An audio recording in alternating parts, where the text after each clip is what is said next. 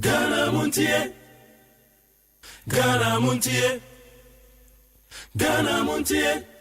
Difficulties and the hurdles that prevent development, that prevent good decisions from being taken, that prevent good decisions from being implemented. Give him the wisdom from above. Father, we are looking up to you because only you can help us. And now we thank you for those in authority, in every sphere, in every department, in every area. Grant them wisdom and deliver our nation from wicked people in authority. Deliver us from evil men who will sit in places of authority and do evil things. Deliver us from vampires who will drink the blood of the nation and leave nothing behind. Bless our nation with good leaders. And for those that are there now, we thank you that you are helping them, that your grace and your wisdom is given to them to lead us forward into a good and a better situation. We give you thanks for your great wisdom that is now released into this nation. In Jesus' name, amen. Ghana Montie, Ghana Montie, Ghana Montie, Ghana Montie.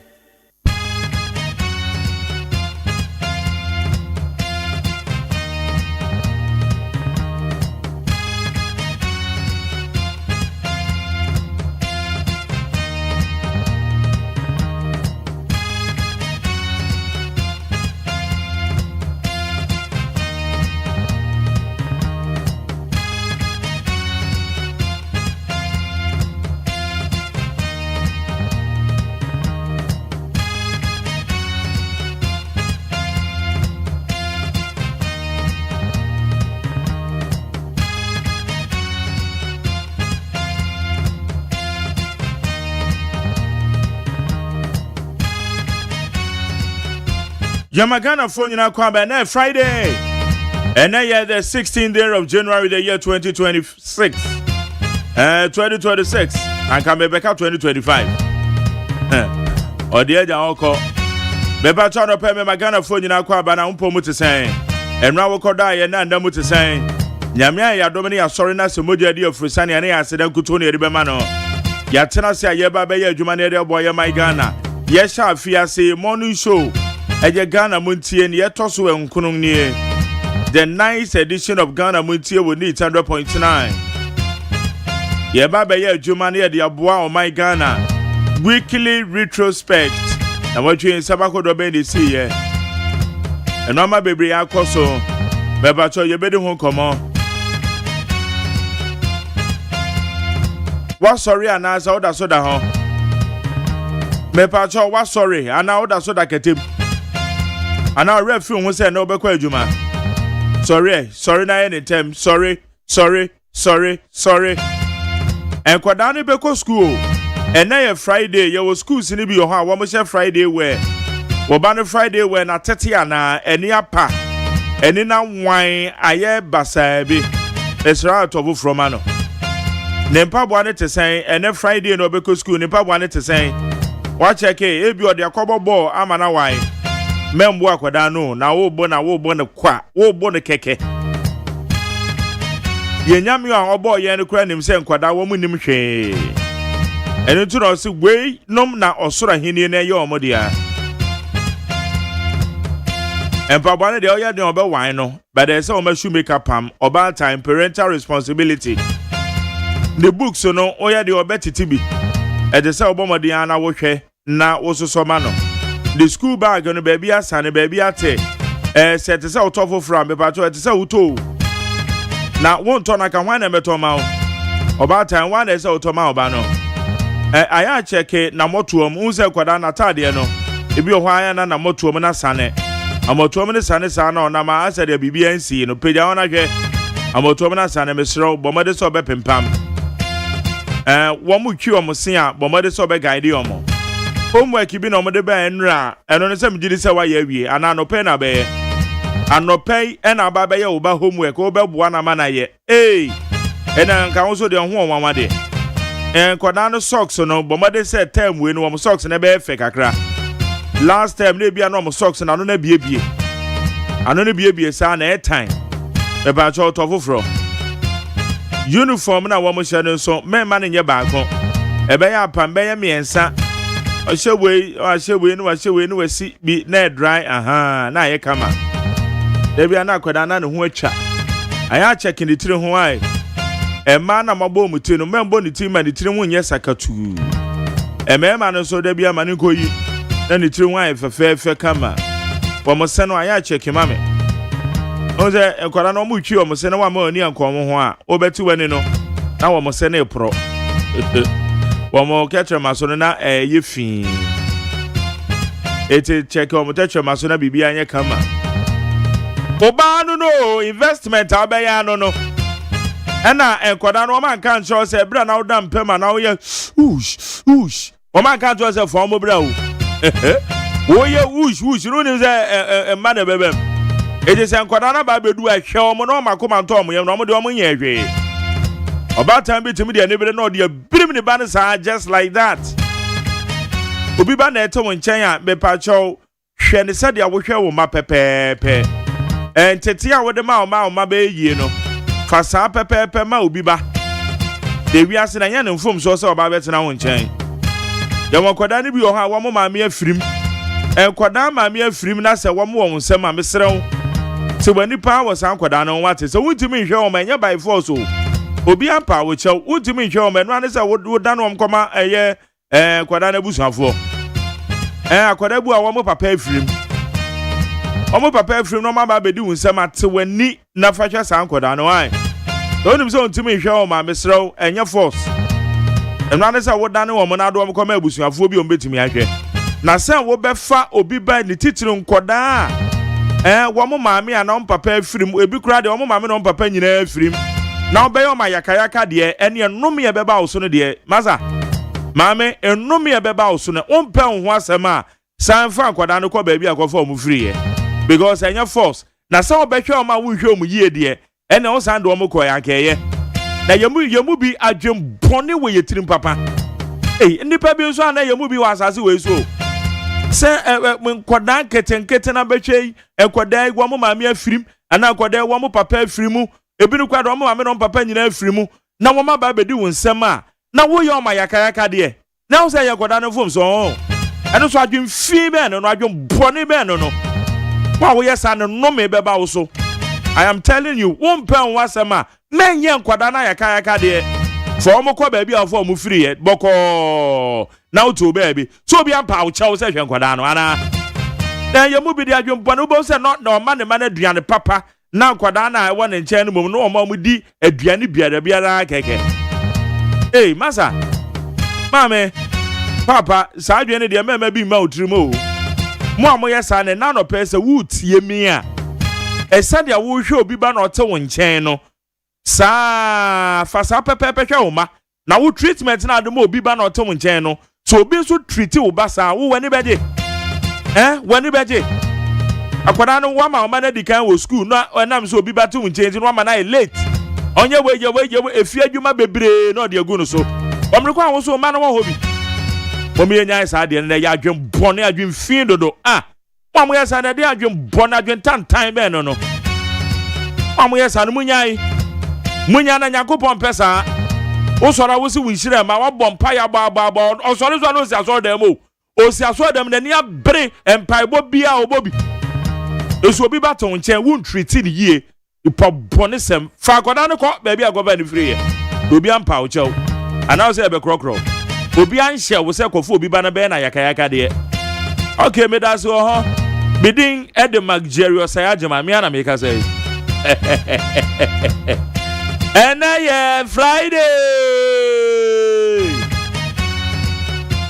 and bedin komo amansancha me kwabna mafo beba ma me akosu eto na mso beba ye bedin komo hawai anade ameka obuafu na obuafu ameme fa ho uyo bi ba yakayaka de papa ye papa obuafu ameme fa ho mpo radio no so wo ya de akwa ntimi jim free o azewo mo me do ye ho ate de wi ase ne de ye mu bi na ye hwa akoma ye woni ye hwe nipa bi akoma o mo wa na enwanwa o me do ye ho de wi ase ne fa nkɔ hwe ebra ye biri eye den a etu obetwa one day na etu atwa na kwasi abaje wo enwum bi a obo o say one day wubewu jomo me adodo ye ho ai me ba chobo no say me do be copies 104.3 yede ka se boni de yedi kan kra be bro yo de bo kra tamu sam no ho na immediately after the news yede solid interviews ye be kire ya dwen ensama wodo ekoso ye my Ghana mo Yaman penny apaw abedwekuo bi a ye from Presidential Advisory Group on Economy. Presidential Advisory Group on Economy. We trying to your friendly page. Na page say na MSNDC and NDC eba ye no. Say no more page ni bi ho. Because I watch list ni mu a e be a former member of page. E tira say na page na e bi o na e wo ho dada. NDC etwa mu koye na wo mo page bi ho.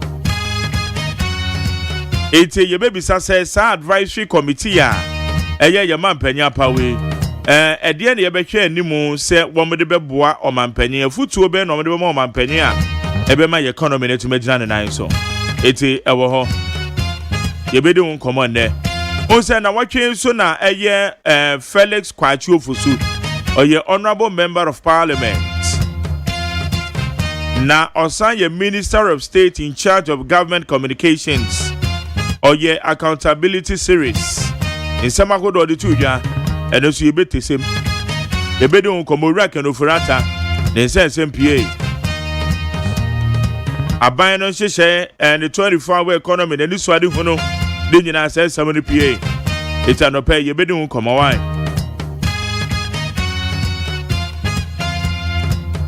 na what is say akoti eye health center bi ewo akoti yes womo de obi ko wa nipa no na sekan atwa no womo ho sa na mrantie bi de eye kontiba womo de abawura health center wo abirim nipa patient na oji ayaresa no womo abirim no ema nurse fo wo ho nyina adwane eno so ye de be no nyansa ben na ewom enya ejise wo kwa na emrantie bi a wo madwem ka wo mo na wo makwa akodi nsem hu na keke ayaresabia modi nkontiba ayaresabia wo kra hwoye mmobo otwa ayaresabia na mse iti ayaresabia pa nie ayaresabia pa na me wamampo na moye lucky na monya nurse fo ne ade no mo hwemo a na mrantie edi kontiba ne ade edi akọ health center ho eno so ede be no mejiri se Ghana Police Service miame papa IGP adwuma ogboyi dia mejiri se semrantie enche omusa be kan om eti eno so dia kosi ho no eti ama nurse fo no kom so mo yam hyehye omo wo hu video no scroll just say wo se be film so hu videos na wo se be film kra when nyina ne ensem akodo aye be hwe ne na no pay with 100.9 so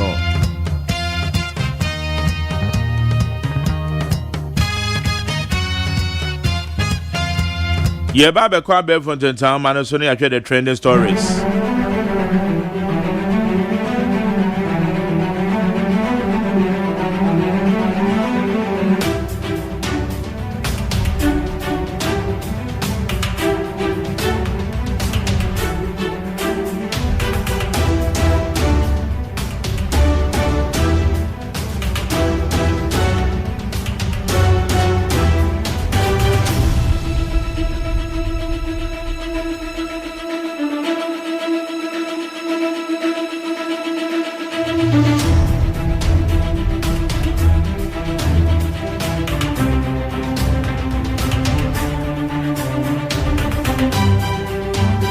Yeah, the Asedane my peacefmonline.com, cdnewsroom.com, myjoyonline.com, check out ghana.com. Charlie Cecil, now more to say, and classfmonline.com, Star FM GH, any other relevant news portals. One of the boy I bear from the town, man, so then somehow do the bro with 100.9.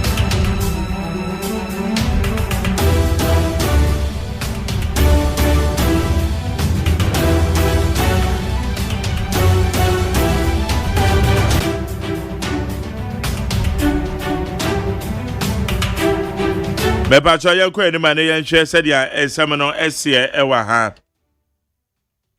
Ways concerned drivers demand removal of transport minister over worsening Accra transport crisis. The public relations officer of the concerned drivers association, David Agbuadu, has called for the removal of the minister for transport, Joseph Bukari Nikpe, accusing him of poor management of the transport sector in Accra and other major cities. Mepacho ene eshen akone abedi a ehwan tawe aye dendenden aye bawe on gran ha no. Mepacho concerned drivers for say eye transport minister etiso mampanyin pam ni free ho because crisis ni nyina no and so hwede ne nansi from ni mu so mbetima bibidi afam because according to the GPRTU, the country's largest private transport union, although improvements have been observed in the performance of some government ministers, the transport minister has failed. GPRTU for Crasso Cambio, once the transport minister, Honorable Bukari Nikpe, yes, we're failing. We're failing, Ampa. US not heaven. Ghana must be built to keep its people home. Solomon Owusu. And one okay. The Director of Communication of the United States of America. Okay.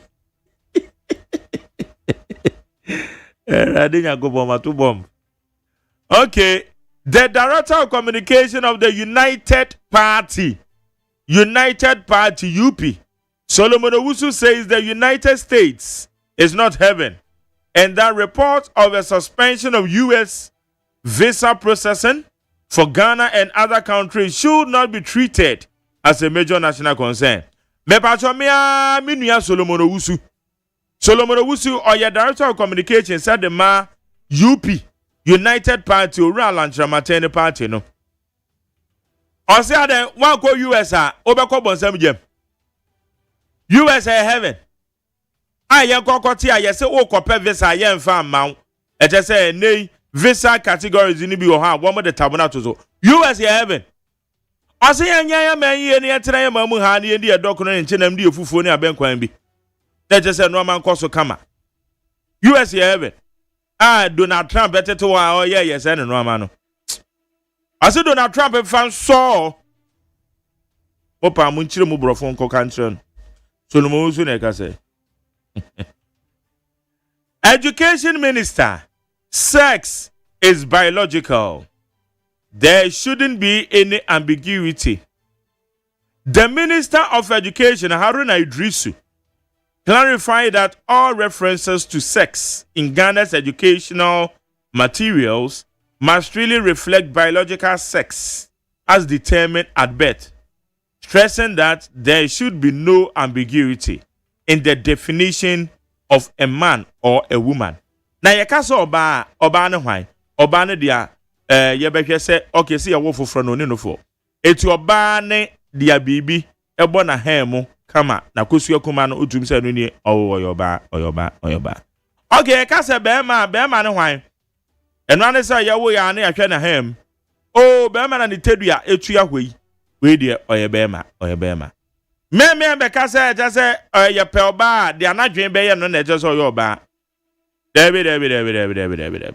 Sesi akosu ato na metim anime oyoba ohwere tutu oba owonofo ne no amanyina akire so oyoba Alex tie wa wohwe se dia na taso aye gase na utum se ye be ma na etihwi we do be ma kama na mo me se dia wadwen be kire wo no se eti se wo ye eno na education minister se ma se ye ka oba ne be ma we mansun bi anim internet se se no ma bi ekopie wo teachers manual ne mu no Odutum kra enyegie. Na wonim say mame kan NDC communicators kwan NDC communicators no dodo na handle these issues no. I like it. One man defend the kra NDC communicators and defend it. Because at the end the ade enye no enye eno na na da bia me kan but mo nya ne sa hu say enura kra na serial caller o san ye serial texter eben o wo kwa benya na me bona ba so say eben said ya watchro message dia fa director general no ho no ne kwan ano no because director general tama me interview no an said ya no all can no kra said ya de no ono age to me say wo mo anye due diligence because okay said it's almost strengthen kwan mo be fa so mo peruse documents say before mo anima so they say na kwan NDC for so afa so handle no I like it because ade enye no emfa won say ye wa manyoku wo so na o ni so enti kwan mo afa so handle na enra biti honorable Clementa Park enra anadwo no na me tie no me monitor no program bi so e television so na said honorable Clementa Park kasa ye no me hu say kwan o mafa so handle no hu say nka won be defending na we kran the woman then but won just obi and defending ti NDC for me bom abaso ni titiri mo communicators kwan mo fa so a mo handle this matter hu say we kan wa me this abaso body ama mo mienu wo hye honorable Haruna Idrisu mrahye bedwafi o me kai o ebra eye Asutifi North mrahye bedwani eba say okon intervene a yese one 9 months for ko bo mu a just say na ye tete allegedly no me BCC ye no police for chie no mo de ko gina court o say NDC mrahye bedwafo they were calm honorable Haruna Idrisu kan o say yes we ma handle over the ma court sana ko ye MP ayebeka say na afi no ko MP na immunity na hwan but NDC mrahye bedwafo na yes mo ya ade pa be bom abaso ade ekoyie de yebeka de enkoyie no so yebeka etime bom abaso say no sa na samo ye bibi na enkoyie na meka no matie because kwa amafa so handle sa definition of gender ekopie mu teachers manual no no my ade pa ma handle no ye obia kaseti ya papa no emfa won so ma ban na wo so my ade pa. Okay, mami fast that from peacefmonline.com, citynewsroom.com, myjoyline.com, check out ghana.com, starfmgh, classfmonline.com, any other relevant news portals. One of the boy be from the town man, so you didn't somehow do any bro with it at the point tonight. I course out on a match, and then Friday I want to say on Friday. Now so below no cost there. My Jerry is so below ejinamudi. Good. It's a do weekend say now. And yes, I will be warrior na year na baby. What you be giving that your school now? We give back for that go school. Eto na so below no packaging fe kama. 18 office so below ni bia BGB 0543 428174. That's all. 0543 428174. Oh, frere so below come on. Mo me man am frere mo yes star. Na mo ha adwen bebe. Brother to so below na mo nya am church o no. Eto na enko anima. I was here for the Bokrata Badwa so ne fa edika we ye boni tawtaw ni akopi sefam ni akofa no nsia kase no e de abramu ye ba na my Jerry etnase a ye bedom asuko e de amamom yemfa daily guide Bokrata no ne yemfa hyase no ena dom kuma no apalai pa na wo hwe anim ha onmonyamfo Vincent Eko asefua wo no en wo kasa uche ne che no a wa hye no wa chia no a utimi se enya asam keto akra na do si dom kuma na ni abre pa senior high school LGBTQ ye manwa na aba no eno no makasa fa ho sempanyifo hwe na onye hu bibi emfa fa ho ne sanse antwa yie kura ye hwehwemu emfa ho ya daily guide Bokrata nso ebo ho amane daily guide Bokrata no anim ha no se a abutreka enkrofo bi wo mo ka ne ho wo mususu se wo mu ebu abrofo yi efa aso no wo mo si nipa mienu wo mo ka ho no wo mo agya mu attorney general agya wo mo ya te se daily guide no so e de ho ensem aba daily guide Bokrata no anim ha de mampanyi John Romani Mahama fonyin aba na tade we de sea blue na wo smile kakra eno wo se aban no ese eye 4 airbus helicopters nsam no wa order se yenhwe na yenni ho dwuma se de be ebetimi aboa ya ta se ebetimi aboa na asrafo no anya bi edi dwuma ntizisi ane de na dwuma no ana omo bebobo ya ta se guide so ede ho amanebo aba daily guide Bokrata no anim ha ana wode maame gift wo ware mensa no se NSA scandal no ashase omo se nyame adom a January bosome ne de to so aduonu emienu 22nd January pepepe na nsem no ashase na guide Bokrata no anim ha ene wo bo amane wo ha no se a krachi bi na we de ye bedo mu asuko ye koba krachi bi no de wo hyeda ne ba wadi mfie miensa wo kwakoton no na botaye nti okwakoton no na busiafo ye koba ye bedom asuko amamo yemfa the Ghanaian point the Bokrata do na yemfa ntoaso na Ghanaian point the Bokrata no anumu na odi COP Osman Abdul Razak ono ye national security coordinator and oda no se custom for no any national security and wo matimi ache 25 million suspected illicit tablets. Enro na so nro ni bi o enro bone. Nti no mate sa nro bone no. Enro na ya na mabunu no ma na ma say mahai no. Wo hu hwe ewo Takrade port ya the Ghanaian point the obokrata nso e de hu amanebo aba. Point the obokrata no anim a na wode wonumanya for Vincent Eko Asifua wono na woye otafo mroshe bedwani ene wo se dom kuma no apply papa panom se naka director general and of a board chair no yen ho mu nyina mfiri oni nyina ja LGBTQ wo mo content no kopie mu e wo senior high school man wo ne mu no e ho nsem so wa ase the Ghanaian point so e de ho amanebo aba na the Ghanaian point the obokrata no anim ha e na wode osofo a wo hye enwomesua ensem so onmunyafo ari na druso e na wo kase ye ka sex wo se a biological sex at birth inti ye ka sex no ebia uyo oba ana ye be ma eno sa sex no na oka ye sexy bia se Ghana for de ye te sexy ya na ye de ani akosi ndwamu nko da bi obi ye sex ne sex no ye ka no se ya wo no se wo yo oba ana be ma nye ndwamu no asem ni bia nti osere wa kirem mo amuhu sex ya no mu fi se ye kwadwamu no sa asem no wa clear ya che se the Ghanaian point so e de ho amanebo aba na wo hye point animu ayalolo bases ni ne egu ase nya asem keto ana osem ayalolo bas ye ba ye ebo adwuma de mu ode no 245 no yesi emu 80 pe ena ye adwuma kae ni nyina broskoto ajongulaize ebi asese ebi obekokura na tai na apai esumwo abra traffic achi wo kroma nra circle and wo papa bi eja almost 1 hour or kwa masamai wo nyaka enti sa bases nke betimi aye no ena wo mo se GAPTE wo mo acting MD no e de sanse ababetu gyan no so ye de ho amanebo abam na wo se aban no eno wa order say wo mo hwe na for multi-mission helicopter eno so wo mo ndi ho nsem emfiri eba sensem no a ya cho say the Ghanaian point so e de ho amanebo abam yemfa chronicle the wokrata no na yemfa ntoa so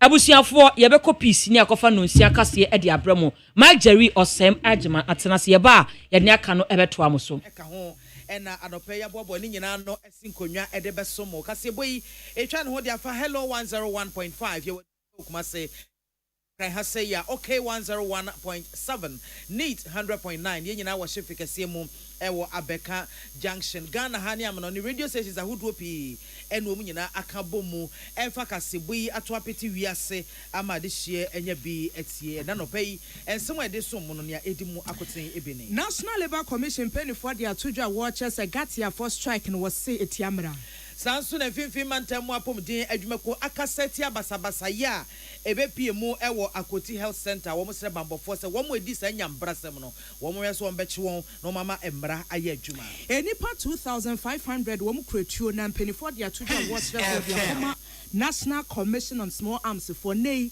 ye ba betie mu nchirechire mu Metro Mass Transit so abem se said ye car ho aye den ama a passenger for ne ho kɔ ne ba no wo mo so hwɛ se wo mo car se wo mo de kokɔ emia ahodo no wo mo twini nyina aba enkran ha na wo ma ba beboa kopem bra car se ne ebi beba na omanfo ho ahan won we ene senkanya hodo ya agudie mu na afama no ne ensem eka ho na no pay ya boabo ni nyina no esinkonwa e de besom yemfa seda ema enwumako yi and now pay ya the asedano koma 1 year boy ye chi dom to say Lawson Herbal Center where the Lawson edro papa where they esum Ghana form ye Lawson Herbal Mr. Sanya be ye betimi aboa na ni pedua na hoade sunko atimi agina wo mu ebi ni say yare bi te say typhoid fever na sa honam yaw ni nyina aboa atimi tu ase wo ba ko mfikyira ema yiem wenya mfirihyia dumienu konkuto dia Lawson edro papa wo betimi atobi anom 0248619999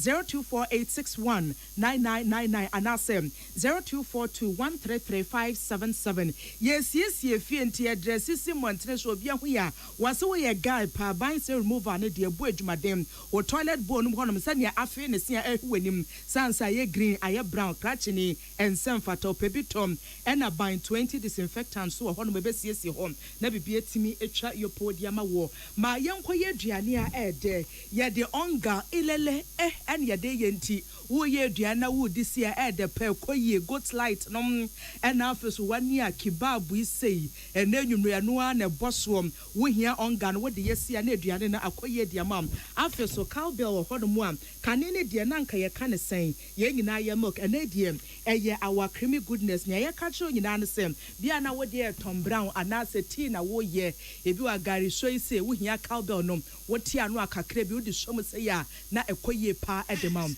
Dear me just one or hine wa kase boa hine mene. Mame biamakwafo Afrika sakase bonumu ensem enim.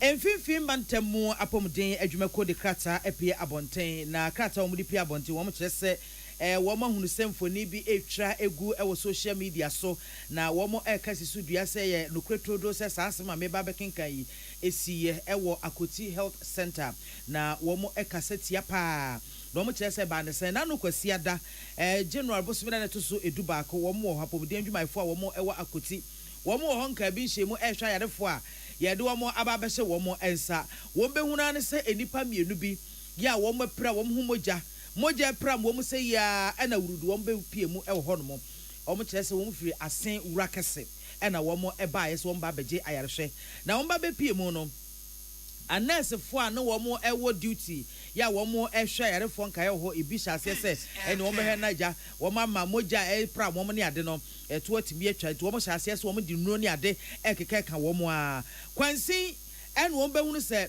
enipa wo mo su se wo mo koto hye se enipa mienu ya wo mo di kan e ba ayaresa ho no mo no eso no wo mo so aba ese wo mo so e ba beje ayarehwe afedie wo bi nka bi nhemu na kyase wo mo yakuo mienu no wo mo kabari mu e wo ho ni ode brantai namnam ni ode konti ba namnam ene kyese wo mo him ni se ya na edi ehu ene ayamhyehye ne ahopopo ebeto ayarefo egu ho so enye wo mo nko a pomde nwuma efo wo mo ho ene wo manfo bi no a wo mo besra wo ma de hye yare e wo ho no nya kyese ade no eni enyai papa wo mo kyese enam so ade huroye e ba ho no mo ema akra ajapade ne kyese niema etwa apomden asoye no ho ehia no kyese ne nyina ebeda esane mu wo mo kyese aresabia de eye biaye a wo pe asumdwe krogin a ho no mo ena se wo sa etimi eka ya eni se basa ye kete kra etimi eyiniti e wo ho the senti Ghana pomden adwumako no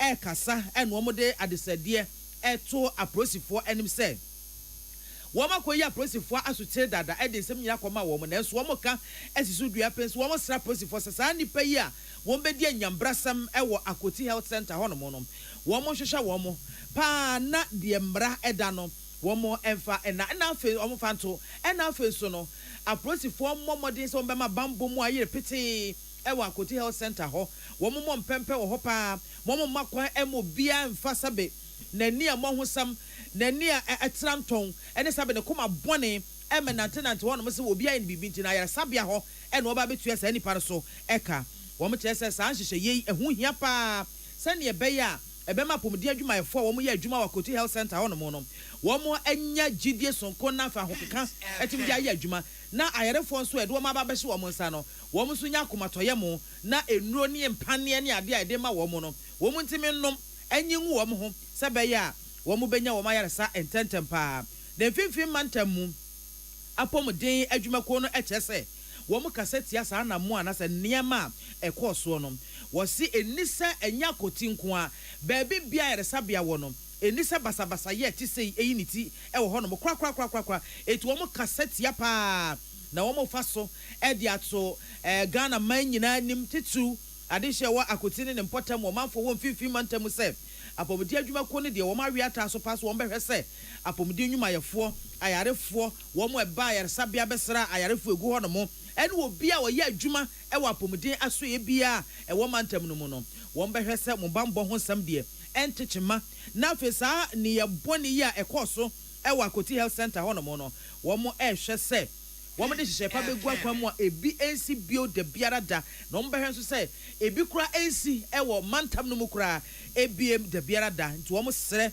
obi ankara koma ento ne yam na wo behwe se sa nipa bonifo yi embra beso wo mo pa achi na embra ene wo mo aye ne se wese sakrata yi Regional Director of Health Service ewon finfin mantemu apomodi adwumakuo no Dr. Mrs. Alberta Agyeman Brichum Nyako ena nesa ehase na yeto akase bosu ye de ni chem wansem foforo eso mpanifo ne ka wasem se afia ba ne yediem afia twemu kwan ne wo my Ghana ne nchoso ne nchasa so na enye fesansem akwani aba bi eguso ane ye de obete no ye se dwabo bi koso nam so mani pasha se a wotututuom wote dima ya dima kumsi ani petimi firi musaso ena amanfo timi ididem ewo ho nam so ema National Commission on Small Arms and Light Weapons mpanifo APM antino so bo amane a wo kire se etuo na ye ka ho asem ani pebi peja wasro no amu tu ni 10 no wase anokra bi dia ohwado ma sabenya dia Ghana mrabo echidom enti e masafo na watwe be se miensa ntembe hyase am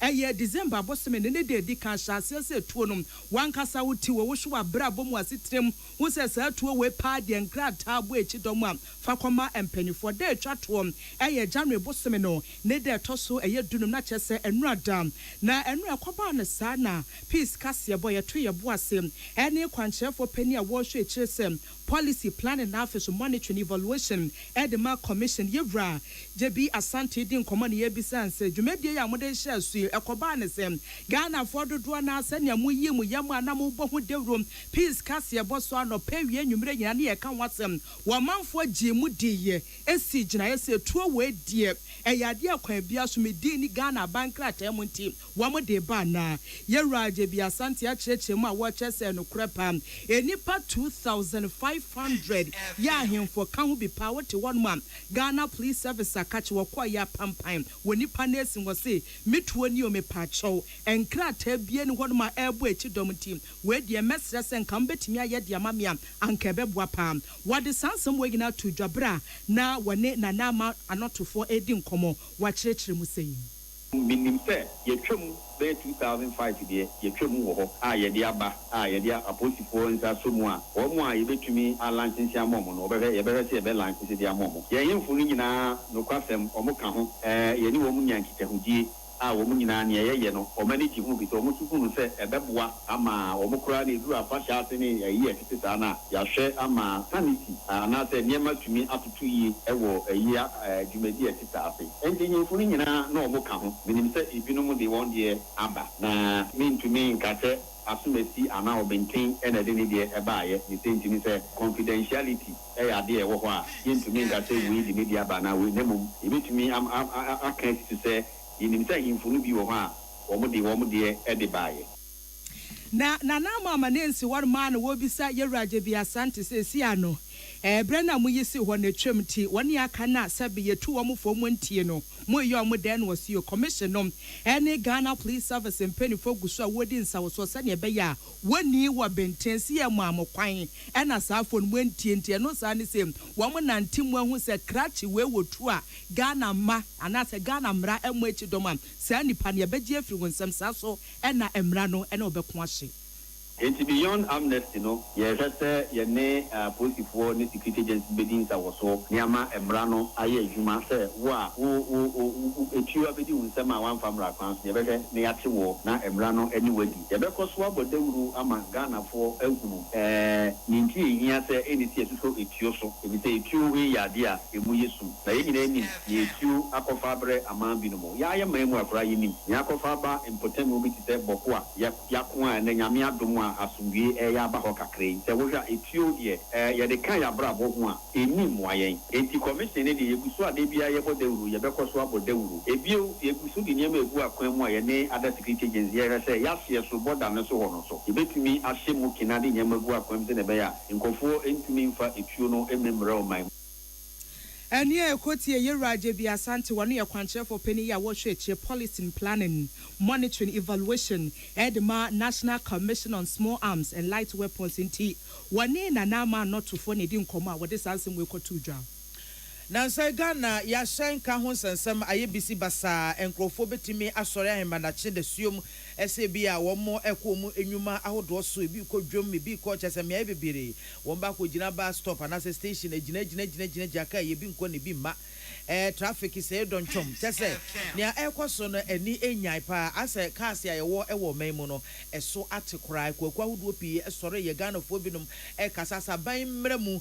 na wonye bibi emfa ho emfa emoa adehye yi na no ho e na Metro Mass Transit Limited womo akasa e no mo kiremu se womo buses anaso womo cars akese a ekokoko chire ye enkrayachi ne nkro ne ba no womo twibi womo tibi so na womo de bi abankran krom na womo atoto apete me ya hodo se be ya ebetimi asesa nipa ni bi anopa ene anwumre mu a eya na traffic no ewo soro pa sa na ebema manfo ho adwo womo kakra na openya wono na ye hwenkita hodie so edema Metro Mass Transit Limited Yera Mohammed Mubarak Watara ena wone ye nua Sadat Mohammed Twinkomenra no nsia kasebo emu ena wadi tu dwache mu ese womo ehase bronya brenu mu a chese no womo taaye pa afi bia womo se ya na nipa adoso wokrum enti ye na womo de womo basis ni bia bakrum na chese abese nipa de womo ko ede womo abasa na no na womo to aso esan se anka ye wo ha Ghana ha yeti hei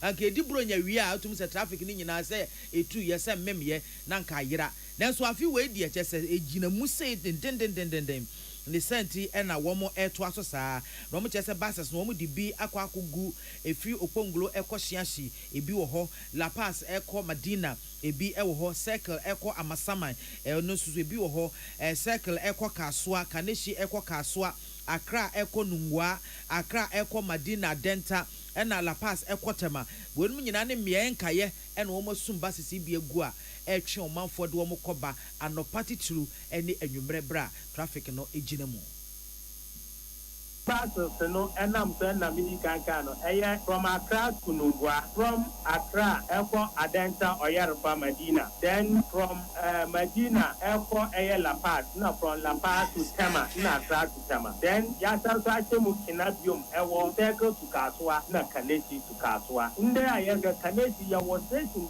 near Nuko, Yasa Sepi head office, which is yard numu Pampum yard numu, and Euripia from 4 p.m. airport up to 8 p.m. Menoka says Siana another bus A2 yard the moment that so Etumemu Siana another bus A2 yard more Ediadom airport Kaswa threat these are the areas that for now Yagusa some and to this time Anapa account Yera Watara etwaso no de etu dwase nyame ya domo ahwe be February bosumi a ebekwa koremu na wieye wo mo hwe ni mo se wo mo bases ahodo be ye wo ha bia wo makra eba no eba be drupa wo mo beka gum na chesetimi aboa I started December no na ye adwene mu no yenim say short term bi ye pressure ye fill the gap bi but then akoye no ene ya abetena so far edom no kusa wo doors wo nkran no na nim peteke mu aka no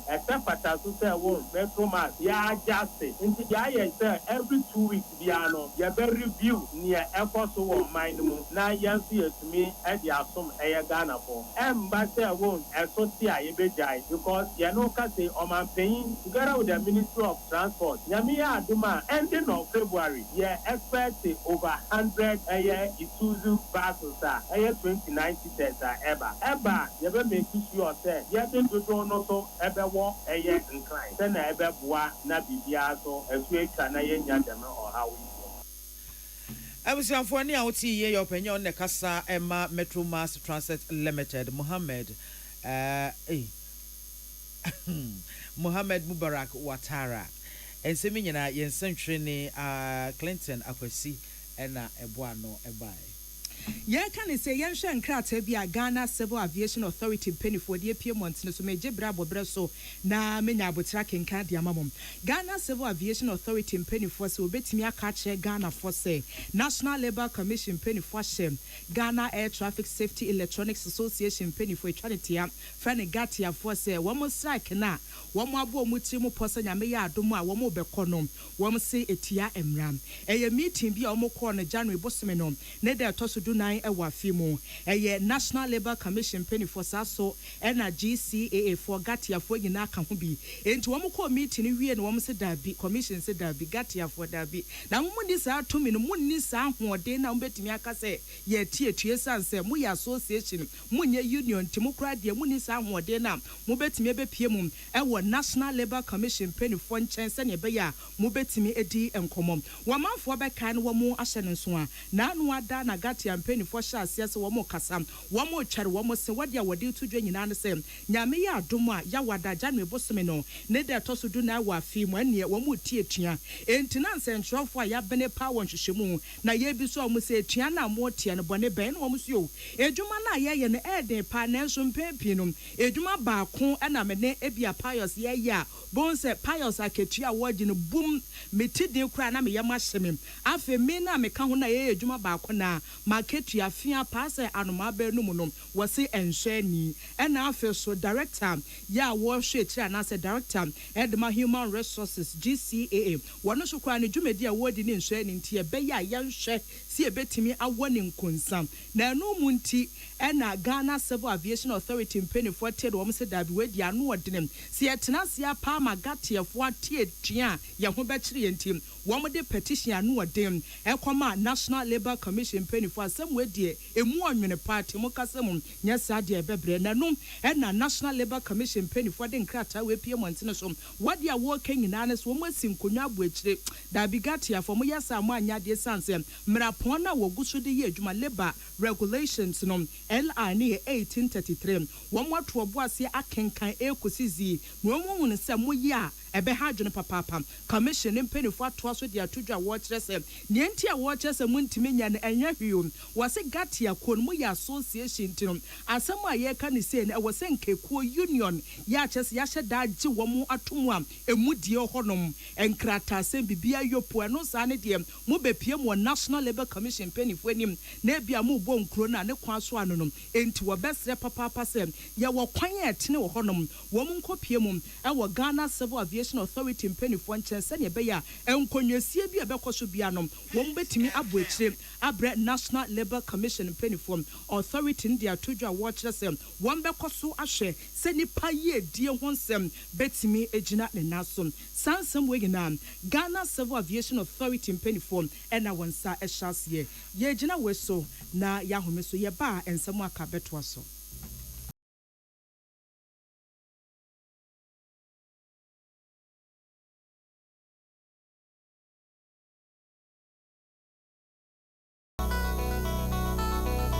Peace FM.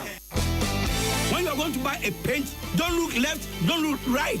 Go straight and grab the luxury acrylic paint. No be any paint, be paint. The luxury acrylic paint. Paint me champion. When you are going to buy a paint, don't look left, don't look right. Go straight and grab the luxury acrylic paint. No be any paint, be paint. The luxury acrylic paint. Paint me champion.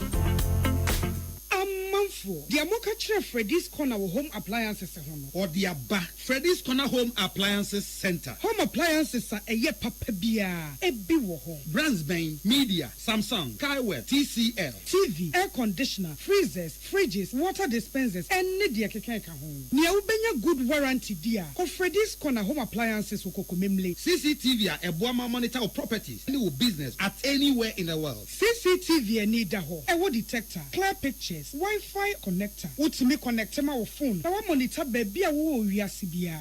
Freddy's Corner Home Appliances Abeka Freddy's Corner Ejosua Hodwa or ton phones any home accessories no. Fresh 0544 959195 and 02079373323 and now so Brako Komemle City Light in Chehwa. Na ya can discount any achadia. Ubetiasie. Freddy's Corner, home of authentic home appliances, phones and its accessories.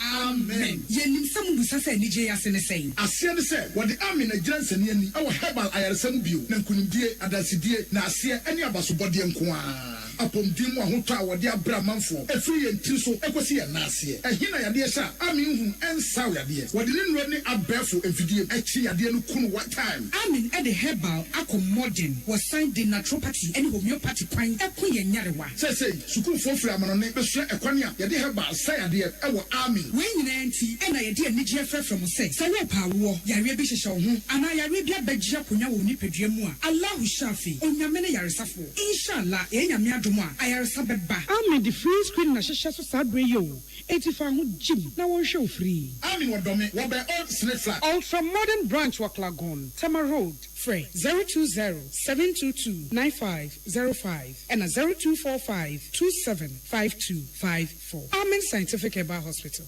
So wakoma ho hyehyɛ wo ana ebo periperi de broni kan heartburn no a e de na se wo ye na se wo yam so atim so e wo be packing a farmer Martin's liver salt e kira kwan entem ehwie nsu agu glass mo ate Martin's liver salt no ba kwa no na wo de agum wo be hu se ehuru wa glass ni mu na wa nom Martin's liver salt ye won orange flavor ana ba ko so ye plain wonu mu a ohu beto na mum edi nanu na ho nto wo a ko hu doctor. We are the number one.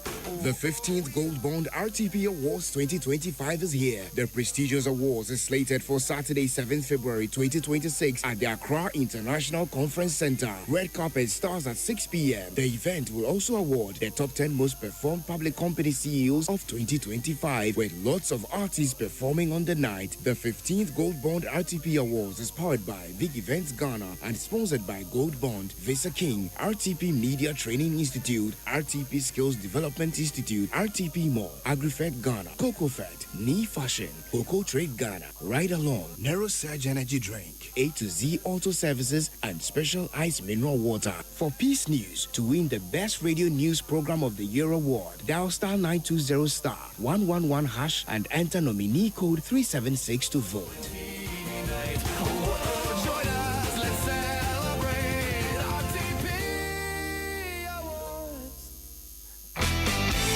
To buy a paint, don't look left, don't look right.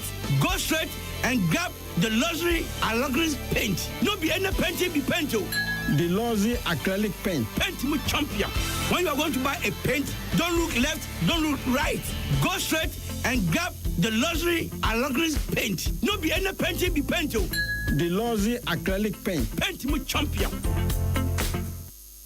Tune it in, turn it up, Peace FM, and rip off the knob.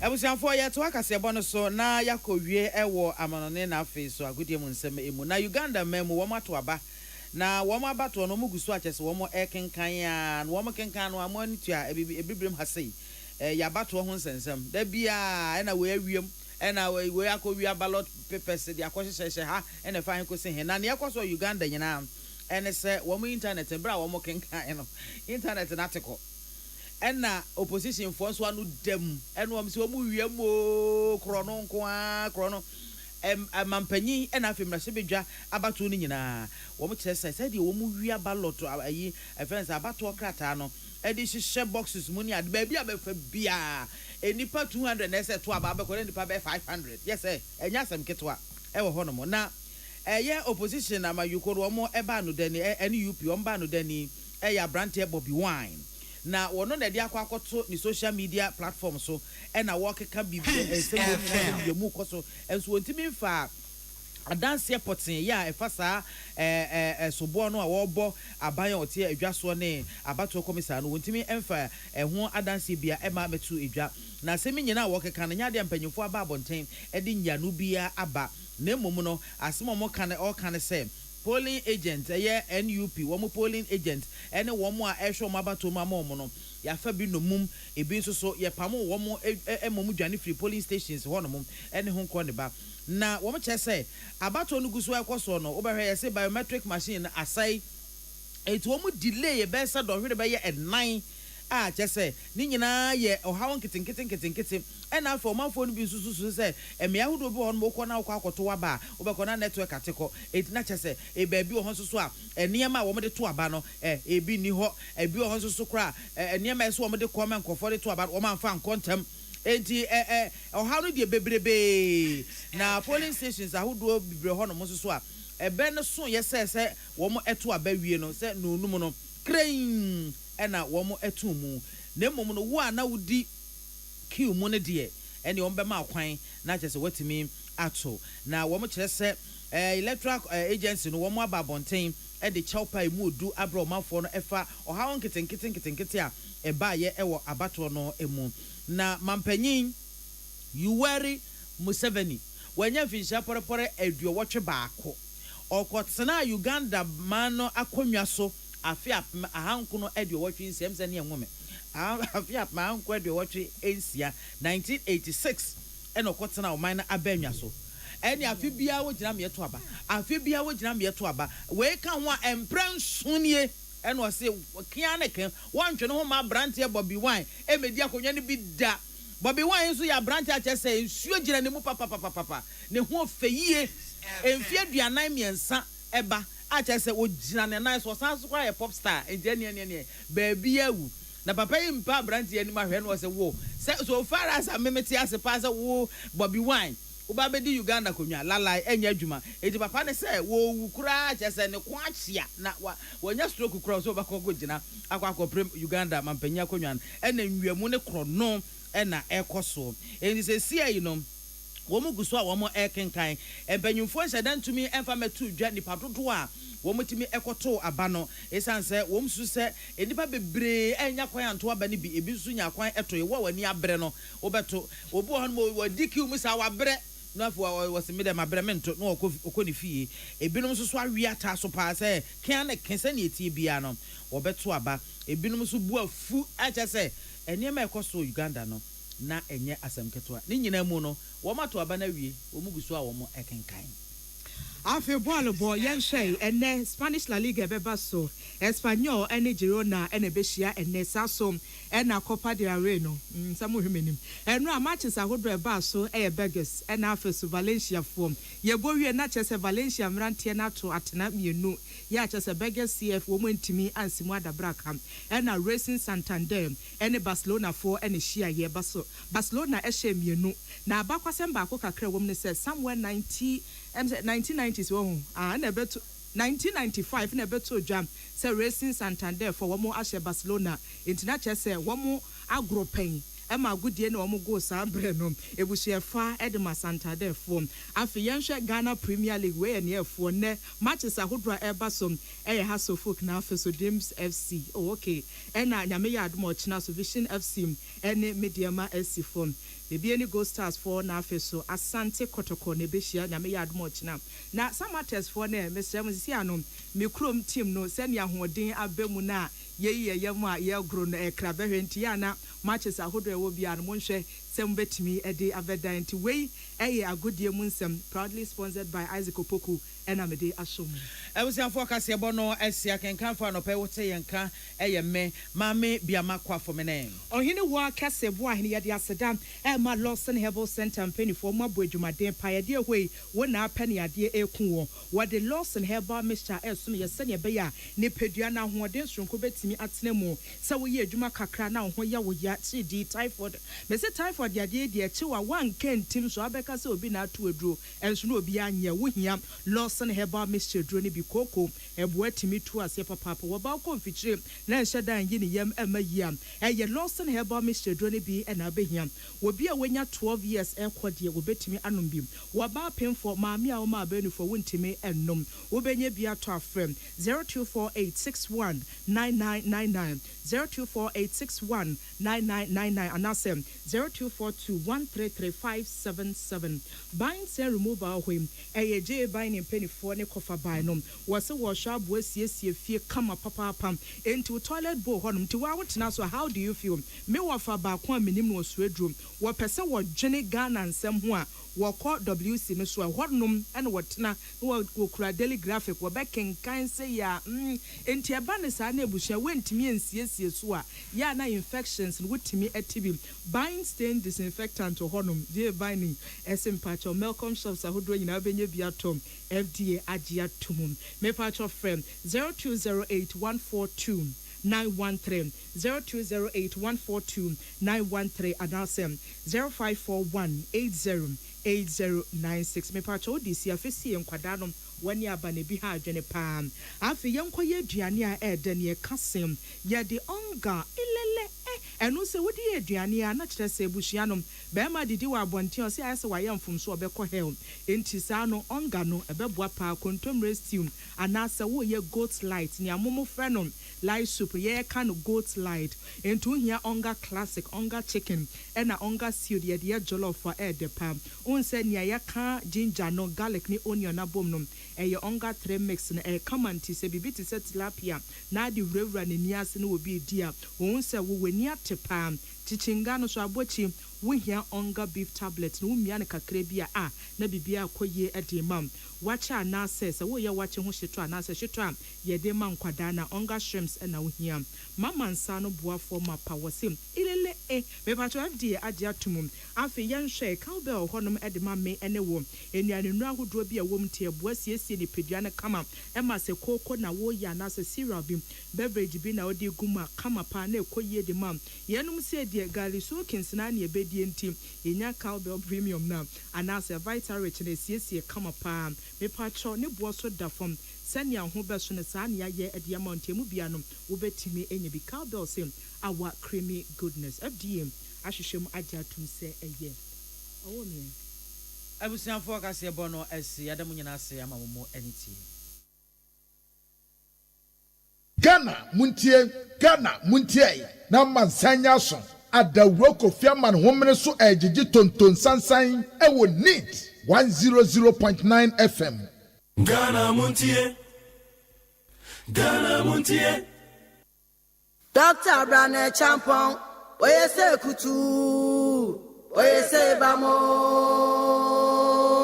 abodi abomra ni amra ni sewo Dr. Brane Champon na me frefre wi me frewa abodi abomra ni o abomra ni mama sa tonka asuna de shekonkura press before tete no onya doma sha wonso obubu wanku anu oda pejana ne ona ati wosunsu di animsem obadi enyame ayina me ani o ori ebekwa hutom mianto abamano ese kutu sebam mianto abamano Dr. Brana Jampo obadi kun mama yo mianto abamano mianto abamano denya safwe obadi kun mama yo ese kutu sebam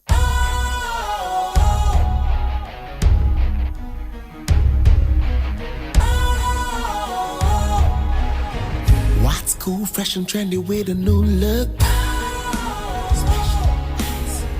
Makes you feel real good, that refreshing vibe. Satisfies you right just the way you like. Do you know?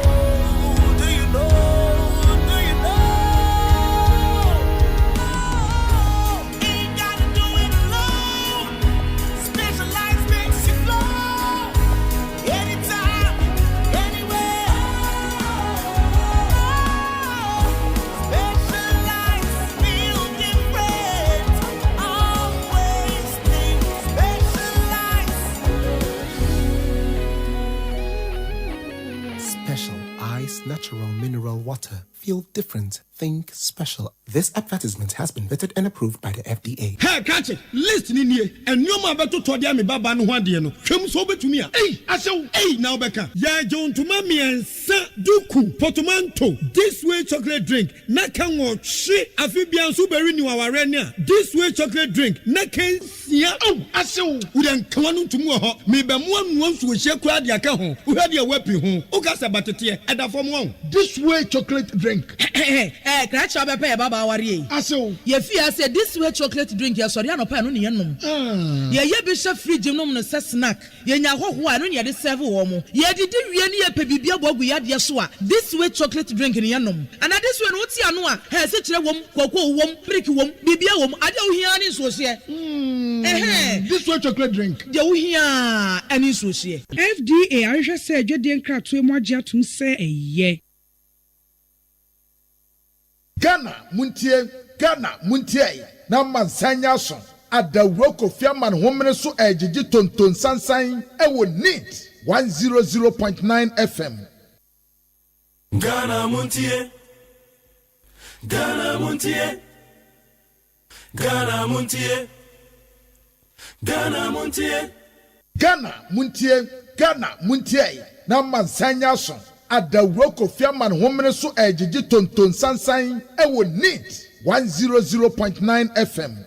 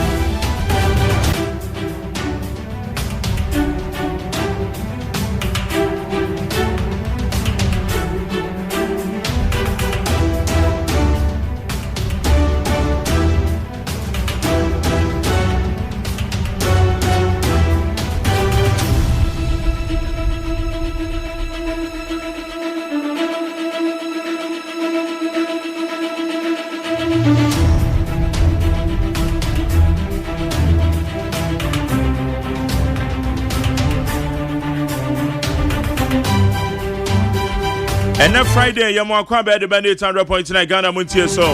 And then 16 January the year 2026.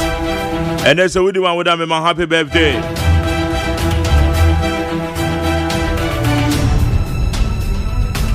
And that's why Friday, weekly in retrospect. Weekly retrospect, you better and some go do our course on our tree. Then the bid won't come out. Ubekaya. A Small Arms and Light Weapons Commission. One more at the amnesty be by so be a 2 eshel one number kwan so no. Boko fe 2 no 2 so na fako. Abana wie ye nra. One more be extended no ana so ma wie. E 2 dodo se no mo saka he. Me bra penye Dr. Adam Bona. Ono no ye executive director the mass house ye. It's an pay bedroom come on. What for you and Connie the NHS was so ya issue. And I do be home. Ube home and medu and even I just do you. It was someone and your papa. What for quam bonus or the years you two? Amnesty number a year. It's an observation. You be some questions.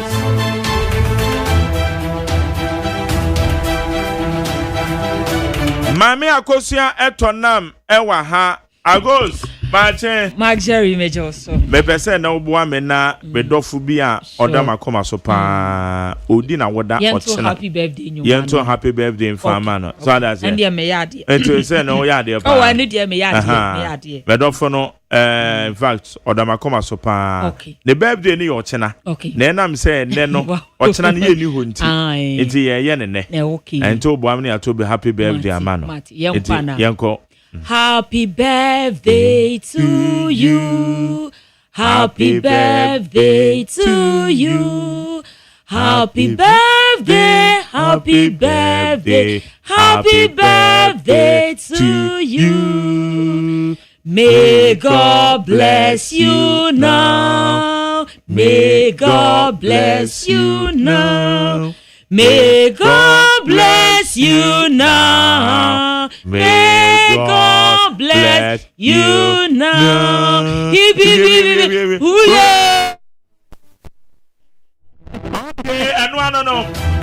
Enti aya Augustina OSEI AGYEMAN or in fact oge edi the birthday ne. Oh yeah, my lovely baby. There be aya ne ochina. So happy birthday in advance to Augustina OSEI AGYEMAN. You are celebrating your birthday. God willing tomorrow. So happy birthday in advance. Nyankopon shiraw. O ma wa hode nyansa ene eye odo ene ntiase Nyankopon kan ho na onye osronko prekope eye Augustina OSEI AGYEMAN. Baby awu bia be ma happy birthday. Many me team ni nyina ye ma happy birthday. Aseda inshira nanama omu nyina ema happy birthday and thanks so much. God bless you. Amen. God bless you.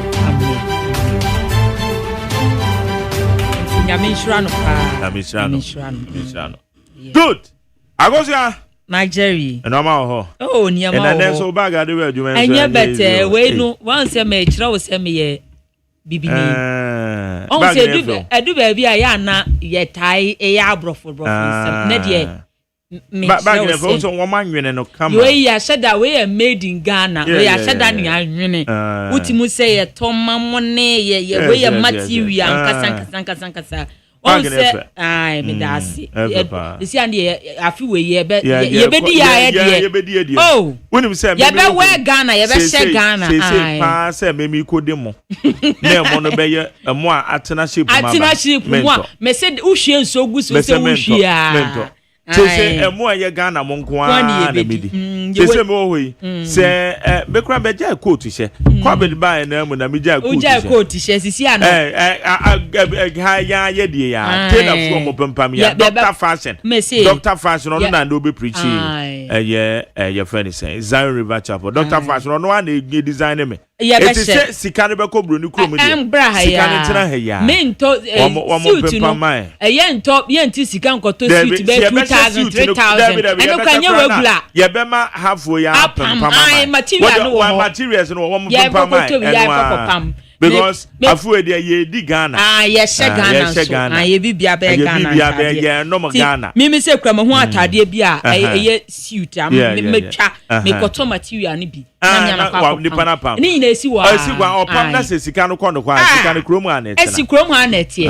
Entin si so mo pam kwa na ye she ye nkwa de. Se no ma yetimi ye wo Ghana ha ma ne ye de. Ye nti sika nkoto ama no ne de. Eje microphone esi mani na ye ntimi ye de.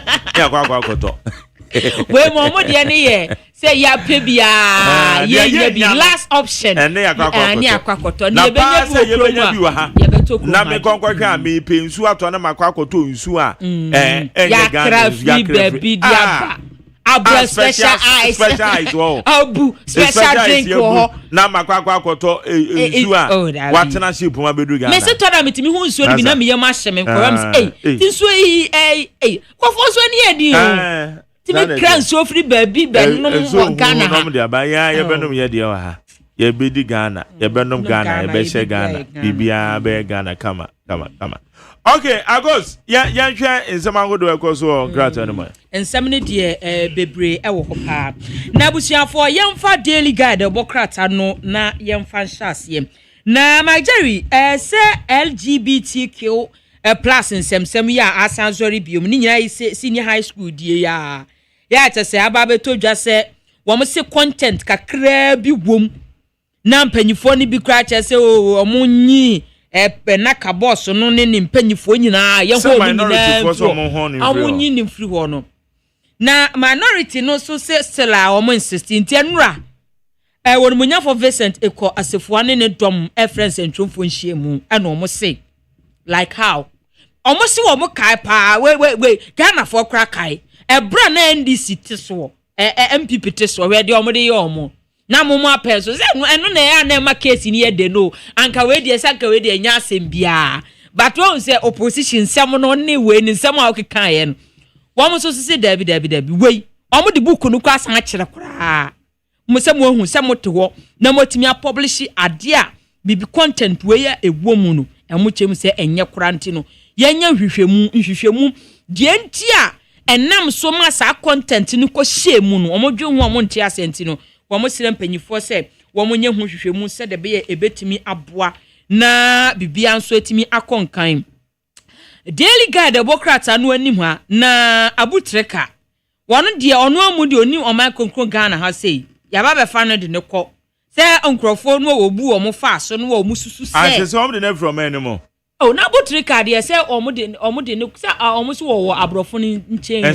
samom se mete se ya se ya ba be fa no de ne kɔ no mo se na kɔ na me follow no man ai because ne me de mete ye ne se yesi se omo abrofo na aba be fa na kontu omo chem se saade a sa abrofo no timi be che abotre ka firi o ma we mu ede ne kwa a ene ye mfa kenofori atamfa mra ye nso yentimi nkwoche no mfa mra nti sa nsem no de wo so a no mo se na accomplish no wo mo ano omo ne ka ho a na wo mu susu se omo ka wo mu bu abrofo no wo mo se ag agya wo mo a che se ehun nsem so e wa ase a Daily Guide Democrats anso de ho amanepo aba na Daily Guide ani ho ase e na odo omampanyi John Dramani Mahamanfo nyini aba beto ase no se aban no e de niema egwakomu aban na sign contract e de ama Airbus helicopters se wo mo hwe na wo mo ni hu dwuma no mo pe 4 helicopters e wa hoden pa se de be betimi aboa na oman no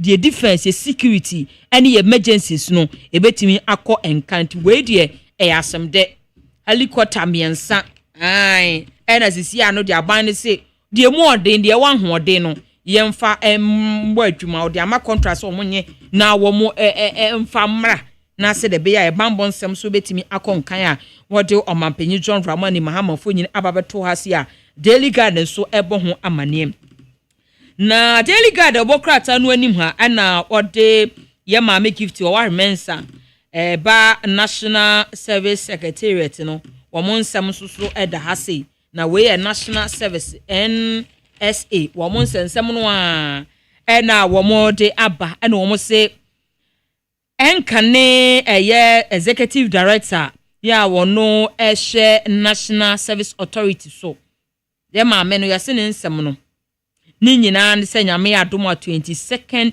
January ne nsem no be sha se ni nyina ne se 380.4 million Ghana cedis 38.4 million Ghana cedis no ne scandals na wo mo say wa cause financial loss to the state no wo mo say nyame adom 22nd January pepepe na trials no ashase a Daily Guide so ede ho amanebo aba na abusian for Daily Guide Democrats anu ani ha sasa mwe meka se yebedom asukopa na krachi bia onu din a wo munyaaye posifuo enyaaye eni Kofi Agyeman na Kofi Agyeman yi posi ensa sonimu papa yi atena zidi ahu se ne ho kire no nti wase ewiase ne ho kire no ewiase na mebisa se tiefo wo de mo nka ma ye nti hwan na ne ho nkire no e wa asase we so na a osi ne ho kire no pa na ho kire kwa ete no po yesi ebibi mpo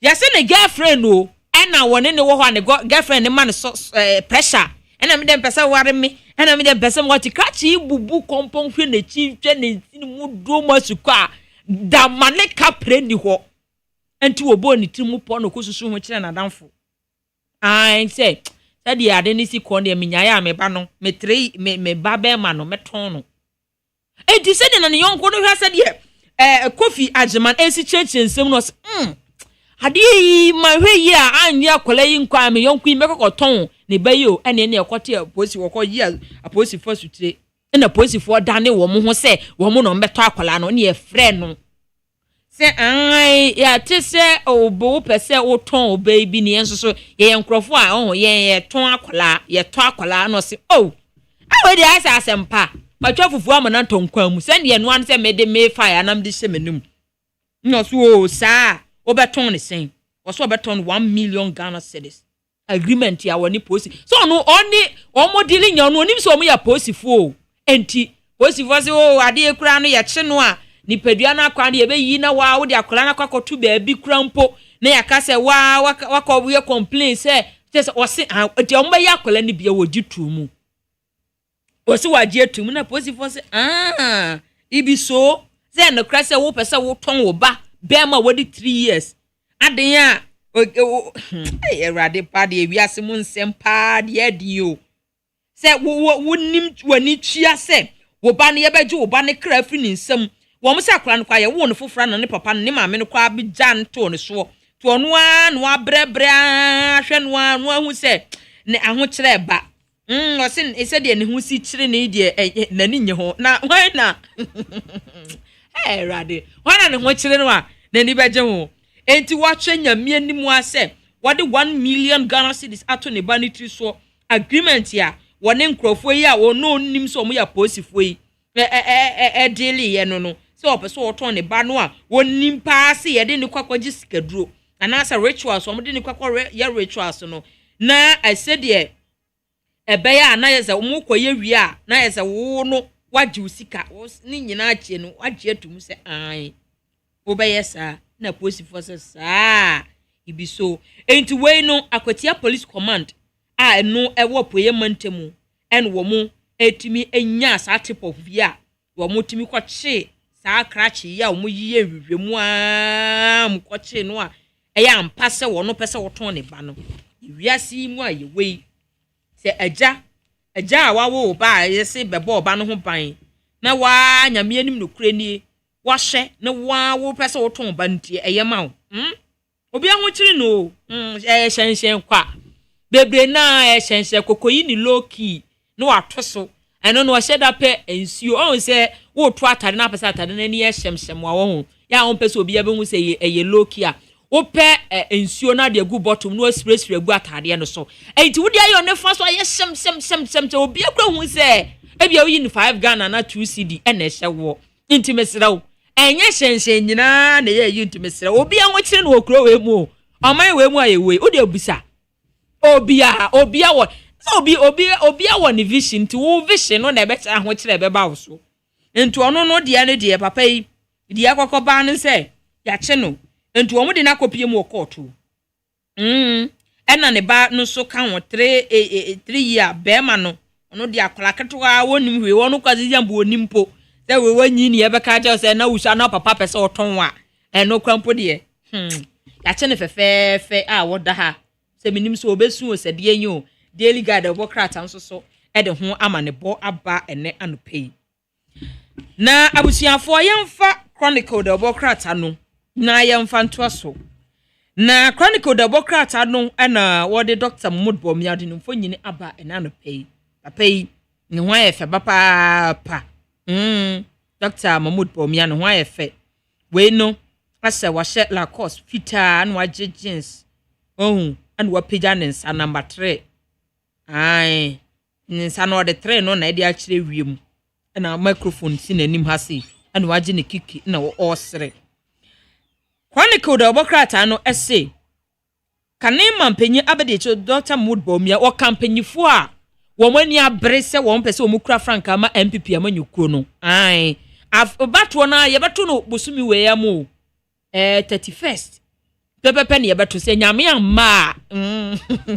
nyame amma nko dia yebeto aba no na abato no ayeto no MPP fo na eto nti aja MPP fo na yebeto aba no na womukoto a oka ho na eno ana woka kire na chitaafo ne se wasra omo ada omoma campaign ni mu na ho campaign no emu na ho enkoye campaign bukata bia campaign ni mu na ho transparent omo promises say wo be make sure say campaign bia omo ye bia transparent and then omo national omo kasa ma no omo original omo wo constituency mo police station team ni nyina no wa promise so obi akasa emu da ho obi ankoka kasa chichiri bia obi ankoka asem bia betie obi ankoka asem bia da acha koma bi party no kura no ye yi franka krani wia na franka tuni wia na eno so akwakoye asem foforo a party wa won me ndisi fo a omode be attack wo mu entu on de waka che na chitaafo no se omunya party emu na ho ma no campaign emu na ho ai munya campaign emu da ho ma no entu ahyebo nso so ono so behwe na san hyehye no akoso a the chronicle the democrat nso so ede ho amanebo aba na chronicle the democrat anu anim ho se ya ena wode ye mame Irene na toshi ado late wode nimfo nyini aba ha ena ye mame na toshi se Ora Kennedy akoprakon a Japan wano dia wano oye mabunu dia o enti se MPP for any maburu wo MPP ani abre paase wo mpo bia ai wo be bua na mabunu anya adwa se mabunu kwa adwuma ne nam something ayi percentage maburu wo munya adwuma ye mo do so pa wose hwe wo be create wo be provide no create jobs ama mabunu enti we die MPP mabunu mudie ni o mudie ni se mo pese munya adwuma ye mo pese oman ni mudwo oman ni mu ye de se owode a na wo mo enyi Kennedy na wo fa ne enye Frankatuni enti majari ko agos mame komre who send your cabinet in one sem eye etu a eye small arms and light weapons commission wo mo editu amnesty a wo mo grant ye emu sem te say ye nya ne te say extension mi kra bem nom ne ade ye ne eye acting executive director de ma eye small arms and light weapons commission eye Dr. Adam Bona menu apenyin pa so no ye no eni koma doc mache we wan watching mazeri na beba cha pomu te say ade dia say empomu ye na mo so nyankopan do boko ye so ode ache ye mo official panso appreciate say na bibia de na petrol no ate so na petrol na so te sa say window we bia kura na so ate and appreciate say na about 5 Ghana oh yes na ki eni beje pa ne hwai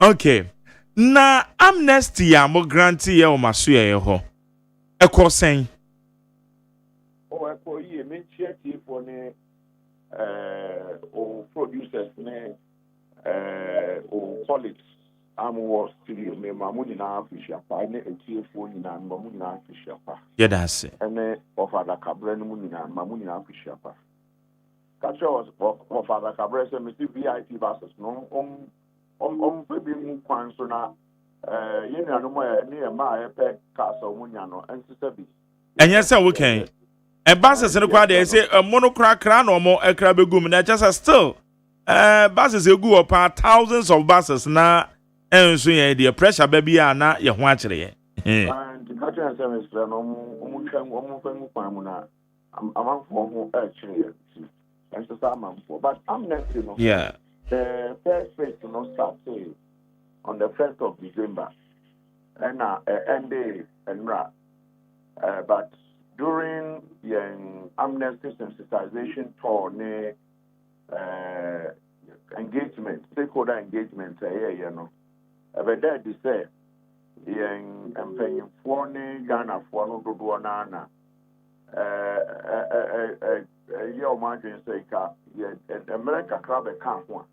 Because the binum someone on it, the binum say, we are 2 kind of China, of goods at the tongue, or maybe Dubai. And the message is or UK or ha, but need to Asian passes. And to me, I'm faithful number. I think the America crack, I can't one. Nanka, Sabi, on to me, and so at the ambassador there, on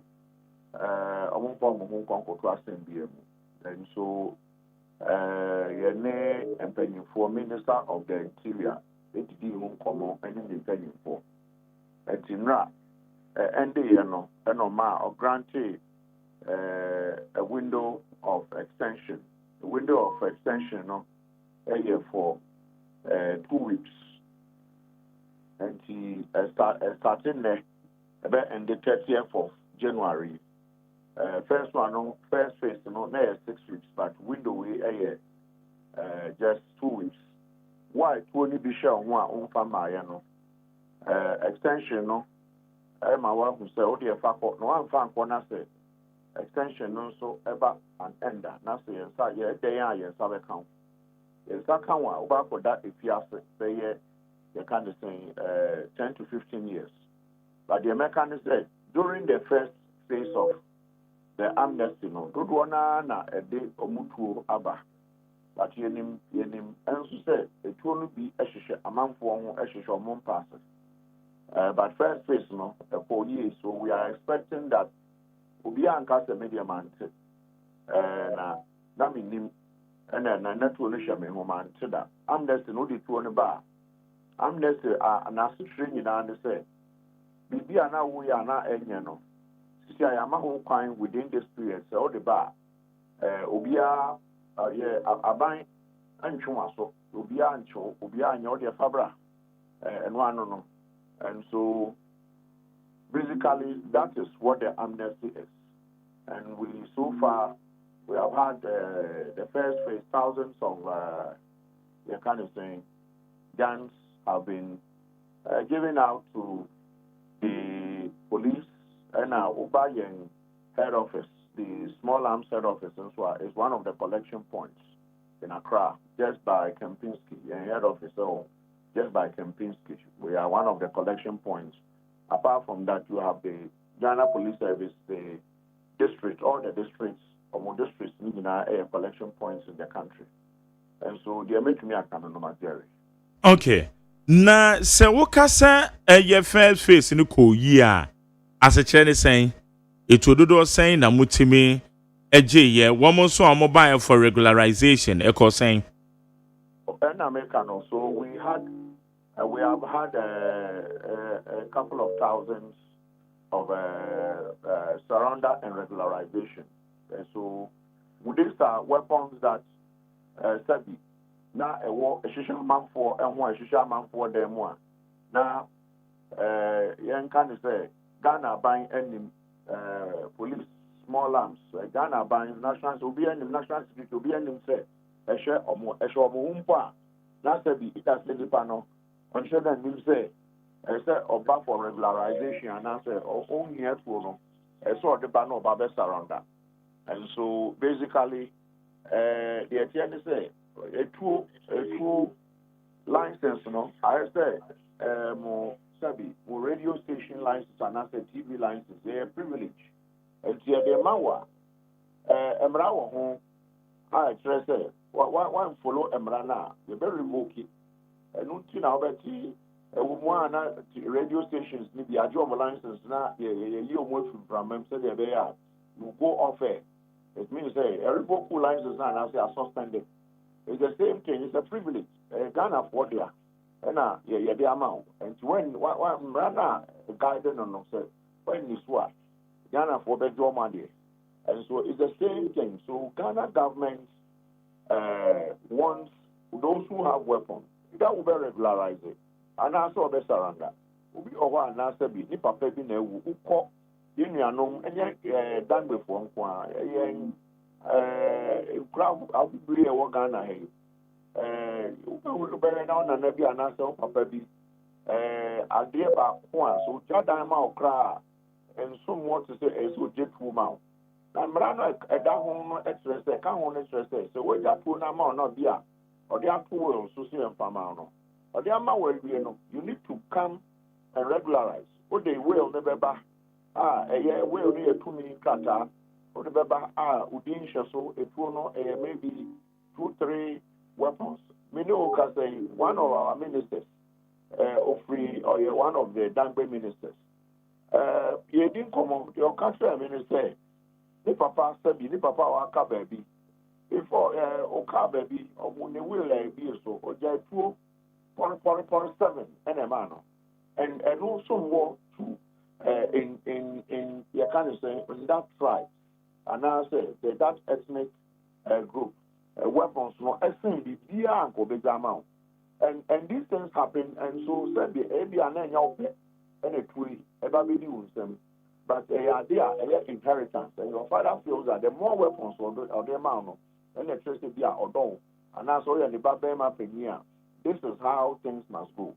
And so said you'll be over now, and yes, all share that's it, yeah, or only true. But a big emano, Nina Nabi, Nipa Fabi, is a man, but only say, yeah, the amount, yeah, big and answer why inheritance. Over the one regularizing it to register a wood game as a car. Papa Ejaka Mawa. That's a car in new demo.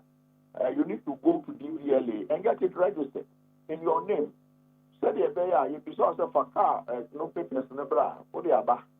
And all those things. So it's the same thing. And so we are one wood. And so I will say to answer you directly, there was a couple of I will not be able to. We are until we are the second phase number and the 2 weeks window now, then the figures will come out. But I will say both Saranda and you can say or more regularized, the number has been substantial, very good, and we are urging Daniel so MONTIE. So I'm from one from the Chinese said, if you are now maybe our baby so good and I saw in a guy. Yeah. After the amnesty, there will be a friend of reward system. And to Ombrano, Oba Catherine, if you do one Afrana Canada, and you have a true money reward. So in a jar, there are no problem. Who will be business partner be, or you can say he's become disgruntled, or you say to show. And we are not interested. The reason why I said it, we are not interested how you fell out with your friend. All we want is your friend and also Umpanano and also Bumia and also Papa B and also Baby or Babe Catray and say, Utu, Esha home, and a clanshano. You bet you, yet you are now you're G2 now, near the now you prosecute 2 years, now you Becca Kraman. And so that is the regime that we are using. So those who are listening to us, if you are not supposed to be a grow, but you will be arrested because others know that you have a weapon, and definitely we would get to know. And then once we know, you will be picked up together with a weapon, and whoever gave us the intel will be rewarded. That is what we are doing. So in order to avoid this, it's one bra. Say the bear. The bar, the Nipano, about the Kankra, your mom did to Nabano, your mom shit, maybe a can wear dress or one surrender and ask a bar for regularization. They will give you a check. And, that is to make, bring transparency, say the bear, Ubingo Casabia, Medibaya, but, can kind of crime say, and should I time in the army, Medibaya. And so there's a check to help with the reconciliation and to help with, accountability.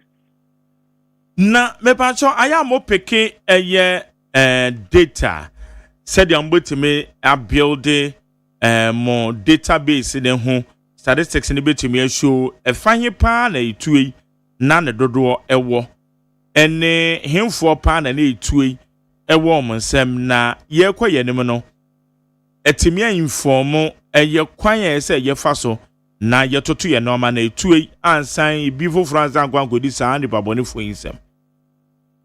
Okay, so we are because and it's not conclusive, but we are doing at the same time year analysis, the trend analysis with regards to the papa Greater Accra. Greater Accra has Dudwana, free Greater Accra, almost can you say, submitted it to.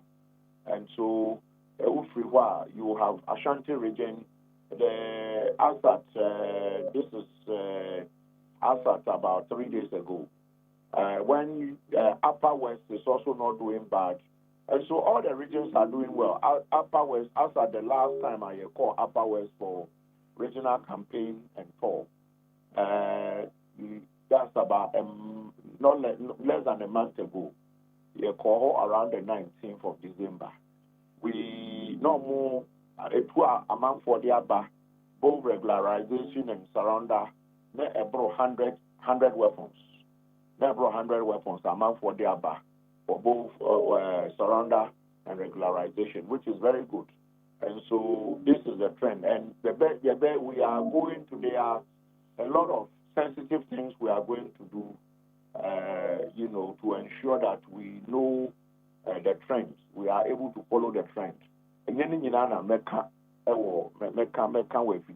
But we are out for the numbers and those things, yes. But there are other behind the scene analysis. Okay. Na ya ken so etuo ben mo na munimu eye tuotia say pistol yibi pump action emudian AK-47 de keka emudian pa na edoso de amonsa kan thousands of guns wakakra ma me machine o. Oh yeah the Kano be locally manufactured guns. I tell bro Fred the hunters guns CB be pistols CB or my locally. It be so your pump action guns. It be AK-47. It be imported pistols. And so this is the trend. Yes, so this is the trend. AK, you're kind of saying, what's the name? Imported sidearms, shotguns, like you're kind of saying, pump action. And then you're kind of saying double barrel, single barrel, the locally manufactured pistols, all those ones, yes. So na aya one of the ammunitions in the kahomba. Ammunitions, well, we have had some ammunition, but that I don't have the number. I would have to look at it. Yes, okay. Some ammunitions have been brought. Yes, some ammunitions have been brought. Yes. Na me etu ya se moji amobe say no. Na eno na mebisa say ebia yen hihye ebi se ne aban kran timi e de ne tumi eji asase na ode aye bibia ebetimi abo oman no. It is a nay a boka near coffee to the abana say 20 be woman correct. Na ye security officers be you so other than abano be a young maybe say okay 2 when they correct into ye ma ye register wo ye demo near me security person say you so no ye say ye own. At the moment Emrano Emma Hong Kong ye who say the new arms bill never pass it into law. The new arms bill not pass it into law. A certain category a certain category. Say 20 be or say a baby abang semua. Emrano Bema Hong Kong say a confiscate here. The bedane ediama agencies need be so munusu, but there are strict rules governing it. The two are said the we need to destroy it. It needs to be destroyed. And so these categories of weapons, there's no way a blood infested weapon would be turned over, say a security bomb of one or so no, it won't happen. And my commission mandates back a destruction of the confiscated weapons. Collection of these confiscated weapons and destruction of the confiscated weapons. And so, but once the new law comes into existence,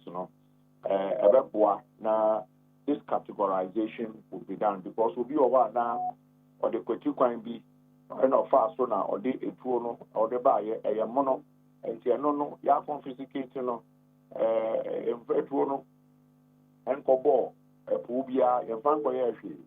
And so that once it is confiscated,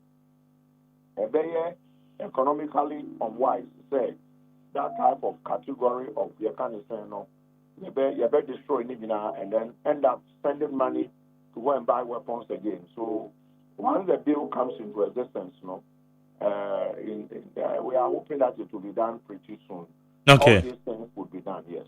Na etu oni bedroom nsama mutimi hu se etu we bi akodi boni bi pen akoba bi pen no mutimi hu sa de no. Well, so the ballistic analysis will be done on them. And so but the attorney say even like I'm saying, because they are amnesty, we want to see how many times this weapon has been fired. Since the say a weapon, we are able to test and know say it will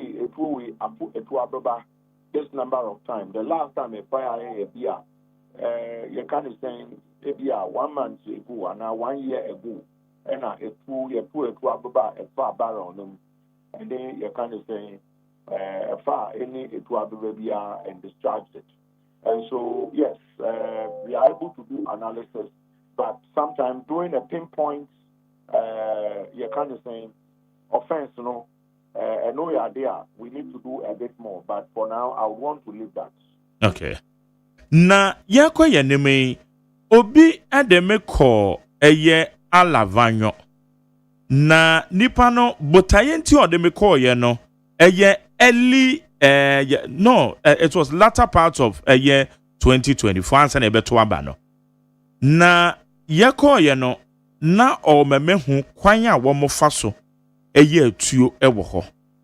Na obisa me question say aden na enkrofo etuo wo mo ye enti ya ma ye ni nkom ho mom na regularization bi wo ho a ye na locally manufactured guns na ko mo nye no wo mra kwan so ana ka ye yusu wo han kakra ene obomofo bi ekobusha na okuta bi na eje ode ko eno na etimi aboa minim se oman no ya dwen side no eho a because eye de a wo mo ye tuo na wo ye wo ho no so eye atu a ano ya den pa tumi se powerful wo mo tribe akubi mamia said their sound and farm asom no me ba radio so be kan me say say ade na ho na na fo mo minim so man no ya dwen bibi ho saa so okay so wo mo timi ye de a ene yen show mu kutupa yie na yemom yen mamra bi mo ho ba yen regularize wo mo na etu a wo betima ye ya ma ye wa ha na ko mo ye ne kakra na no enye possible. I know you're possible, my Jerry. Be a call voter region. Omo ohima owo alabanyo or kanyaho. Edumedia ye mama gang of Alabanyo. You spend about 7 days in the voter region. And so question officer a very important question. The attorney said, well, who you be Sebi, Yamra, ya ache, and I'm running be a chair, yan shedda, I am VCG, yan shedda who said, a bedroom, a mribia, see to me be in your memu, Emma Amam for, then your many be to me. Also, until this year, until the current administration, now, I passed the law, say Okada. That's who registered the year, say we Okada near, the law. The law was against those Okada riders. Okada who used to motorbike at the edge of Mabia. But from the south to the north, from the east to the west, and the center, Okada was, sorry, it also changed. And to who then watch your more. But there was a law against it, even though we know practically it's a law, no? And so, before during the declaration, my Honorable Minister, Honorable Mutaka, as we said, very soon we are going to regularize the artisanship, and I say the gunsmiths, blacksmiths, no more yet.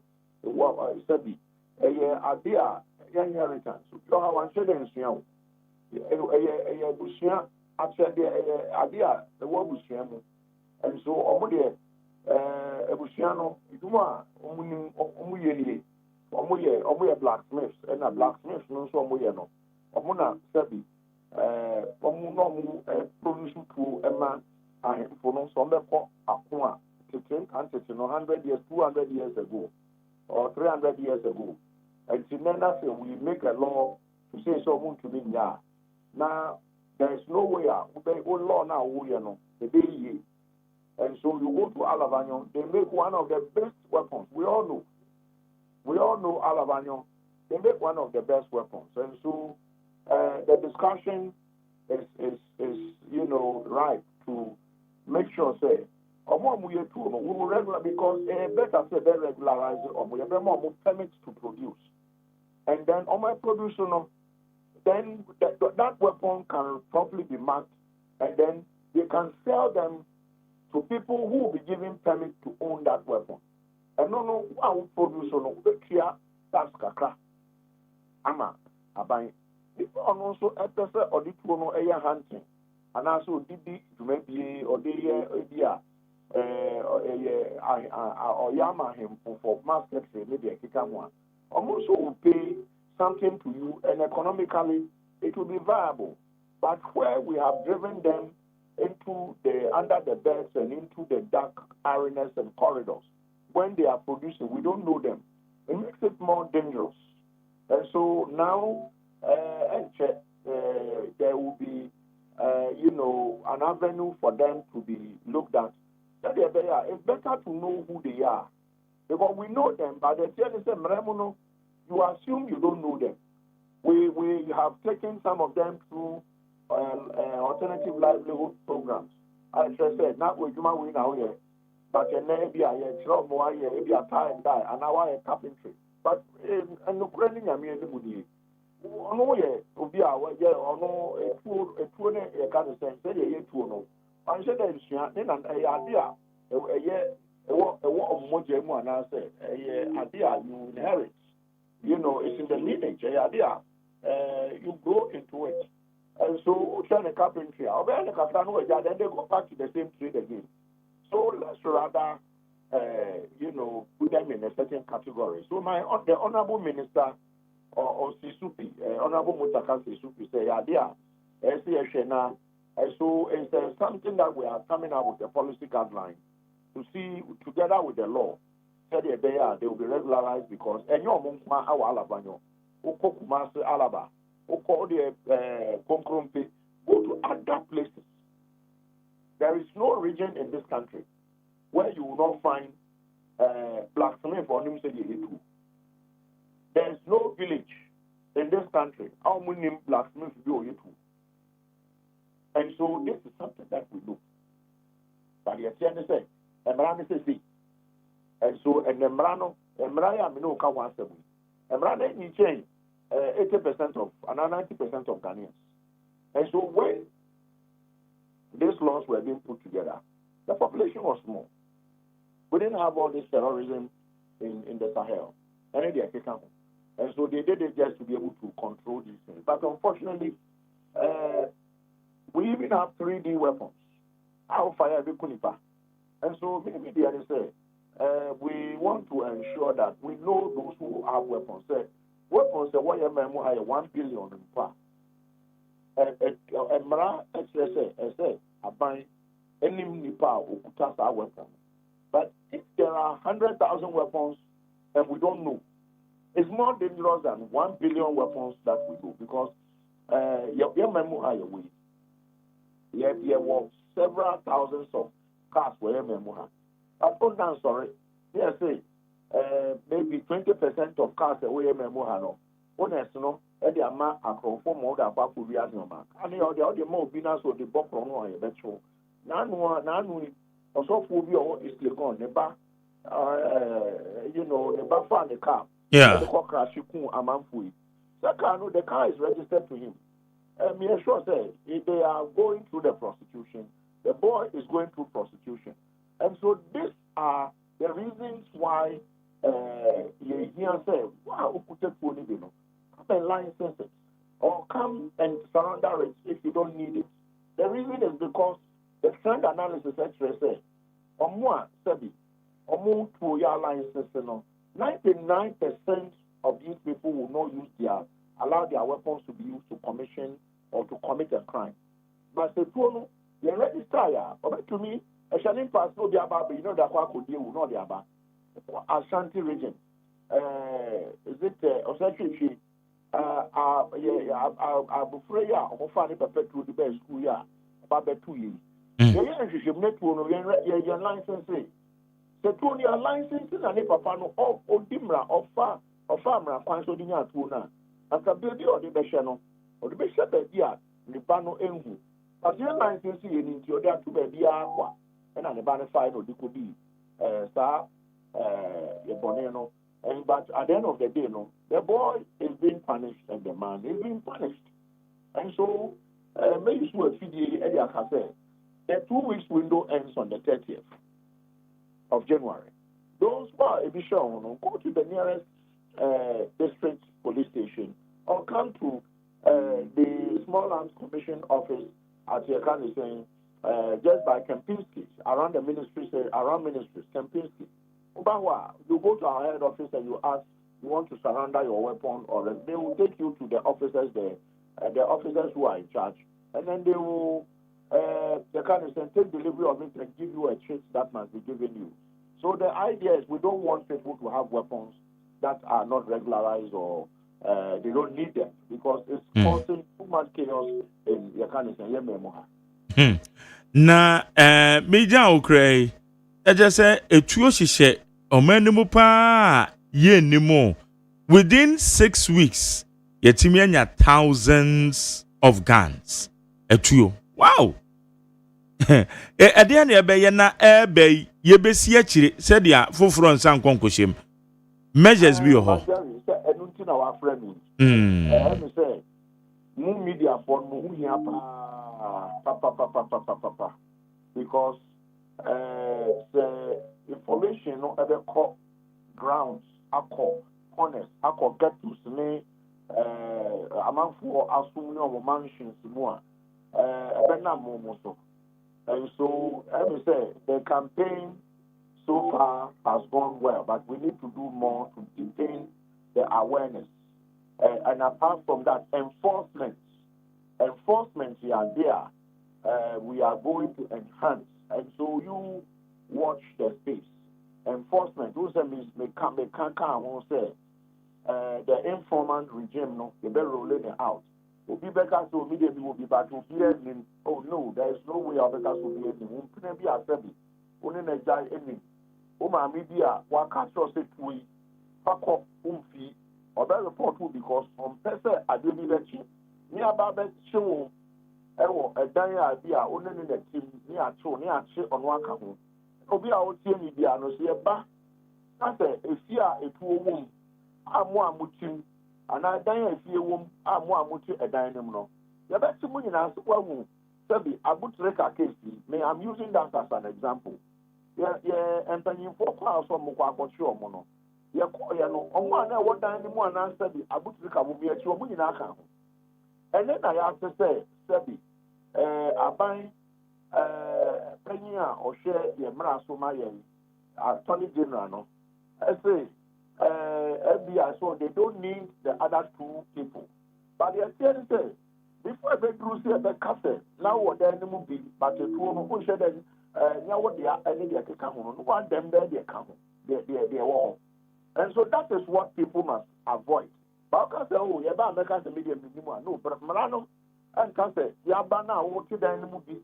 And now say self-contained would be and a true self-contained or die a dog I couldn't cook and I would be no, you bet you kind of saying compound house, no, she may have no and I don't know the team and now Maso Kaho and a true shame who to make us him a true that moon to make us only a bet you money now and in Korani in an animal. Now, after the night, you miss out for no idea. The baby, you know, next 2 days in Bonia do better one. No one them. And no tea and a air castle. And Marano said, Marano Tiano.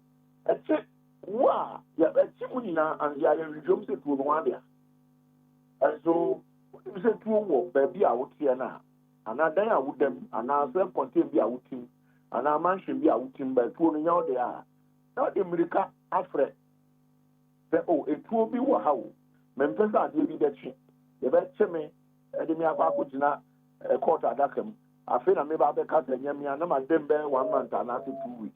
And so we used to Abutrika we know the example say when it happens and there's a weapon in a room or in a house which you find yourself there, all of you will be rounded up and together with the gun. Then we do investigation to know who owns the gun and how many of you have used the gun in the past. And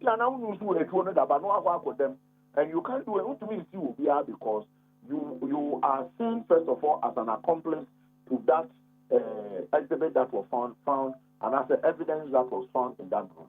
And so, yes, sir. Yes, yeah, I'm not for the above, but we still know that there are lots in the hands of people that probably want to. They are still under people's beds, in people's cars, under, in people's roofs. Bring them. Go and find ma. You bet you, Neachi, Ebia, Ribia, Onam, baby, or Diliga, and so now, Unti, Yacheno. Or baby, or no, I'm only Mushi, when you 18. You are so many alcohol. You don't want that.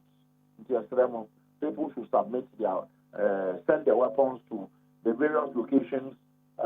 If you are also, you can bring it to our head office around Kempinski, the small arms office at just around Kempinski Ministry. So the Bawa, Penifo or Omegina, Yadua Fakwa, Yadu Pasona, Yama Uchu, and Uba, Sobesa, and answer regularization. Dr. Adam Bonner, Executive Secretary, Director and Secretary. Executive Secretary, the Small Arms and Light Weapons Commission. Anope, yada sene come on here, Dipa. Yes. Say, dear, one mom, Mama, until 30th. And moving yan adwin said 31st, and 30th as many year can. Okay.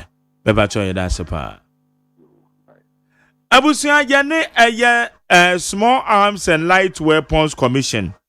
A year Executive Secretary. Your friend Dr. Adam Bonner and the leading commoner. A two shall ho. Woko register in a woo. And now would you look around bonnet soon out fast when ye. Bomade so be saranda now diako. Na aye fine enkonko ba se mbre bi to ma chechire wo de kodia ene ho son na mom sa wo se wo mfa nkodia ene wa so be hye ene o ma scenario bi se agozo ato na me se me girlfriend bi nim se magjeru otu oben so na me na jai me ho kra na hye ade so mu wi the reward scheme bi beba na reward scheme no eye we oba no be fa ho ene ka obeka oboka koka na je se waje kakra hye no kra eti maza mo wo tuo no mo mfa nkoboko utuo no se nkrata asem na nya ko na ko regularize na bibia koye now say question na maybe sa no okay eyenkomo bi ye hyase di ya che okay time ye be kwakoto aba no me be ko wa no na madamfo ye de me ko alavanyo okay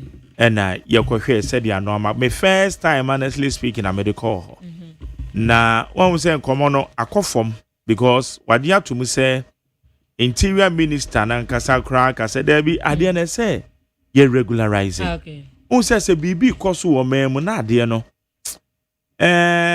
koso na say ye ntimi entu ase ye a yeah okay de no an say e be say there be ya na ye mfa mbara nto wo so ye sheshemra okada yi ba ye ya okada yi a okada wo ye de nkomo de ye adwuma ababa betena se yeah inti ye mfa mbara bi enhye ko the same way na even galam say the other time na make say yeah ya wo nipa ni bi wo ha wo mo concessions a wo mo ye mu adwuma papa enye se wakosi asase bia mu keke na otutu eti nanka wo ma wo mo ye adwuma wo concession ne se ene de minerals commission je se oman ya je atum se ha ne de ye tu fam agudie wo ho a eye eti se nipa no wo concession mu dia concession so ye nipa bi dia ye regularize saafo no okay wo mo de enti sa ka yetu wo so sa na ye mfa mbra mbata ho se wo ade na wo ye no enhyehyɛ na wo ni bra na bedi so ansa na adwuma na wakwa akoto so unlike say wo ma wo mo de baabi enti say yetu fam agodo mo kokotu no enti sa de we maka say yen fanhye eye the fight against illegal mining no me sha se kan ye ne basempenfo betie no matie na so pam a te say etuo de ye kenya what was the question and was a very important question because we do alabanya eno ne adwuma omo ye etuo be say etuo sound out better no Masa nya broni de nya America tuo sound. Ejade ni enyi ntumu no mu ye bi mae. Bomunya maye yemfa mbra no mbata ho. Bomunya tuo no maye. Ni akofa sika ni akwakwa kro. It is as akofa sika kwakwa kana labanyo fu. Masa tuo mo ye wonye easy o. Okay. Wodi gwani kwahwa media memani so e ma me gi tuo no ba ko fire. Nam say really? Enya sam kituo. Sound de pie ye no. Nam say eh. Tu mu ye tuo ga. Eno ma mo ye wa no. Eno ma na say yen hwe ne yen put things in place. Ene e kwon ne ye hon kwa ye declare hon be security zone bi wuntimi nkwadro ne ye ma o ma situate no ma ne ye. Yeah. Che blacksmith for wo mo bobo atuwe. Iti yen hye ye o ma ne ye mo ba. Ye fo mo fa kwan papa so. Momra be permit. Adwuma na ne abie dia ma. Permit kwan am be fa so nhyehyɛ etuo no ye ne type say ye ni say. Ye the standards at home. Anya no etuo ne yankra bi kra ne yakra bi ne ye de kɔ. Da bia ne yakofa sika twitwi di yakofa bia from bibini nko ade anya papa. Ai wo man be ni. Eti the woman is eye. And there me many ajepa. Said the waka say interior minister. Yeah. Wadi atumu no. Na che say se nkomo yenkoma ma tena radio so me komba ma tena radio so kan say ade yi say ye ho bibi. So nti medjuma di say wo mo de hihye no gu ekwan mu a ebeboa e de adwuma kran so ayen asa aba obi kra bi kokosua onim se etuo yi kra mpo no onim se posifo ne bambofo na ehwe so nti no me ye kra menya nkofo mo mato ebia me metu enumi pesu etuo ni bi na malanse se de ato me ho a se me ni ba bia me kwakoto that's all me for say yen is better it's better yeah there say you be different na wo me yetuo no wo mo te say ya majari etuo nko ade se niam bi na ye keka afa but gan na etuo no mu ne yen kra wo mo ye wo ye te wo mo me ne uka say wo mo manufacture wo mo ye manufacture illegally but illegally wo mo ye etu ba ne de what would you do ye betumi achi wo mo hwe ye betu amake enchi wo mo majari se emra no a sasa nkofo no esi esansem kena ne titi wo mo kwabna interior minister kra agi atum se etese wo mo no mo tena se majari etuo die kwabna na me se ade wo mo ye enti what would you do na ye chi wo mo no enti na ye chi wo mo no esese measures ya ewo ho no wo mo san eye no straight aya some measures ya when ya de obokro no we we de toto te se obi obokro no ho enye yie majari eni kwa men fo so just yen regularize etuo no obi anya no debi ba o fo so se yen regularize okada okada de na eno de ade eno enye liga na enye liga na ya se amrade ato sisi akura me be na me kasa niama ye be regularize no yen regularize traffic nka ho aniama ye pese ye regularize no yen fa traffic nka ho because see ano ani ya betena ade bi wo ho a ani ya betena but etuo gun ayasa national security Ghana Police Service Armed Forces wo mu a emata nyina no eso wo mu sa call round so krampo na nipa bi a omu manufacture tuo wo kwanbɔ no so omu nti wo mu nyina etuo mu osum sagan yesi yen regularize na obi ankura bi dabi enye no enkomo ne yedi na enye se ye regularize access to guns no enye san komo na we are talking about manufacturing enye bibia be de ne ye emra ne de se da hoda sa wo kwabna mafo na wo petu ya bo ho ban a ye won hyehye emra wo be fa so ba yenye asema ye kan se manufacturing wo ma eye no majari me kwabna wa kwala banyo be masa me do be call afi na wo de kwana kohwe me etuo de kwache adwuma mo ya ze ye adwuma gedoa na ka ye betu om so san ka yentui majari me okay sir enu ya wajentre bate ka me nko a enko mu kuro mu san ye bi wo kwanbɔ no se yenti wo mu nyina okay yes yenti wo mu nyina ni yan san fa street measures na sabio abrochire America UK any ade a wo mokọ no uvi say eye yize se wo fa mfitire bi na brashmate bi se honom a wo botuo say Debbie kwamra say enkomo ne yedi no wonya ntiase enye se ye ka se regularization na okada ne ye regularization na say enu nti ye regularize okada nti obi afa motor no gina Debbie Nigeria say ye manufacturing enti eno na konkoba say eno ye be blacksmith bi oti ma feature wo na no obobotu rough no it wouldn't be so en konkoba ne sa Nigeria tuo de okay ena minim say ewiase won hyehyɛ e de fa etuo ho a Ghana ye ka ho say eni kwan say etuo no obia no okurakura bi say America ne amanya eta ye ho achiewia say de nkwada ne bi di tuo di nsamone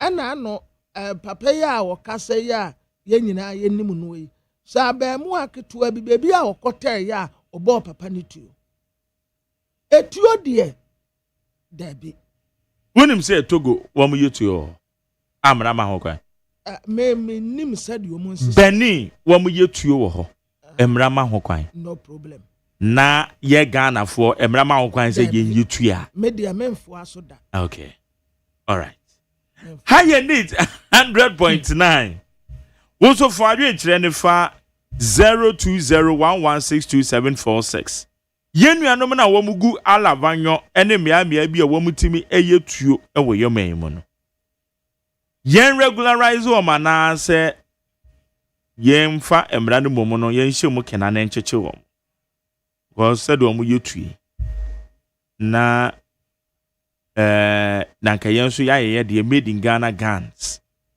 na manfo ba yen che mba beto kwan papa so na Jessica de egu ha yenye ne say kwamra mache it's saying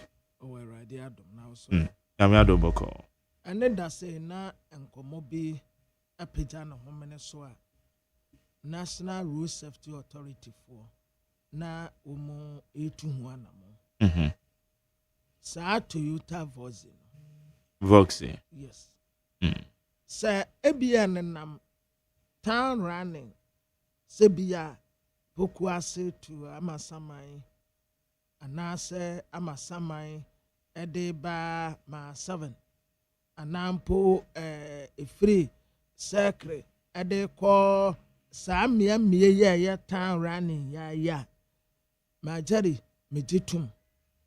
Basa Omubema sa and Kokonketin Ketino. A free crime, Akokumasi, Umumfa was sent to so. Can you say privately obi de namdea good fine ankra no nam good but say bia ye the commercial mo me da se watene me say ye de ba fa passengers efrin kran etu kwan ten no ma jare wo mumbra car ni sha emu aha untumi mfa sa car ketewa wei entu kwan free hanom se udi kokuma ase anasa udi fi hanom akotamale dabi National Road Safety Authority and tempeya sana monu omuntu no omumra there be say a chance from DVLO because DVLO for a licensing wo say wo meeting their commercial activities okay because a car no koto a odi ko DVLO we indicate we made be private we made be commercial it is a chance from DVLO say your for say be hard dwen dia so Nigeria commercial no enka ebia ye ekuromu ha ya ende enka nyade me fan say ofri La Paz enti say call long distance intercity nanka ye intra enti yenya no more intra ebia every circle to Taifa Shoman Estate good La Paz Kaswa eno Adenta medas eno ye enka no ye better ba say ubetena ka ketua we mu ebikura ko northern regional na ebikura free akotakwa ebi free akotakwa ebi free akɔboase ebi free akɔtakrade hey Debbie and the speed the no nso ehu car ni sha enye ma sa long distance travel no enye enti we kura de eni kwan say wo mo tena wo no mo ten kura as quickly as possible yan stopping in ten kura ansa na de ebesiesi because enkofuo nkwan ene yede betu esian mu na me kura mpo ma jeri sa avance nketwa no eni kwan se emu wo mu etu kwan tenten vance nketen ba ku bi se mi money din wo mu nam kwan so a wo mu ko speed na wo shaka ketwa bi wo friend ho hwan am na obekɔ speed ya ka ketwa sei majari yan stop wo munyina but one answer and so ebetimi an stop any who say you boost the transport sector because as we speak you was shortfall you were deficit and kwada kra bi school na transport are short and kwada bi school keke no ana wo mama kwan no ye nyaka sofo bi na okoye 31st night sofo ba ko pe ekoye 31st night na transport transport are short ye shine now a short and then ya say sofo na han shine na sofo no betima han shine makomako 1 million ontimi han shine makomako 1 million by na am say sofo no koye ne 31st night on han shine kakra nti so ma mu ya short deficit amafo tu kwan no munya shine kra no amafo we are running a deficit. It is a yet to be who how ye shortfalls no ye betimi a boosty. Now fe na ye regulating year na ye regulating. It is kwama de aka no metimi no one ya adwen fa bi but say ye bo a chire hwe say ye shortfalls no e besi den ye regulate sa ho na ma jare sisi a menim ene da say and one Yerabo na din petrol no kra wo ma sa ate so bi and window we say eswate say ene the window say ene the friend automatic adjustment formula ene na da bia meka say aban bi ente eye form no so but eye adjustment formula na eye adwuma it we adjustment formula na eye adwuma but in any case aban na bomodin ama eye exchange rate no dollar no na hoodin na timi aba form ene ti e ba ne sa no so a na ama form go na ye one of the factors timi ma form go no ko form ti aban ne so timi ye ne sa na de ho aba so body no ye de aba aban no world market ne so no ade ho no so enim sa aba form so nti no so that is how it is nti and the true window we no say ene 16th nti ene asamba form na onim say aba form a OMCC no calibration wa mo twan we make say OMCC bi nye calibration say ya tumu anka ya tuma ye tuma kana ju 2 am wa mo dimirika na o ma calibrate obedu okura o mbeka say afu ani wo je o twan but eba from the a ena calibration da we eso asante eye hwan mo na hwe sa de no so say MPA na say hwe say wo mbe calibrate ma jari bisan lawyer eduti tamako say aba from no ede en wo mo ye we na nko mo tu shen na nko mo nam fuel stations yahodo ni nyina so eteke se yate so no mo ate so ana MPA lawyer digital macro woni wo mrante no aduma no nya office aduma aya amoma mo field myself no enko fuel stations yahodo no all the time and every month bi ampomo kwanka ye better anampo se yakase yate fuel so a na nkantempa wo munam fuel stations ni nyina na wo mo se ma jari problem ba ko a sisi ame na wo kase asase yaka no se oman asem enya politics ekwan be fa so a ye be solve aya traffic ya sisi a aya ti kuro ya boso edura no pa na se we ebe kakra no ma jari yani ya ba morning show no tisi ye free fie 3 those are 2:30 gari baby a ade kuro ni free all of a sudden traffic abedi kuro ya boso edia ne ye minister of transport honorable Nipe Bukari Nipe Majeri eseso okeka no ho kakra eseso okeka no ho kakra pa an ministers ni bi wo ho no mo a Majeri Eben say yama wo mu grace period atwam. Na watwam. Say dey obi any grace period bi mo. Dey be na president na mu go ni grace period gra bi abiem. Enti asase omu a omu modern bonsani no. Ye besre president na ensakraye bi asase wo ye no. Onye no as quickly as possible. Yeah. Because time and tide wait for no man. Abrani brenten wo bia Chief Executive Officers ni bi wo ho no mo a esese ho no nyina mampeni na ade na wo mo agu reserve kura dooso na wanya bi ya wote wano mo saa se honorable chieftaincy what they say Honorable Ahmed Ibrahim me yes your son no pe wotie ye honorable katre wa bankrat mpenimfo no titiriw Abankrat penny or wa masaman. Ono so madam for pa on no ye NDC chairman e wa masaman. Oh. Otherwise edadifo no asese niema wo kwan no ayeye highway no o ma asese niema de aba kwan mu sa no. Sir. Oh, honorable. Honorable. Wo de kopa wo mo chew kekese. Wo mu nkwa ene wo mo de to chacha. Say traffic ya ewa amasaman ne kese no aye dodifo na eton ade wo kwan ho. Wa bra market si ho. Market wo ho honorable we de politics sem bi anim o ye ni adaje ye de twa abrabo. Honorable katre wonum wo aban krati pani a wo de waduma be di agro no ne ya sakew ne ya de obi foforo aba. Ama saman traffic no edadifo na ton niama ewo kwan no mu no eye factor eba ne sena all of a sudden ye kata ye nite ya traffic ya bedi kuro ya boso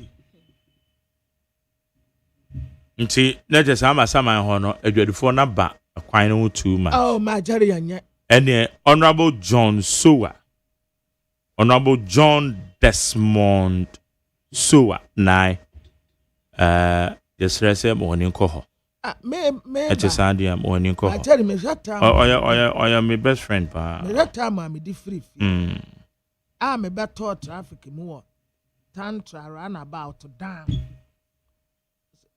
adai majari just say outer lane na aboma inner lane na aboma. What is it? Adai, wanum na abegu kuro yi mu. Aba be kan ye ho. Ade ne ye beye. Sisi a ye no dan. Esese ina rose no ade dam potem ni nyina no, majari ye ma ye ni kɔ ho. Na ye saa kwan ni nyina, ebi betumi afa ha, ebi nam ha, ebi wura ha.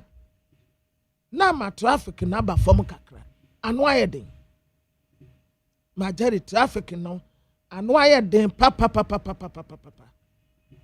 yansana yanya hu bibi enne ye ka say transport minister kushia transport unions no eti ye hwese bibi papa bi betimi afri maba na ho keka na de omfa bi nka ho me de mani suade hunu nyina ne se kwabena ene fankrata ni bi na hwade em say me fa wow paper the point em say the point wow paper for the point na hwe ni mo story I would buy only 80 of 245 Ayalolo buses in operation 80 ade they are can away Ebi kra ebi tie kra na asay obekwa akwahwe na ebi ne tie na agwesi na make ebi kra de yes oil na esi esesa ebi a brake parts na esisi ho ene dana me ka kire wo and sa asem we me direct Ediama, His Excellency John Dramani Mahama. His Excellency, me bomb pie say, a radenya yadum, na yenye sika. Odie, my auntie Ghana Armed Forces Transport Services. Ghana Armed Forces Transport Services. And now odie, yenya National Security Transport Services. Na yema asogyafoɔ no ankasa sɛ bases no yema asogyafoɔ bɛyɛ 500 ne yankantere wɔnum sɛ wɔmunya adwuma ɛwɔ Greater Accra mpotem ha ɛna Kumasi Asante region wɔmunya adwuma wɔ Kumasi wɔmu ansiesie wɔmu bas wɔmu anyi wɔmu adeɛ ɛkwan wɔmu bɛfa so a sɛ card mpo ɛna wɔmu de bɛgye sika no a omunyusu card no emfanjiji wo musika soja ni na drive soja droba and what in the car and kiyebe hu sadie indiscipline e wo kwan so titru nkran hanum se nka be kofom ana to driver for no a sisi a wo mu bu nipa fa so no etamene bo asisie ya wo mu di sisi nkofo no nka tu obecha Kwabra ma me mo Ga East. Unse me Ga East honso na mete. Na ye MC me bona baso kakra. Enye bebre kakra. Because that feel na yigusu ye ni di na chi. Dome. Onse dome ana traffic tan bi wo dome. Oko dome marketa. O se de wo kwa eso ati o. Wo mo the tax force abegina ho. Indiscipline. Eti me bo MC Agbo. Yeah, Agbo. Honorable Agbo. Oya MC Ga East. Why am I fast for the task force about dome hono? Me say dome, driver for no. Wa so ye dey a chain your friend saying aboa ben kra aboa ben na chi eden. Me say driver for what dome indiscipline me hu bi da. Da bia na me kasa na ka ye ma soja fo mienu pe enko gina ho. De bia dome market at. Dome market de bia at. Oso hu de ekoso o. Na driver nipa na dwimu da ho no gba gina kwan mu no fe nipa. Wa gina kwan mu no wa block traffic. No nkom obi. Say task force ni ye adwuma wo pa. They say, "Oh, I am one me nua boy kwa say me fa wa check akra." Eti better ma me ye me market survey eh. Na me nua boy me chiriba na drive. Ni to drive me na me say na dome aye go fa edi so de bi yanko na emu da ho. Na me say, "Hey, we are sure say mu da ho." Tale ekoduru ha. Hey, dome na mu da ho say. Wow. Tax force no ejina we just say wugina ya na ye council. Good. Just so free ho. Good. Indiscipline. Indiscipline. Nanka ye di bia betina old station. One mama Bernard kra bredodo. Ni ye di bia betina pokuase bus stop wo. Nanka ama saman MC no de. Mebo ni tiriswa kwasisa obeyi se dwadifo na free. With Desmond Nai honorable in fact. Dwadifo na wo kwan no. Womu free ho. Adi baby omutinu kura ye dangerous. Ye kwan. Kasi womunya womu tabre. Wansa besi senioma wo kwam bode bante kotokuo ni nyina gugu kwan no ho. Asamre no.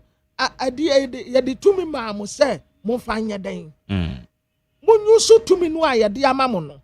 Mo task force fo nyina ho.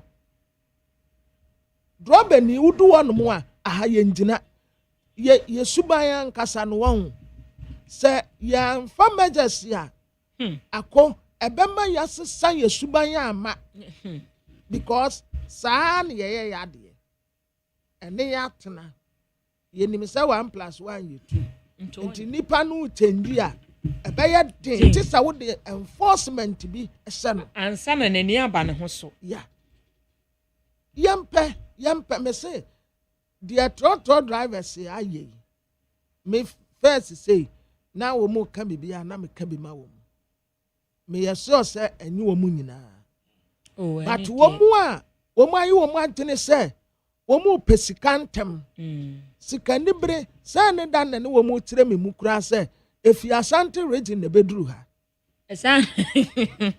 saa de no ntimu no a ya no omo ye no wo mu see free Kumasi but na etu kwai beduru ha ba me ho no de in fact La Paz de me nu ho anadwo da ma yen kase bi 11 o'clock na ka abo apesu nti yetumu da ne de me nhia bi da say 11 o'clock kra na bokodu ho no a say ye 2 cities na oje no ano beje traffic che said de nipa doors said de omo je ho de me nya but yeah main road no so na ya no mo tires ano circle to amasama le mu ono ni de me akro mu de bi adi me me ko do me market was say o lodi old station ye dru ho say yes do me form na krachi ye gina ha so da bi ye ko do me de oko old station ni me so mo kwa no ya school o man no ya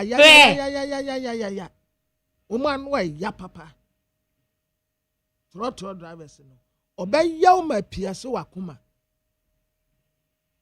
oh Kobi momo yakọ enim ya nhwe ensem akodo e won krata enim so e abusiafo na me wo chronicle de bokrata enim na magjery ekodi nkomo ba ye se ntuo nwo ye ntuo wo my way mu no na panyimpa no kra se o aban no kra hwe na watimi alliance se wo mo na fe wo mo ye adwuma ne kwampa so tie bia obi pebi a ohu na wakokwaji bi na de umfa kutu ase nkofa tuo bi ankoto fie san komo na ekodi baaye na chronicle de bokrata no anim ha se eno ode ye mame na toshi wadnifo nyini ababato no ka se MPP amanyoko no epe obi a wo betimi aboa mabu no manya adwuma ayede a abato no mo koto no wo mo entoma Kennedy akoprekon ya chronicle so de ho amane bo aba chronicle anim ha eno ka se ye maame toko no ye yeyi ni firi ho no nsembisa bi ewo ho pa justice nene amegache ena wono so de sansem we ababatu edwa eno so so chronicle de ho amane bo aba wonu monyafo entim fojo ontaso ye sofo ena wakasa sizia ne de teachers manual ya LGBTQ+ nsensem no akwakogu mu no se ebredu se wose ye mu hwehwemu ye domo sukwa ba ne sen ena na campaign fo ene council no timitena se ye hwe LGBTQ nsem ekopie mu ewo ye manual ni mu ehun nsem so wa hase a chronicle so ede ho amane bo abam the Ghanaian point the obokrata no ena mede to aso okay supiko wo mori ewo central region empoano ho okay wo musa premise ya sorto premise fuwa asorto wo mori nenye nra na ya si paper ni bi kra de ba ye se premise fuwa adabi enra mo se ne bo so ate kra ye se ne ani asa so ate a omunya bi samum aya afafo a wo mu wo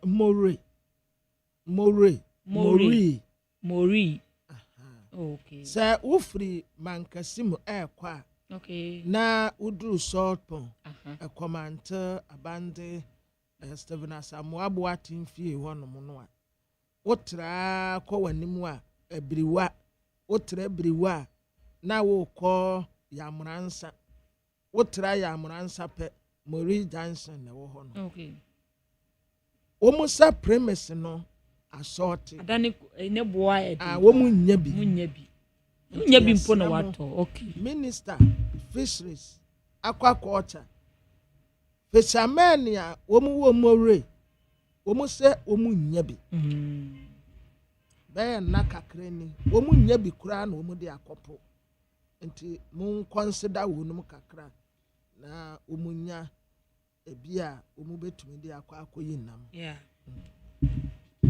akoko na yava the Ghanaian point the obokrata no na yemfa ntoaso na eno anim ha se enado COP Osman Abdul Razak wonu ye national security coordinator pay ne wa efe pa hwe police chei a waje na police atade ne eho tie in fact pay wa efe papa oye guy me nshia ne dabat Ya me adi me shempo nyini na wa no. Me shia no mate. Why guy pa. No why fence so. Why abrantie. We jane na so kama pa. Ma penny bia why oh 10 gram mu ni bia. Why brane. Why be ma mu. One national signal below chief no. Say omo be kasa. National signal below no. Atabuate. Ne microphone ya de baba fom. No wakasem.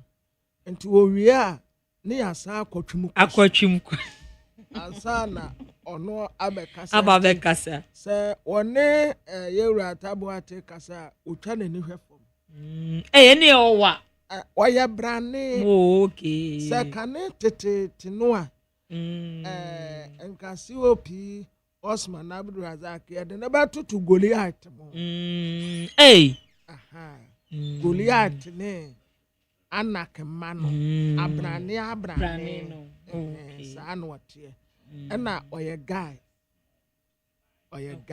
yeah oye guy pa chief ya guy okay chief ene nwa ye fe na no pe so oye guy oye competent okay ewo aduma oye ni oye sa tete aposifo masa say make am catch o de obechi wan say o de oni wan say o chia na o chi o de ye de asane nsa no no ano oye nti say we ya asomasi o oye obenti o nhwehwe nim bia ni na oh all right na ne nyame nhira no pa na aduma pa wo bo no a obra bi o mu anyi ya me do type no okay ene obi baka se ene papa yi de wasem kodi no ho de wadi amia o won say sa wote brofo a unsuro broni yeah o ye ne farm wo na fuo kase ya wo ye ya na posi aduma nso obem nso wadi ne hunia tenanka beda no akoduru national security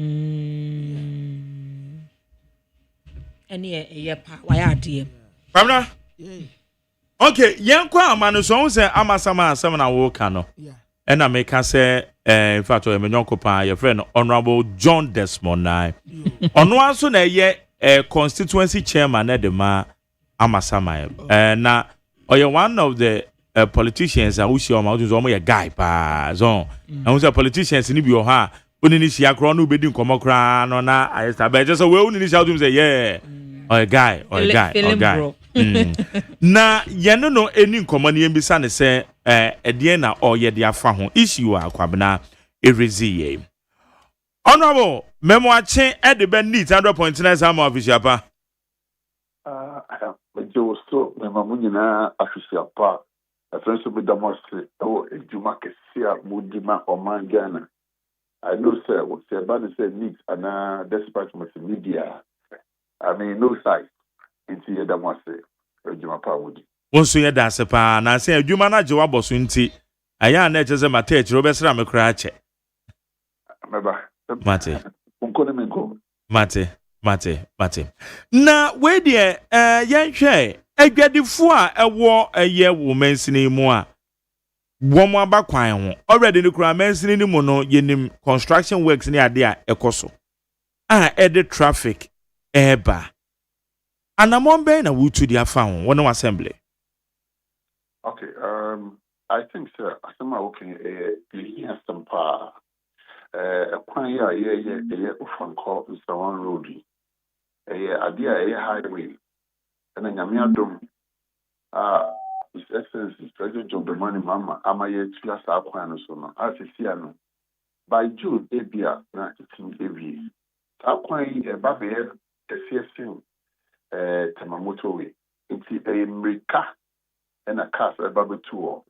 The band is that so not a short is it's not something that you can ignore. A BBS it's been planning accordingly. Especially say mana eton ade ya mamenom amuton ade wo kwan wo. Enim say it is it's not safe and also has risk factor at nam. War at the turn on. What we did, we said, your first engagement. We did the first engagement. buy and only a catch on say. They don't try to get one on the colony. And a face of foot to see a Ghana is not ideal. There is a place across the road. Now said, Omco. It's here the Omco, a people, but it's because of the busy nature of that person. And if it's a bad day, they come back there, they are total for one party one. Because all I business, almost not the market. You know, if you move, I'm count. So the traders are in this shall see for me. They see I'm actually what for any some other market women. I'm count. I'm a honor a year whole marketplace. Last week, your conservative will notice of a meeting. See, you engage on market venue cream. And your Kasai, and you can just be a better because you know, say, my many papa no. That Agyeman, and a million of the share, and I feel so. It's be a yammer. It's your best because any will be say, Abaya, no million film. It's a Nora. This is a timely interview. And Nora, I called a management meeting, and I'm in your Kasai, and because of that stretch, I said, oh, you know, so it is time to enforce the law. Yeah. You say, Timothy Juma. Yeah, because of Omakasa safety. And the first, I didn't know that's no. I don't think it's ideal. Into the coming weeks, is going to see massive action to ensure that we relocate them. But yeah, kind of say no. I did back also yeah. Sometimes I'm always expressing some of these things at the confront here. Yeah, patch house there. I work Ghana. Consider social interventions and development. It means a marketplace, police, hospital, school dining. It is about to say you're a throne, and I say the poor. Your politicians, they should reserve a place. Because I'm a man. Many other man. Will be a market, yes. Who be like a modern market. We see here the Cochrane, Assassin, Ayasan. You see, a idea, a high marketer, we see the data, marketing is shot. 18 kg about 20% of these people. You see, we say, Yene, Ganof, for a Casa. You say, market tools now, Agyeman, a bois, the IGS. Now, for safety, any health purposes, I'm happy to say, the legal for Ganof for a partnership. Now, quality, assassin, the amount. Assassin, I can't want some quality, can't you know? They agree assassin. And also, you see, your tongue. And also, you see, the affordable housing. Affordable housing started in the previous administration. When you have a co, a bow, you know. So, we just say, government land be a woo, be a other your tongue. And now I say, individuals are registered by phone interventions. I mean, I don't know how someone. I just say, as when you're doing, so when you're government projects be na abua or minor ever. Oh, me say, our interest is in the government land across the road. So that's threat. People are registered, individuals are registered. And the government has resources associated. And yet, then, individuals. Now, they say because in 2024, no individual person be were registered with their government bungalows now. Say, and I don't know how somebody in the previous administration, it's many a human essence, but together we shall solve it. You opinion, you say, bra, now, solve the problems. So we are here to work, and we work together with you. Sandy, what can say management is shia, say it is a more enforceable laws, and a graduate to be free quine home. Mobile mama near when a bit pain and mobile to sound among way. Okay, so this is how it's going to go. Yakuran, Miantasa, we call Anajo, and I'm calling what you may be. And you may know, only you're very busy. So I went there ordinarily. I'll be able to say NC in the Casano. I interviewed them and videoed them. Me interview them video. Mankasa, I wanted to have first-hand information. You read me call back. When you I was doing so for you, so for you, make up me yes, I record you now. So that now then I'm here educate you. And because I think I'm one person over corner. It been say a honor, any crown, and some more time, the any one you see one crown. It is a call the law station about so this sentiment. It's okay, but maybe you do not safety first. And I mean, safety is not something I compromise at all. So I'm going to your first engagement. The new Makasaka show. I've been there. Masuma, my officers, they are engaging other people. I'm going to call them for a meeting on Tuesday again. They be a third engagement. After the third engagement, not a FADA action. And I'm also a visa, Bamso, Mujina Lucy. Because, President, I don't want to say, one got somebody anymore. Now, yeah, we need a person to come. Let's do this together. Okay, that is good. It's Abanesano alternatively, no, and now say a fine number to me. Okay, say share market women are on sheep and the indigenous people who were displaced party. Nanka omni na bisi ako kwande chiono. But see the kakano. A honor the indigenous market whereby people from all over Asimota, St. John's, part of someone for it's your I used like a market like a central market. Oh, beton and the we are not on for baby on. I was talking to somebody who Ofi Alobushi. Just imagine. You see, so I make us say, Charlie, opportunities that you can associate a city or then in your when you center them, you take tools, and also it's going to boost ideas. But Charlie, actually, Nancy Ebuye, there will be a solution. Okay. Now, Obaye, we share the population growth because Amasamai aya baby a enyini pa. Iti enyini na ediena ejo say yeah maybe work we obi am lotto numbers bi. Se mi twa na media me be pass ase ato wo nti me kra me mai iti na just say Amasamai population ni de enyini pa. Measures ben na wone assembly members when more man for from the executive level down more ye na matimide atoto no ama ebra Amasamai enyini saa. Okay, Minia, this is a very strategic question in the sense that also the DPI you can't experience are congested. I say OBN should be over cry. So one of my quests and vision is to develop the West through industrialization because me imagine say me Amasama ye would do Amasama we do Accra. It is a gateway to Accra. It is to me develop Amasama. Say nyame enya ofankonsa one highway here Abawi. Go for any betrayal. So what we have to do to decongest Accra, I say against modern say the vast areas, it's me develop more. So I get the many cases here and say we dispense development, government interventions, development projects are here. Just a few days ago, last week, the cartoon sort and problem was you call Manchi. I was talking about some top going on because you chief's company and I hit me I could be school back home. I walk a friend said, "Well, gone or down." Now, how only 6 units block over.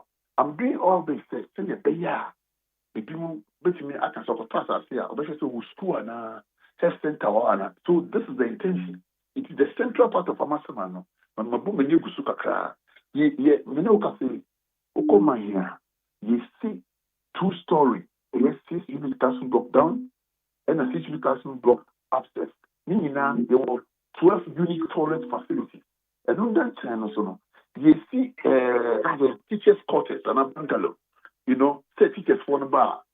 With the one of these days, when you come and let's go around. Think of stages no banner a person bar, Obenya baby asana. So South Bangalore, it's near fairly self-contained and sweet. These are the things we are doing. And I see, we are putting another school there. All this, strategic. Yes, and a bear, he did be a masterman. As a Uba, who can say, Chinchina, Upas, as your masterman. So that when we have these facilities and infrastructure remotely, then you may have done, then you may concentration there, together with road ministry, you may have inner roads. We did this as a whole to us far away. And then nobody a maximum. To affect some Besamica, my member of parliament, Honorable said my opinion, is very instrumental in everything that I do. Like maybe I'm here or Nemine or Nemine, but so together with him, I think some of this strategic planning I can say okay. Yeah, just say a bit to me, but because we share the rate, my population you grow in the strategic plans, we might go from a behind dream. Wait, baby, one more friend what catapult. Yeah, will predecessor. Yeah, there may no Eddie who come up because catapult baby or mutu anya. Na the rate now, one mutu anya ni idea when nipa tete ho. Well, one suspect said that she be betting me see. To say, yes, sure, na ye be the found, ye catapult area hono. Mark, the big news we said, you can say, catapult road, yeah, repackaging a dema contract. Now maybe you do more. You do black top, what we create asphalt coal tar. It was something, yes, I'm planning now. Second chance down. Oh, okay. I'm talking about contracts we associated with that. As you see, I mean, engineers and contractors and they're on the ground. We have taken measurements in the BPR. It's within like the next month or two, we're going to say a human because we development about. It is all past us. Go all the way to Catapult. You will be happy because it'll be first class road. Okay. And then a year pa. And now a year quite more fast to 2 and young honor at the end, so some bomber when you are Yes. Say, answer will be the two. Abu Anna Aniano. The mandate does not lie in only the West. Okay. I say Mineral Commission, Omagasama approval. I say EPA, Omusuma approval. It's a day who's the baby one far away now to Anna and Abia residents and I say before those approval. It's me, no, I'm the last one. And Nora at the office. Because for me, also to Anna, you know how Ganesa sweet talk. Look at yourself. I'm going to call. Mineral Commission, Geological Survey. Now, EPA. When I inspect and I see you have this, evidence you look for that say. And near my dear also by is it legitimate? A BBA and her resident. And I say, because breaching of public peace by offense. We also go to the ground. But I'm by more. How many opinion being about but I didn't mind. I don't care whoever come with you. The right thing must be done. And as I stand for discipline. It's because of someone call. I'm going to do this animal in the most clearance before the back. It's meaning a humanity obey. Okay. And that is the reason why President Lama or our point saying. And together with you, and I would also like to say it again, that I must need TV, despite multimedia, need FM. Meaning say a human mobile. Okay. So what you say there? Yeah, Pam market woman now. One person done no na mu be because TV. O Pam wo mo kwai e say. I know there you had the young can you cran here break bibia wa ha ma o Martin asopemo no. Na wo ka katapọ kwan na mayira fon so say wo mo so wo di. Yes. I mean all that stress you know yeah packaging. And I also say yeah restricting. The bus restricting best 3 times so just to make sure the road will more trouble whilst maybe the contractor needs required to come to the site. And see look, if you want to be I'm telling you said main vision, like I was telling you, is to develop the municipality through industrialization. Maybe the other say, me people here quite now. The Uber company or who say at least quite or issue or electricity or it's companies, but as our companies, you know, in turn, some corporate social responsibility, like CSR, of the bar, it go down to develop the community as well. It's the same beam, human power, the bar, or business operating permit, any Yama so almost we'll go back to develop the area. You see, the agenda with that too. So, by the end of this 4-year term, I carry 3 years, you know, there should be drastic improvement downwards. Okay. Downwards is the gateway to Accra. Because me, personally, minimal. Personally, me know a program waha. Ebra impo now and yes and now impo wugusu awoye NDC chairman. Our constituency no na me hwe nsema na wo kan de fa party no hono wani so ade huna. I'm expecting more from you because minim say you can do it. And until na me na wo kasa kra me so we obi a we guy pa politician we guy pa because what level of sabi we intellect and they said you nkomodie motie no. In fact, I'm expecting more from you and I believe you can do it. Why? Yes, and so Mark, because you are a very objective person. That's it. I'm a journalist, but you are a very eclectic person who can say yes, and also what I also would like to use the opportunity to inform you that I'm also the dean of Greater Accra. Yes. Look, me congratulate you. What's on your dean? Net the Greater Accra. MMDCs. Example. Yeah. And the first, we bought all the MMCs, you know, MMDCs across Greater Accra, Abaso say. But make us say, all of us are resolved to ensure there'll be drastic development across our municipalities. Okay.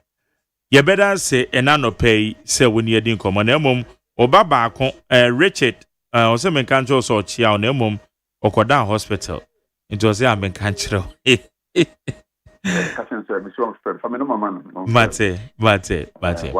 Okay. John, honorable. Yeah, that's it. So when you're doing come, I prepare memoir studio. Now I won't come on. Why? I told you. Yamin Shrapa. Yamin Cow home. Yene a honorable John Desmond Nye. Onona oye MC Municipal Chief Executive. Ewo eye Ga West. Perhaps say an what here? Yeah. Oh yeah. Say an what here? Kwamra me so huna o feeling keke. Oh, when you yes, I'm telling you. Say ya, who say we can pay say no dey mini ni pa. Who say obi ka so ni obi pa just obi a mini no ankasa. Even as at the time NDC wo position. Na say bede ne ba me program so a said you the politics no. Why yet to say mad Jibril no that wow said ya the politics no. Debi or not turn adio. So now said ya okasa no on can say me between your opponent na the problem aba. So anything I mention say impo sabre no na menene kasa in his capacity as NDC chairman wa masamai. Na me tie ni kasa ma to say yes. What na burochire so achemom. But I know so just will be a one to number change a cratchy, but anything another person may come on. But you'll be a watching bridge that chair. So I say, ain't he? I said you are in the politics, and I said you are in the normal. Sad division, and me who on the mono. So the be manage Amasamana or beat me a Jumano. He can do it, I tell you. Yeah, so can do it. As the bounty in neighbors. One program we have run is once in the idea, you know.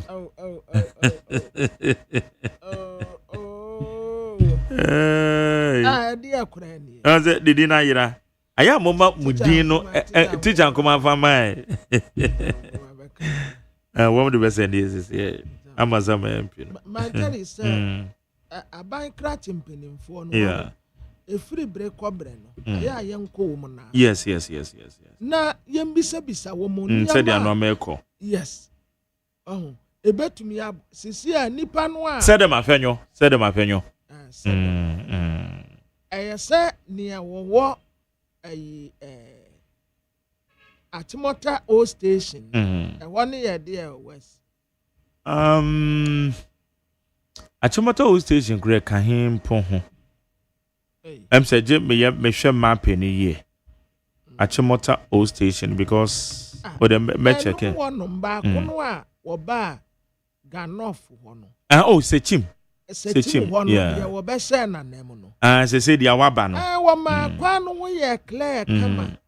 Sisi a udru one mo nso a fa nko bare a ho a. Traffic ya ta ho no no. Eye hu yeah. Ejadifo na san ba kwa no ho back. Wa hu ye makuro mo nte. Anu ni adwuma ye de asam nsa. Sa traffic way one way or the other is avoidable. Yeah. But because of indiscipline, the BN and NDC can wait MPP can wait NDC, and first say Matuya Punoso. Yeah.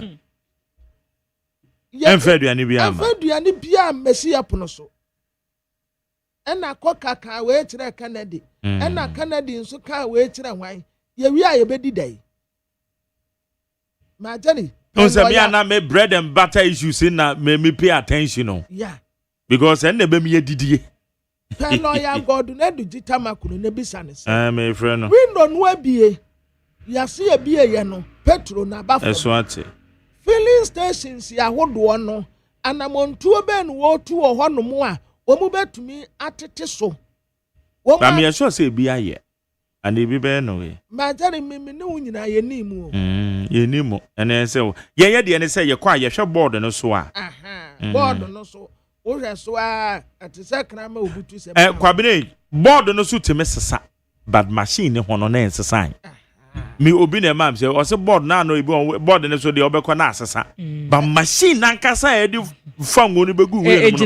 Na no mo nya calibrate ye no. Enti ma jare me kwa na nse me nkasa me 2,000 anasa akosia me 2,000 Dabi me kwa me se me pay latest okay me pay 80 latest me pay 50 latest yes latest ne de and there we year enye wa hu latest no we year enye enti MPF wo omun call rounds Omun check fuel stations ni nyina obia ne de one thing so no omun twena so yeah omun fa punishment bi ma wo mu ebebu wo mu hu ye nya atum de a enya se atum mpo omun tisi ye ba betu petrol mu a ubedu filling station woni ya trabo no fuel omun tisi ye betu mu a na omun atrabo no fuel Nti ya tumu na pe no mo increase no anajo na ya teso dia no mo nenam ho kokwasa kwato de no bodwe nyanya nkyere mfa no hunko asemu anya suban pa gabi ako na Ghanaian point de obokrata no anim ha ana mewo ya atese ne ye ka COP Osman Abdul Razak Wono ye National Security Coordinator ya cha say din hon komo a make say ne ho ayefe amansancha me say o ye guy pa papa no say mi am kwa o say mi say mani jikua yo ho pa anti bed na mi am hu sunsun wi ase so he guy but amansancha me dey atroso say nya bete we ye guy na ebudo ko wa hu say obi wo ho no mo a o ye guy wo mpeduma Dabi opejuma onye guy Dabi guy opejuma guy ni bi sa guy ni yesheshe guy we nye guy papa ni bi nye guy guy opejuma de sa onye guy we yesheshe wo ye lazy a untumi ni nya adwuma Dabi na afuo no wono ado yesi afuo a wafa apaafo se wono ado na afuo ni wono ado na be wono enubi we wono yebi wono yebi aduma no nya se wode asankofo nsa no wate ada oyebi okay oyebi na saa nkɔfo yi a yɛkɔkye wɔ mu deɛ wɔka yi customs for the national security or actually 25 million suspected illicit tablets. Hey, 25 na when you said you omo debut ceiling fan no okay also omo de share ceiling fan mo ami kwa mi bisa o say ceiling fan ni shemu ana o si dabi box ne keke na sa wonyo obi a wani da ho a dabi and one so do yes so na niema be ni o fan when you kura nkoso what amba witiri mu dabi oh yes chief oh yes na adia na mu di ko chief I fan ceiling fan ya de koma contractor bi obema na twem aya asemo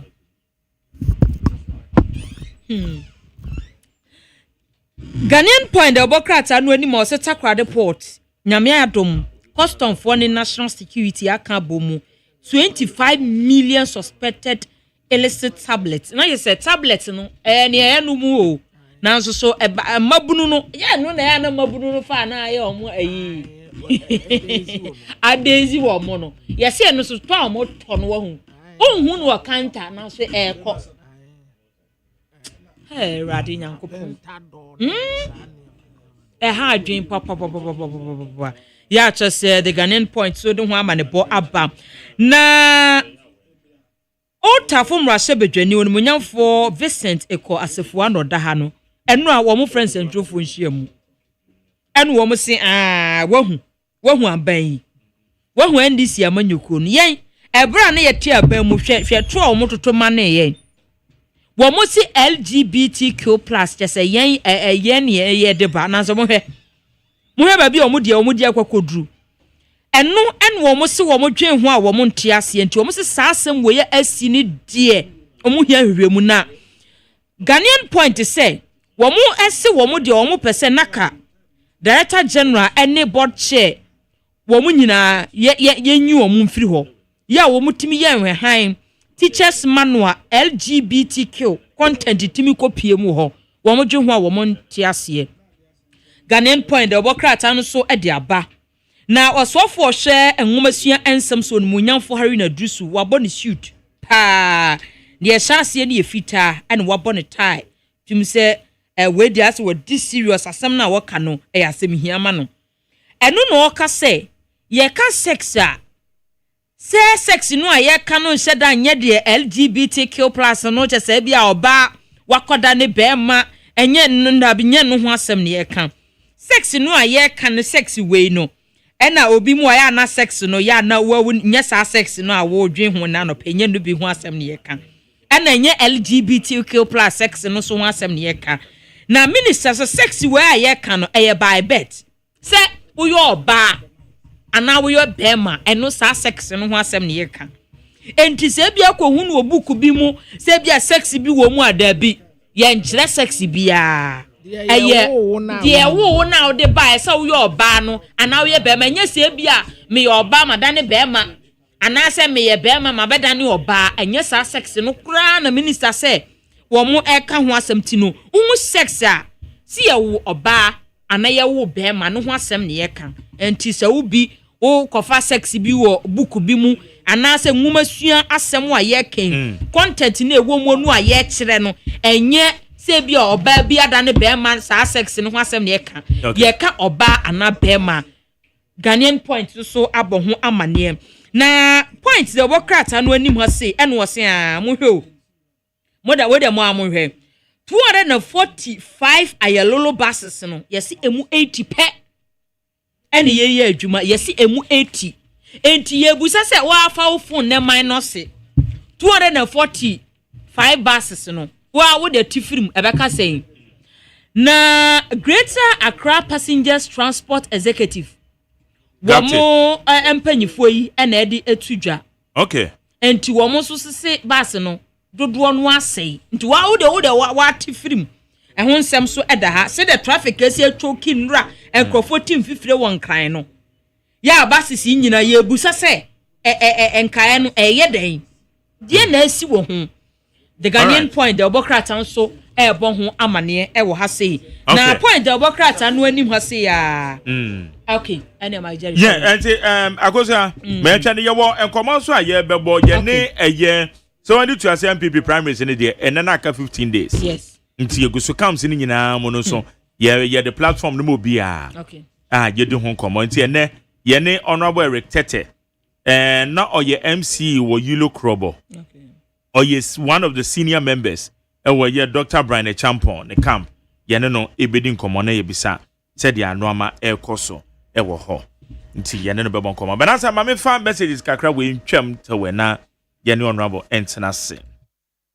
Mesha Kasante said, I think the government must reintroduce price control to regulate the market price because we can't sit down unconcerned and allow the wickedness and selfishness of traders and drivers to continue cheating innocent Ghanaians. The government has done their possible best, so it's up to we the citizens to also do our part to help ourselves. All Ghanaians must significantly benefit from the good work the government is doing. In order to meet the reason why Ghanaians voted massively for JDM, Mesha Kasante and Ode Abba. Well, say good morning to Mark Jerry. Though I'm MPP person, I commend President Mahama for his positive efforts so far. His interventions are encouraging.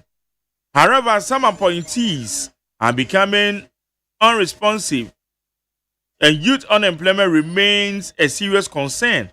I respectfully encourage the president to stay focused and avoid complacency, as early praise does not always guarantee lasting success. Wow. I love this statement. Early praise does not always guarantee lasting success. Anna Funanaku, that's it. Okoto Rasta Bogia says, people of Nungwa, Teshi and others are crying out for water and Ukrepa. We are calling on President Mahama and Ghana Water Company to supply water to the good people of Nungwa and Ukrepa because our plants need to be shut down.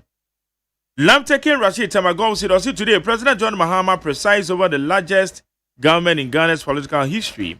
Even more damning is the fact that the staff at the presidency now exceed those who served under President Akufo-Addo.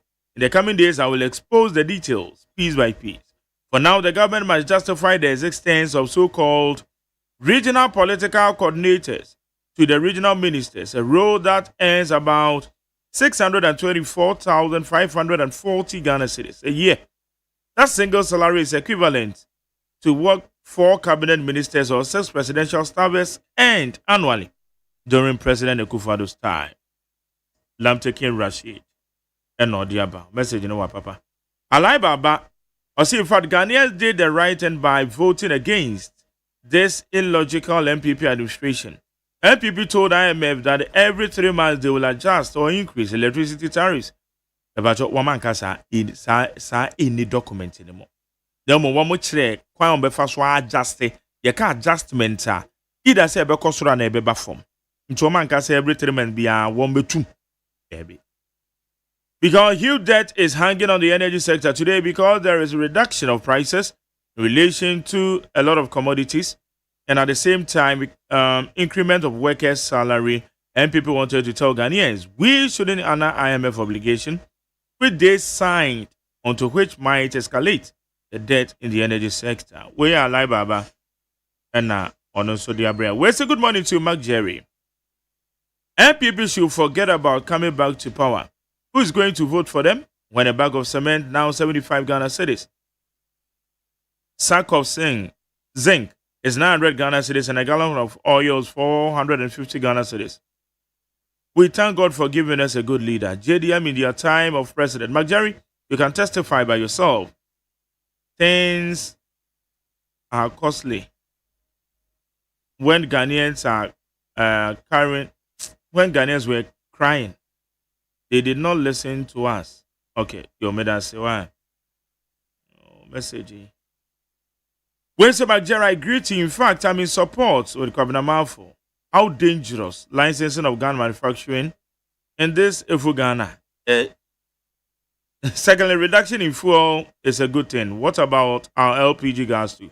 I kind of Kwajo trumpet tasty as well as fast food. LPG, no a coffin. We say good morning to Mark Jerry. Tell Kamramafo that the best thing that will reduce traffic in Ghana.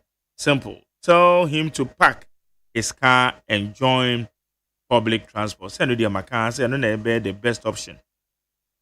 We say Mark Jerry. Now the fuel price is down, so everyone wants to drive their parking cars. Mame Kwani ane honorable Tete. Owaha. Odu Yulu Kroba enkane na oyaban krache pania na owoho. Na ne de oba aye Dr. Brian Champong ne campaign ni mu a one of the senior members, Honorable Eric Tete. Honorable Mache. Yenua. Na pom ti say. Nyame aye adum. Hey, bugusu oho. Yegusu pa. That's right. They say I can't 15 days. 15 days. And no me say Dr. Brian Camp. Didi kan no meda wase na mechia watiefo.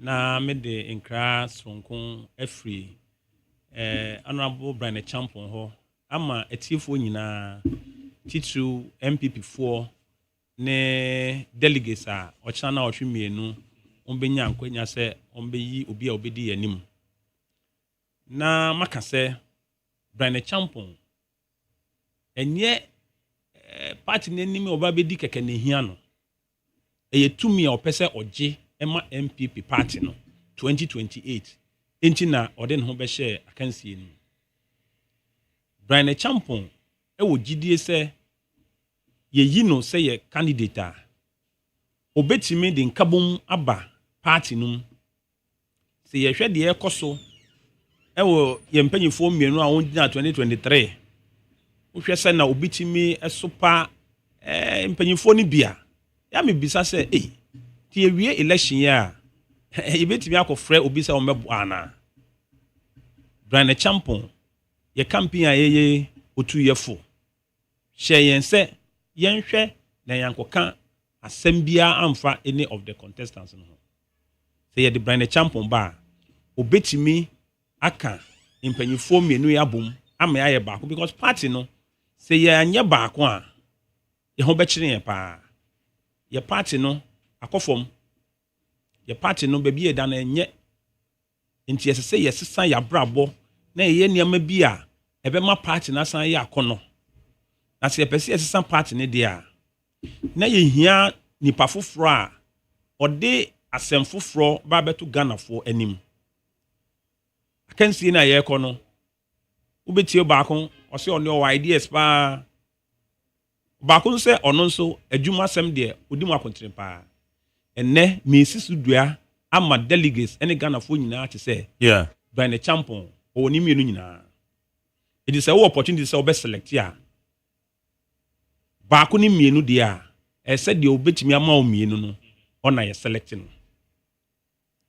de engine America sa ni nyina na ne sen so uka se wo ideas a ye tie nyina obi a wo ideas o me ye sure pa se adwuma wo ye wo ideas o trim se nka onya yanka wanka se bie wo de afa nkrofo ananye sa aka de no ene asem wan hwi ya obewu e de wo ideas akọ Brian Champon ni suku okoye osua IT hu niema watimi e de aye adwuma a ene so abamfaso a yebetimi de dia dance ese oyo obi a obetimi a translate ni ideas into action ene Ghana adwuma efo nyina eyisu ni nsa no adwuma so what ade bi efe no yi pay slips a obi a obeyisu sa ade ni bibia na Brian Champon nsa no adwuma no ene Ghana banks nyina ene insurance companies nyina on ye third party deduction on software on the SR deduction Brian Champon nsa no adwuma not only in Ghana ene eyisu ni nsa no adwuma oko South Africa oko Nigeria but 8 African countries on use in nsa no adwuma they to su mienu so no say ye ka se hotel adwuma ya odi mu akotene pa Rock City the largest hotel, the biggest hotel in Africa.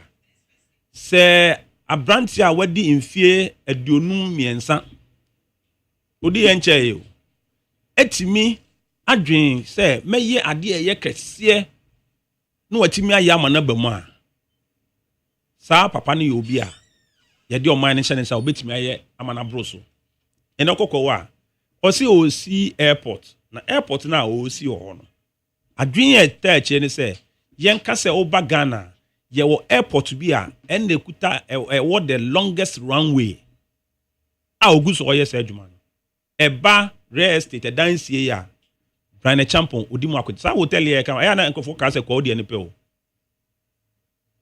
catering rest house Kumasi ne dia and a big village Abrim dia dansie ne bi na me ka o meka te bi am support no nti o dia o ye neutral ana there be yes sanity yes nti no saa niema we no a create inyuma akese sustainable it is obi so ideas na obi so no adwuma na no de owa ene media dance say Brian Champon e wo both ideas and jobs nti e de no kwa obetumi aboa me anya tumi abato na ye koto no enye de obedi MPP anim keke na ye hia o ene nka me ka say me di organizer 20 years oh yiloko me di MC nti ye ntoma me wohia obi a obetumi aka party ni na bom na eno achi no watimi abomodin atwe ahwohwo onwa onye MPP fo ama omeka ye ho ohwe 2024 election na result na e baaye no ehu a party ni bia se ohwe sa result we na se odana se otimi da na ye sa amanyo sem no onti ase politics ye because of power na uko join party bia o wani so ade hu nti a uko join party no se obenya mfaso afrim oman kura a otim no benya ho mfaso na afei so no oman ni mu no niema ha ye adwuma sem ye school sem ye kane ansem no ebetimi aba se wamanya ko na ntimi amma power wo ani so ade hu na o hwehwe no enya ade a onsa beka nti delegates enne eduta ma ekoto aba hu senkofo bebre ni nam ena say 8 years ago ane wa aban mu no menyi ni sane e kan ho delegates e ma on trans me yemfa on nyete say aso akuafo timidi ye brofuo ade bi no mo ha delegates no na mo nwe mo ho o masa na me MC o nimpa e kan bi ni area pa I am a grassroots. I'm telling you. Now, one we don't man to me German there. And she, but I know the fee and come me ye no can, but me as I say, me worth ideas until me person me kind. So we be general answer or case say ni say a business says that time na or to me no. Then na utimi ye found. Brian Champon the way to make the dance say o wa ban mu no utimi ye bibi de boa e ma party for no o kind. Intimidate eye abato aye koto a che say ye pese ba power 2028 ana say ye pese ye da so tra opposition na on say obia ye mane ko ba ko no mienu obia timi ko mienu no sa miensa no mi bisa on say sa asem na on ka no on gidi pa on tim say nkofo a on want to aban mayen no asem foforo ben ne ebe kwa ka kire won a ebe ma won wasa won adua mo akoto amayen me de me gidi pa say 2024 no de di enya eye economy na ye economy no nso no nyame anya ye adom ama ye time no niam ansisisu yiye papa enti na ye di otu frank amayen no esan say ono nso political limelight oba through the economy a ogina mahama konso ewo economy no and your boy pa me de ba power and so de ko free mu wo power no ema na to sin so obetimi agina ne nan so e de aka economy ho asem because ne no asem no bi ne agina and this for agina to the campaign say ye nyane akọ school kakra o but na ye nim say kasa bi we ti aka say fundamentals ne ye weaker o exchange rate ne betimi expose ye can say be move from taxation to production. It does not acquire bibi fufro. And yan fault. But then Ghana for kind say or no, and na udi sa saa nsɛm no mu akotene enti no wantimi amfa no anya campaign no edi yenya ama enne aba ekoto ye no 276 constituencies no ye wini wo emu 77 pe 199 and this is for funny na enti na hu behia se esesa okandini no na binum se obi no okọ ba ko how ne okandini no the American say party ni be one problem but say man for politics is about trust.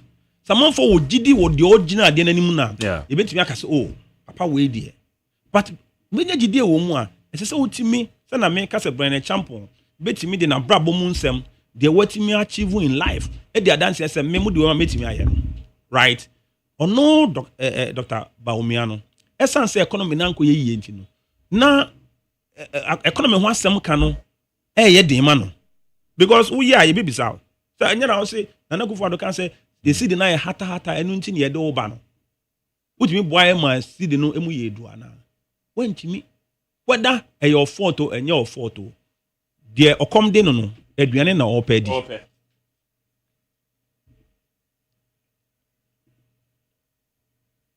okay na mama bisa we say oka unity kwan ben so na Dr. Brian ebetimi ama unity no aba what kind of MPP and it is a Ghana for sure anymore say Bassa Dr. Brian eba be the MPP anymore memo gidie won mu pa efa inkabom Brian Champion echo parliament no oko by virtue of a by election yeah the only gina ye pa na friend Nick sorry say me boni din wa say but a positive ono ni gina yo ye ba ban mu an Brian Champion echo national security no oboa ma Nick na oni ni gina ye no ye fa na adwumam as an accountant mi hu bi wo ye party mu ye party we say unim na so oni obi ko gina e wo contest mu a asiso abomusuo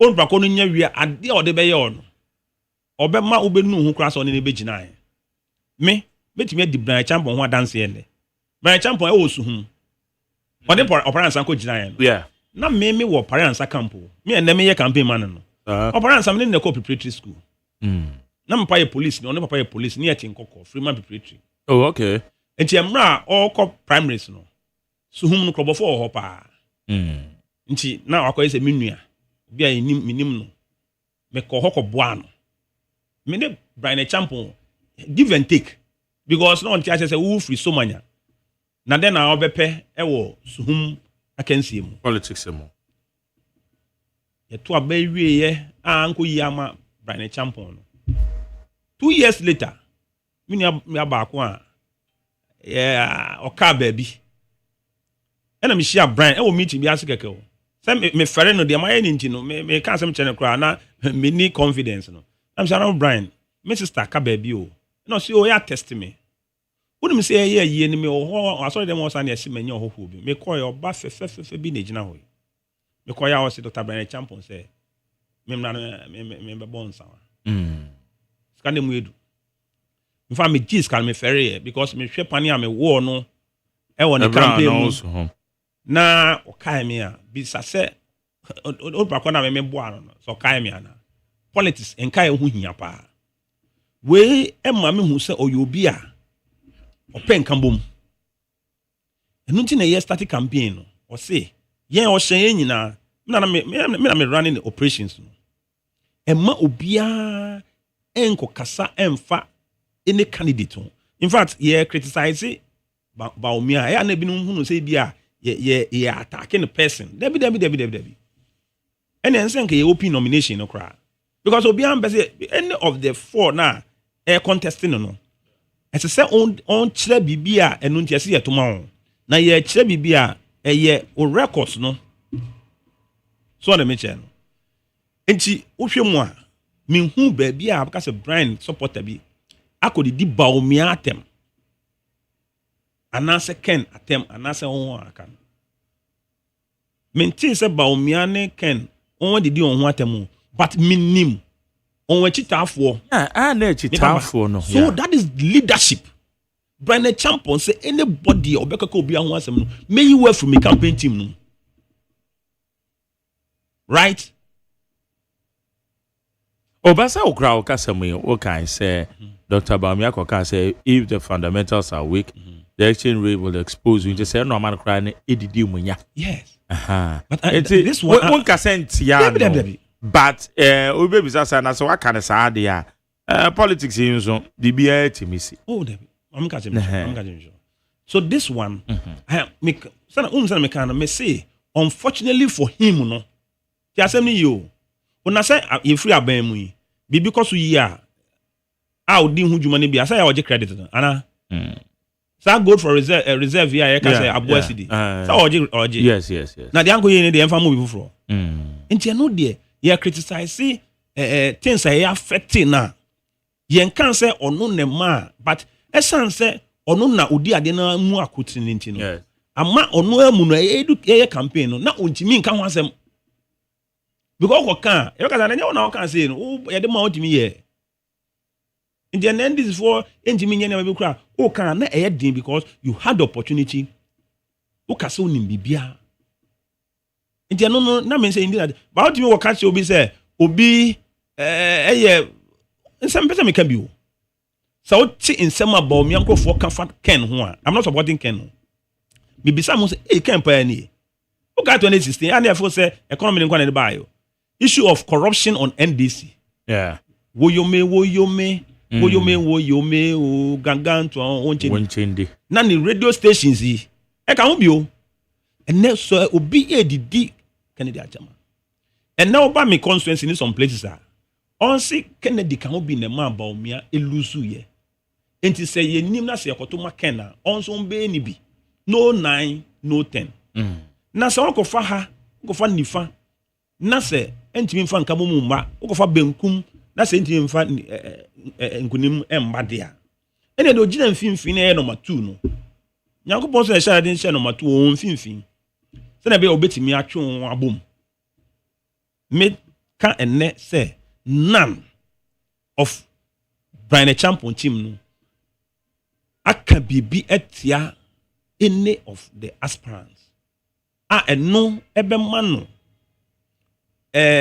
akwanyan say so otimi winia of betimi afre ho abom Dr. Brian Champion no so no campaign mu no oboaye pa ahead of 2024 yes Eastern region me yi lokro boy it's an offer constituency ye MP ye nya bida Kenya Brian and Kentimi MP ankoye campaign emra na obi anim se ade no enye yie no Brian sorry gina ye say nim guase be papa de se yesum 33 constituencies o Eastern region Brian Champon eso 27 asene 6 ne de na on mu edu kakra samia okunum ne Kingsley Agyeman diaka no osoyemu 6 months to the election na oman academy de campaign ha ye kwan ho ntimi pese emu edu pa November na ye koto aba no academy na de my monthly no odobo no o ka kire constituency executives na wo Eastern region say mon koji leave na mema mo bibi kakra de akoye campaign obi a o hye nsem ade polling station fo ewo Eastern region oba yi lokro ba ye 152 polling stations. Polling station bia ye onipa 5 for ho. Yi lokro bo. Polling station 4 kan o nyina boma. Over 500 and something. Eastern region all of them. Brian Champon Ebma obia bibi to motivate the person to go and campaign. Then they free mobile. D-Day or some yeska.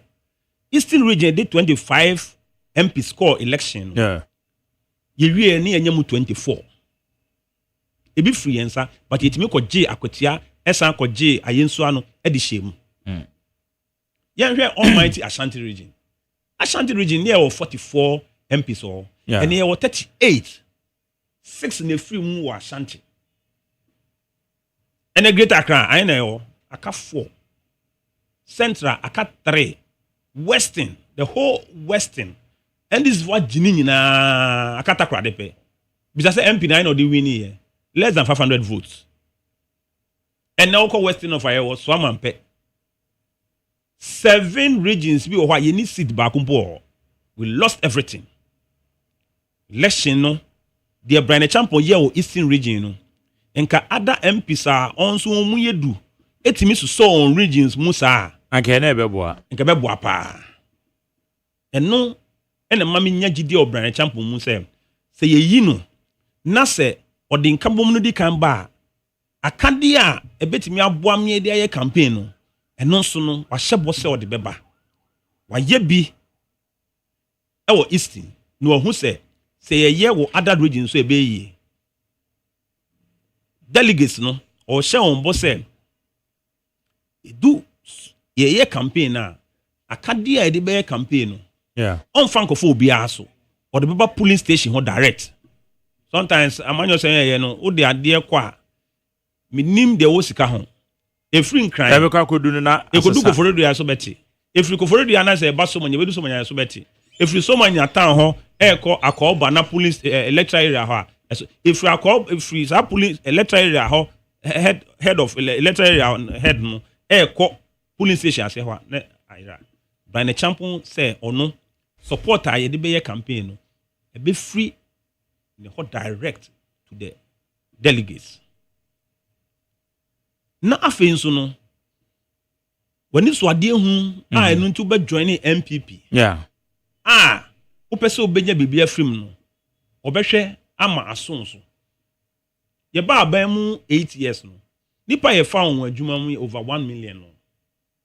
Delegates eto aba. They are less, they are about 250,000. Oh, no 300,000. And jinka ye targeting say because also a Ghana for bio. And say you have 1 million as a party executives so obi anya bi say you. It me opportunity to buy a bam ho direct. Eric, there is an opportunity for you. Uni qualification for it for Barbara. Because the woody party na say area na woman in Sakra bia ma wasitire mu a. Oh yeah then kwa campaign. When a champion edge shed delegates, but say, or no see to Abamana, that's obey president. So I'm a president, when this one deal hun embem until Obia ye no Saturday be na otu menu biano, would delegate be a bisa who say, one no bit me achi power and intem. If you say be no call election once I'll bet me a winning, and ya no cre Liman a winning first time, pain. Huh? Mama 2012 oko first time we win here. Brian Champion oko 2028 obe win aman. Nti ma obia nada obia na ebinum se oh yemfa obia nko once a we win. Wa bom e na kire wado. Se o perform well a ye be so. Okay. O perform well a ye be so. Nti se circumstances e affect you. Na se want me am perform a send na your phone send 92 edubo ahia perform a yesesa no saa na me de be na otwemi no ye besesa na Brian Champion de owo de obetimi de ato form abo ama yetimi anya tumi send be ya o delegate bia no bia wo se when so ade hu bia wo hwe bia no o sameka. When say Mark Jerry, please ask your guest, is he aware that the attempt to sell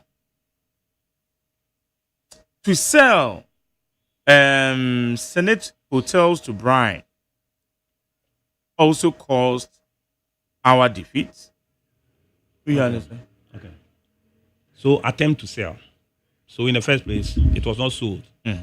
1, 2. Brian Champion, a individual or yet separate from Rock City management, no. And yes, hotel na Senate say on tono. On can say on open on the shining so they advertise it. 16 companies and yes on bepe and they shortlisted say 3 no can be. Esa say Brian Champion or no and yes hotel na betimi ama wa ye Brian Champion nti no. Emra ehho asem bai no. Then oye yeah. Nansen ya Senate for ekopie wo public accounts committee no then on the to abonting someone can say it is still on their distance say because net hotels na no onto it is because sika onya film na enso on discover for the kutu anko foka enti Brian Champon ene say Ghana for ya this one na yesi obi mbebo ya ne enso a ena yesi eya asema oyi ne ho firim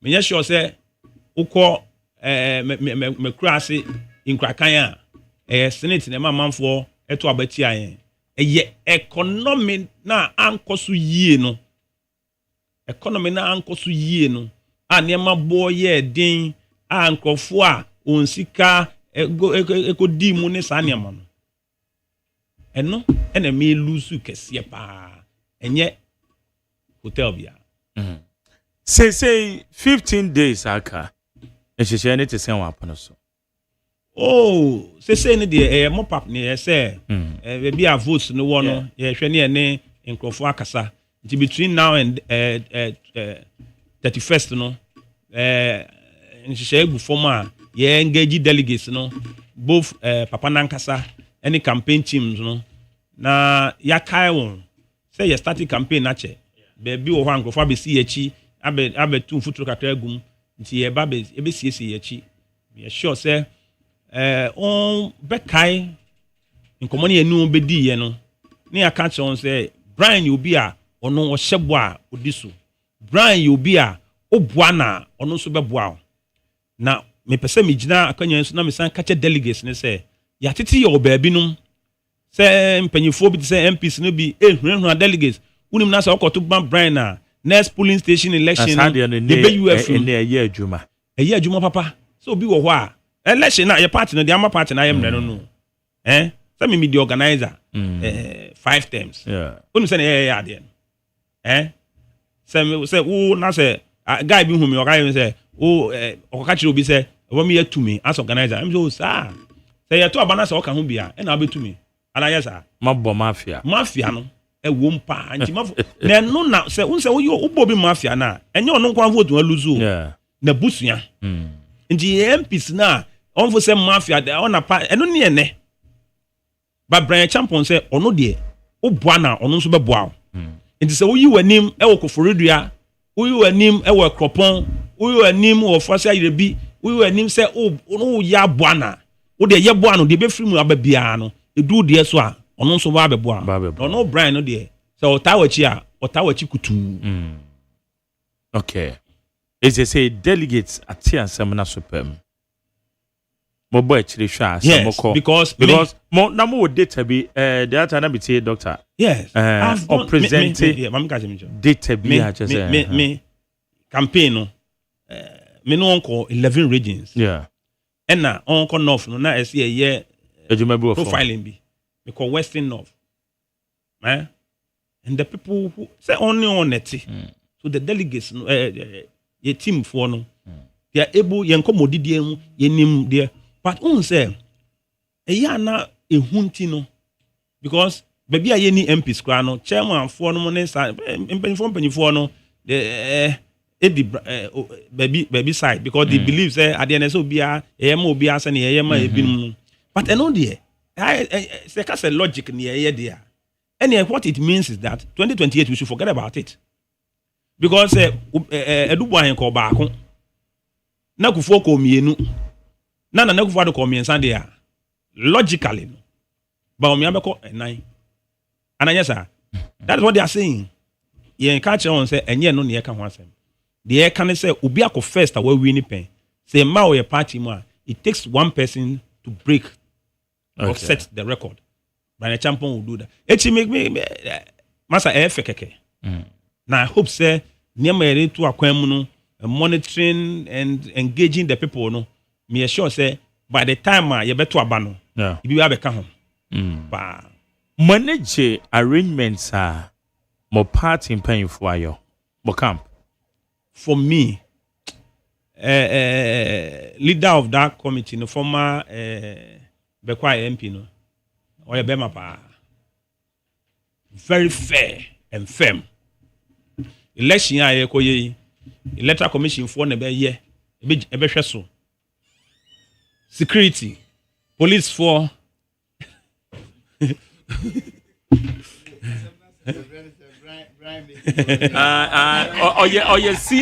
senior member. Honorable John Boaduna, Wabet Twile has his here. And just 1 minute. Many Uncle JB, Bebana Menua wrap up. Yeah, but many Uncle JB and your ways is here. No, me who hatch a papa.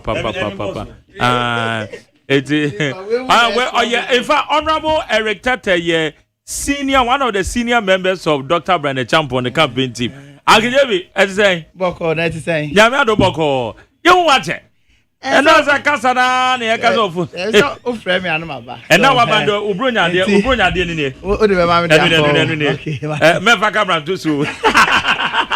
it's to bring out their grandmother ready. But you two foreign one chair crank, one chair crowd and Kenya again over. Now, and Robert was saying, Nyamiadum, Nyama Koye Kakra. Easy, so we a political party, particularly going through such defeat, putting things together and they are very difficult. The party took a decision. Say you be presidential, no. 31st of January. And Airbus. So far, a year, but you see, the analysis of a year, no, a relative. Okay. Relative to say, for instance, so Oba, now the Bioko school did 30. Now under Obano did 15. Even though and excellent also Bonabasu because why are they? And until 2023 primary side presidential and it's be an seven a cocoa na. Think I will follow Sabisina in Gabianca was say worse than this.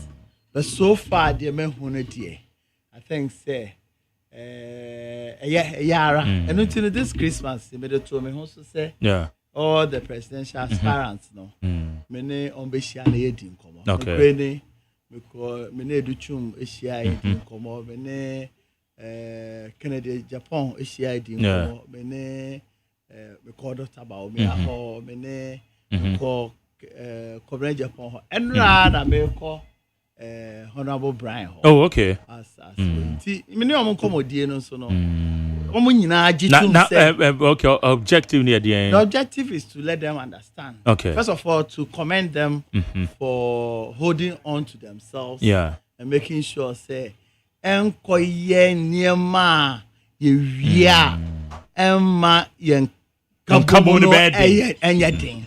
So far, dear, but there are a lot of other people like training some of so far where we've gotten to.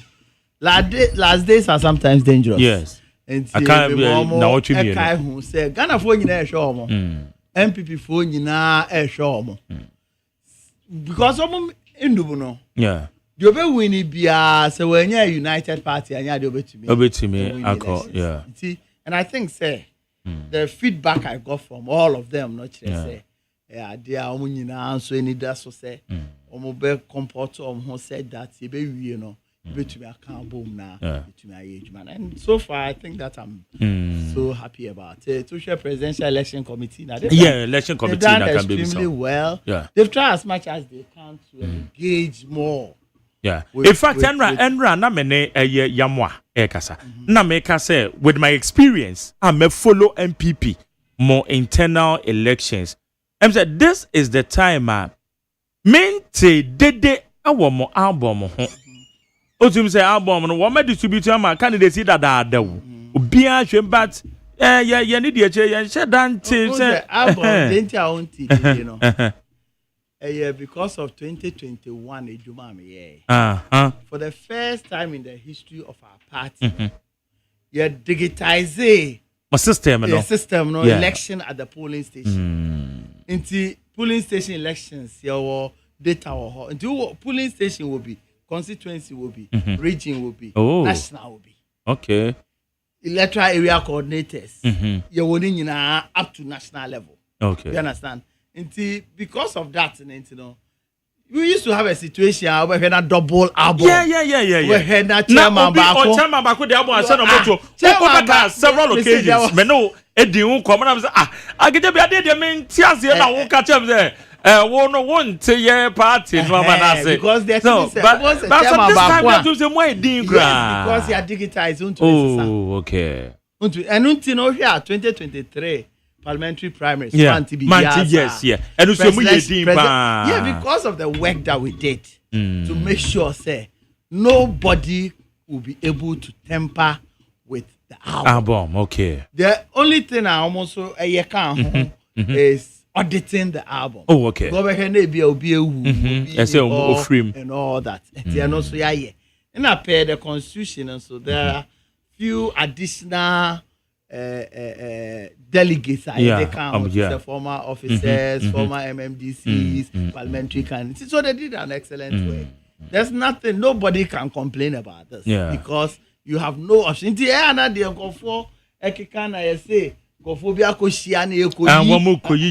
impossible. Sometimes besides these questions. Sometimes how the party is run into wild allegations. Say nipa bi said that you microphone be near free. Okay. Because electoral commission and the album but mind you, BBT say verification of the album. And my candidates now were reps. What checking the woman there's nowhere. Obibeka say obey to me a you be a film. Just I say a bit more intimidate you or one to ama. Okay. It is so far possible. So far I think say okay. Empire bonus say be do hono. There can one Hamadin say. You better to am back and to man pre ko nya fi na okay, second round. Okay. I say you one third. And ban the so na subsequent elections within the party. This is an expensive exercise. Okay, yeah, it's true. She said, Nipa almost around 210,000. And a bit. I said, Utumeshia, Omunina, 100 Ghana cedis, cry. And that from near baby, na ya sign. I can say yes, I got to be. There was also around the bill and all that. Okay. The Bakube winning term.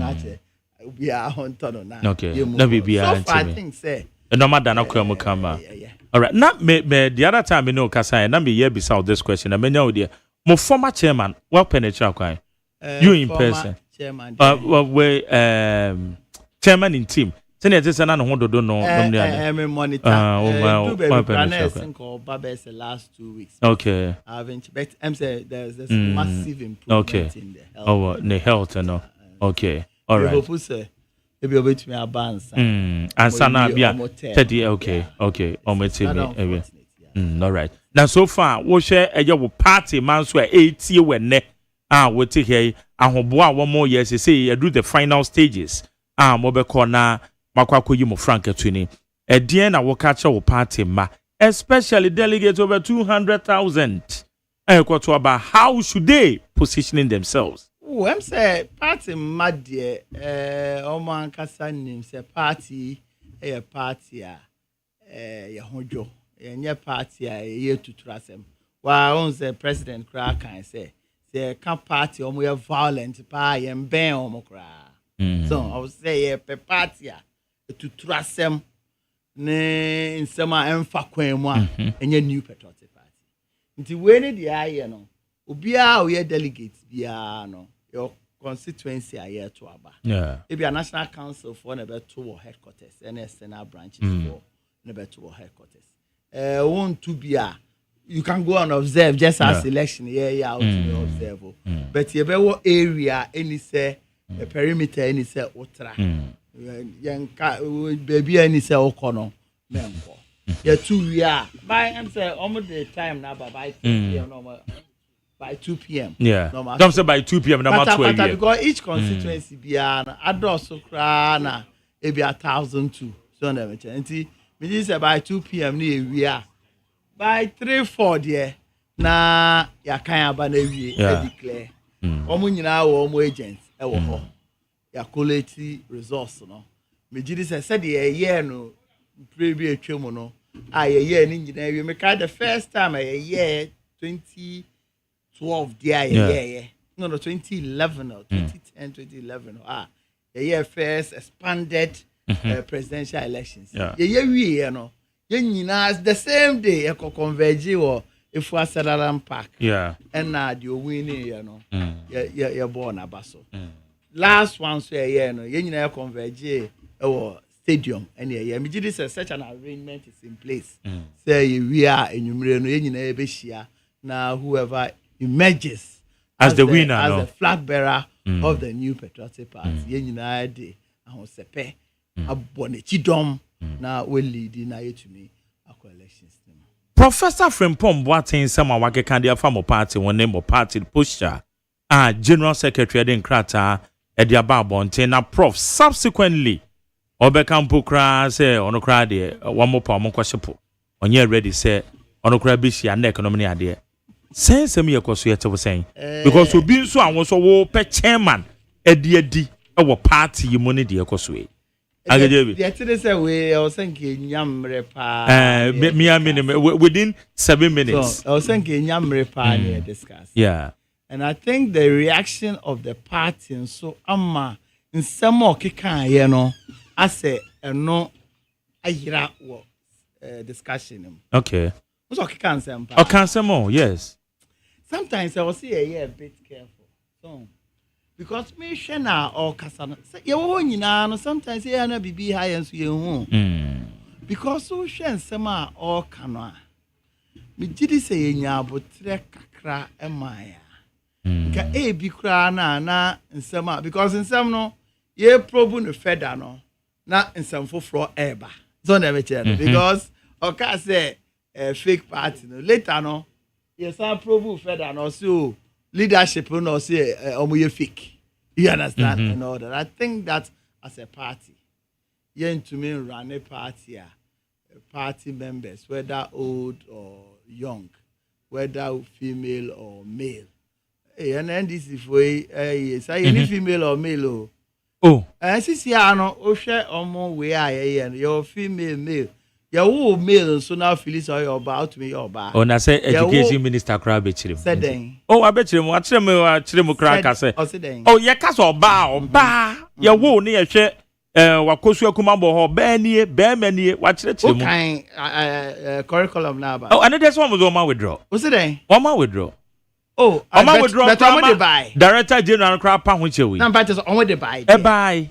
Now, and on my withdraw. A party like the NDC, meaning, omo center left political party. Omo G homosexuality, any gayism, Jim omo G tum. Oh how? No, that's what they are. Omo to say Democrats, US. Omo G tum.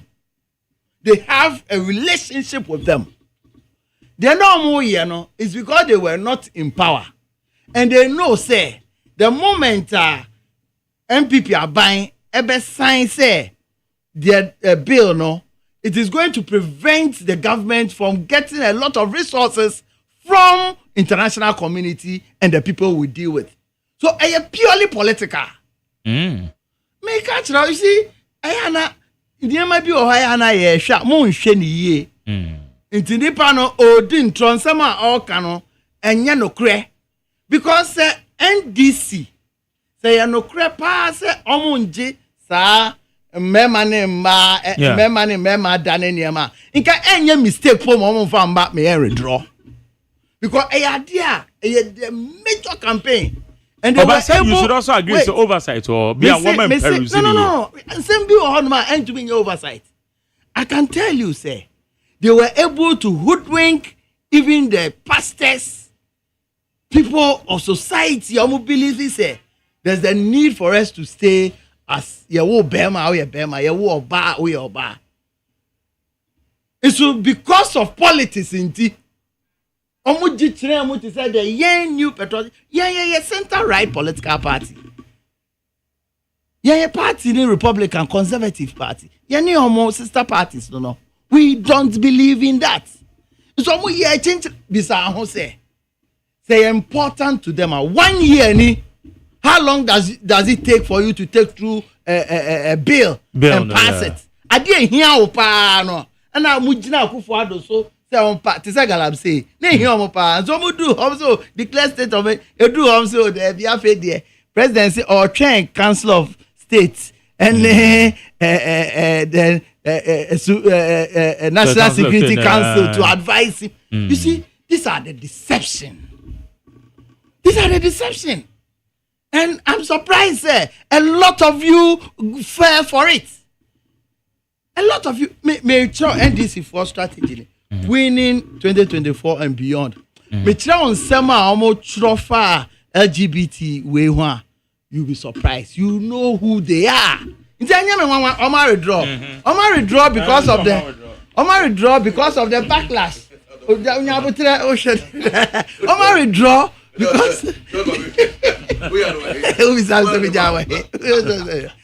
withdraw because of the backlash. Because of the backlash. So they be general. Well, okay. So me catch now say for me, I think say in some year because of politics do baby no so the reality of what we are doing. But as we are saying, say party no enya botre wo Professor Frimpong what answer no ho a na it would have been better. For me and I can see those times David Arocha, way. The David Arocha was now a party member. Now because a party a faker. Obama what now? It is I no pe JB Arocha. And so on pe actions are JB Arocha and Kobetiki. So let me check. Process no na be able to afford to process in the okay. Because you see you share your constitution anymore. Expulsion of a member no you will process a film now we share the content of the letter say you the national executive committee for him to be expelled. I don't think there's a need to add that because the command national executive take you decision suspend question and council of elders. So if you do that, I know hit kakraba. Okay. Yes, I can action by a party. Uchiri say, in Britain as we speak now. A brand here be a friend of Robert General. Okay. On a shadow minister for justice. Okay. Now a minister for immigration 2022-2023. Secretary of State for Housing Committee and Local Government. On it Kemi and a contest over second. Yeah. And then I'm saying Kemi Apamono. I withdraw the membership. The membership, yeah. Or your MPO. Yeah, I'm a Pamono if you party them because Kemi is our clear information say now our planning to defect to the Labour Party in a damaging way. And the leadership of the party has agreed to that. Yeah. NDC for Omo MP for China Paga. Okay, I say don't get here say all call round. Or granting interview say I said don't get here by round. Yeah. Na China Paga post aye amo movie. Go for edi adododie omo enye bi hwi ni ha omo nya nje obedo ma say are you aware say the functional executive committee of the NDC invited him to come and explain why he made those statements. Okay, you understand? That is how parties are run. Inti say opening na wakoka bibia he should have been invited immediately. Ebi o bibia I hanadwen. For instance, 2023 about 2 years, and no all can see here. Then evidence into ABI all cancer. Because social opinion for about even though say why minister or ya be money or no kasa actually say he's not close to the party. But he stated clearly saying General Secretary go no. Also nimino. How is that possible? How is that possible? So your party penny. Now we need General Secretary. You to Obama General Secretary 3 years ago. Now you've not even made an attempt to know who your General Secretary is, sir. Not just say there are a lot of things, sir. If you are from and also can be say who's your former minister or qualifies so to aba. If it's also better aba and we also no crown nim say abano crown better be an answer. So the things about to your compulsory organ. So there are other jurisdictions about to your compulsory. I heard about to your compulsory. Oh, okay. So until opa. But we'll say umpe baumia ope all the others. All the others I don't want to be. I think say okay. A lot of things are not adding up. All See, right. as for our politics, no. Them go for be they are maybe very good sports person, but the neighbor politics are on to me. Obi ho so yeah. They say yeah. Yeah, top, top. Yeah, he's a chancellor of Germany. Yeah. Eba hey, Oberman award. Yeah. So in terms of Sahane field, there, Obi anywhere or to know. Yeah.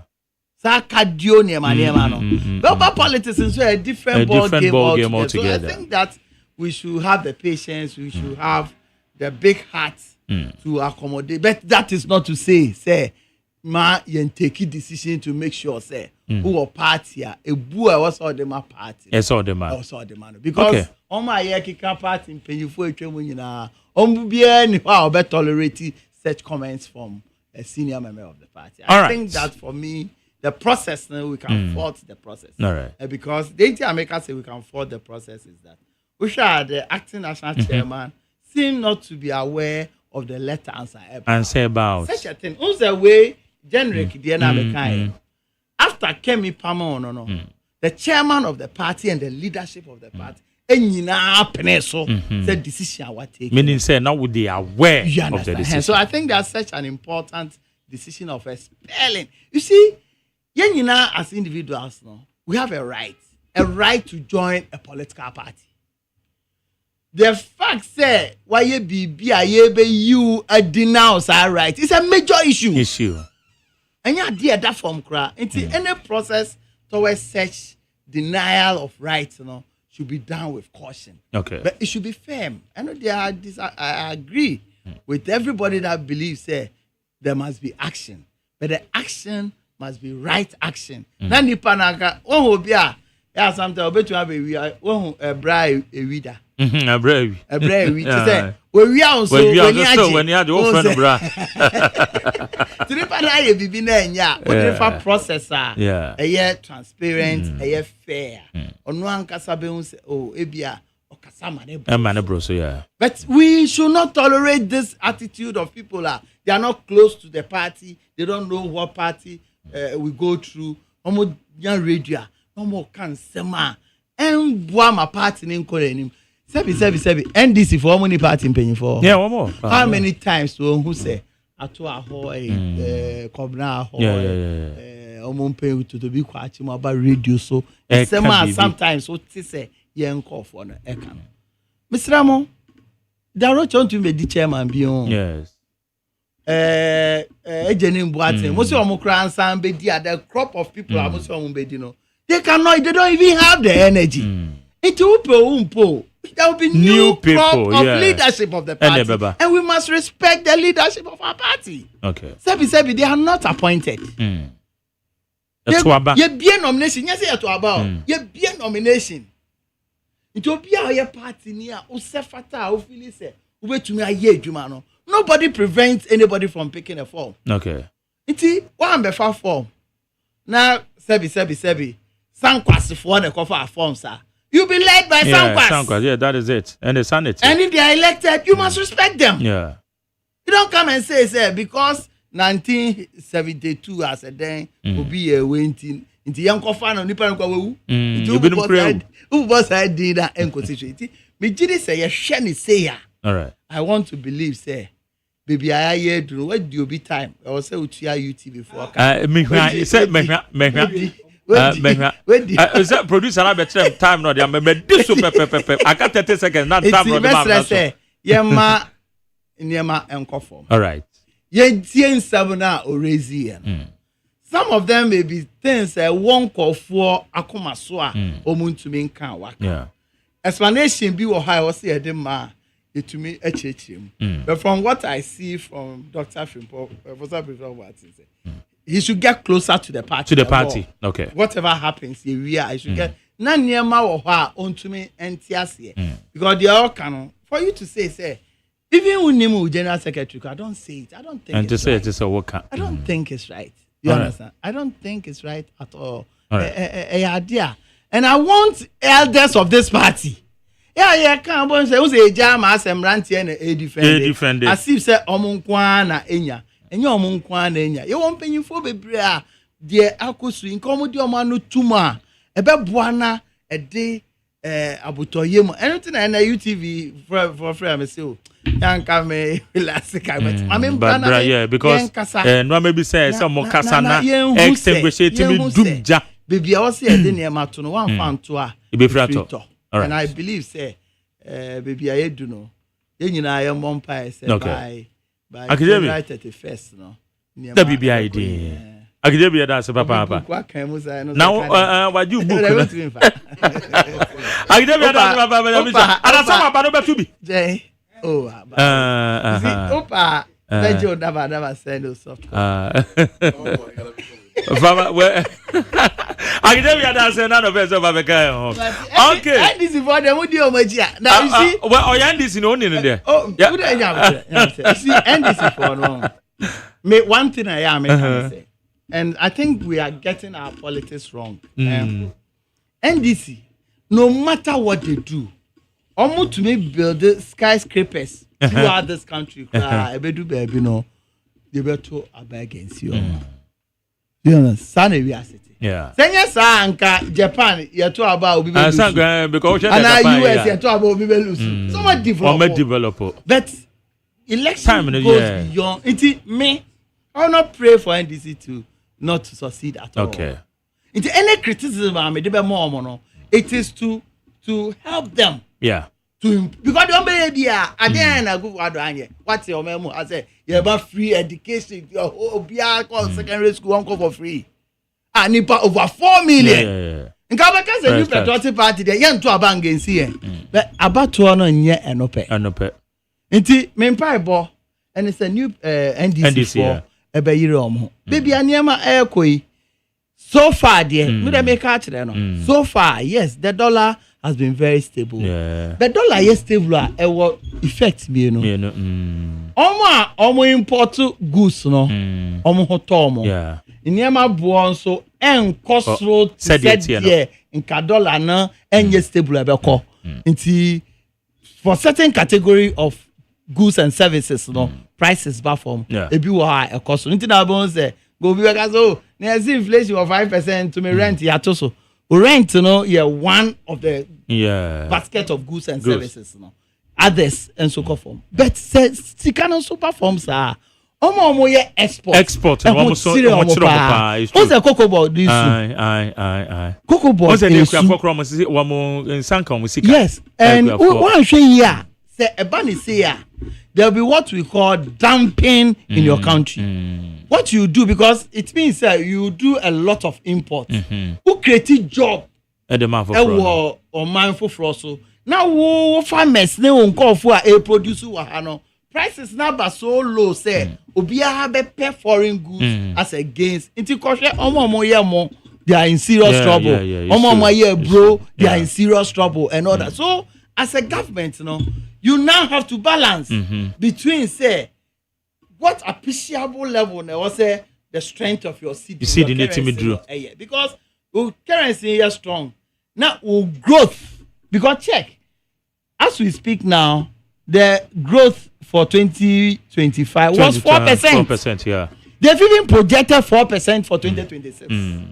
What it means is that you are growing, but you are not creating employment. Now growth rate, is so you can see. And as we speak now, because Sikana is stable, so they are not meeting their revenue targets. Because their revenue targets, most often the duties are pegged with a dollar.